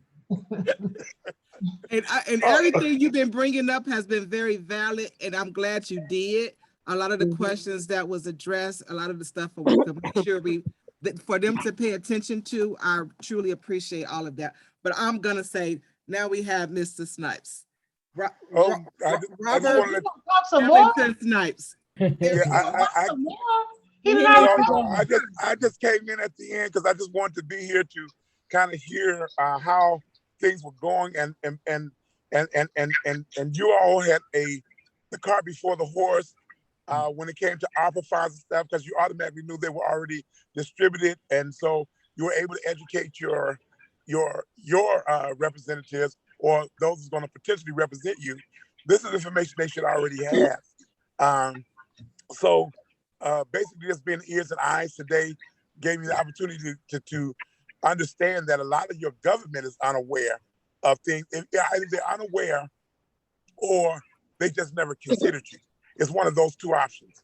And so hopefully that won't be the case this far out. So I won't belabor the point, but thank you as always, because I did my introduction when you all first met me. So there's no sense to belabor it any further, but I wanted to be there and spend the time to hear the people that's going to represent you or have the potential to represent you.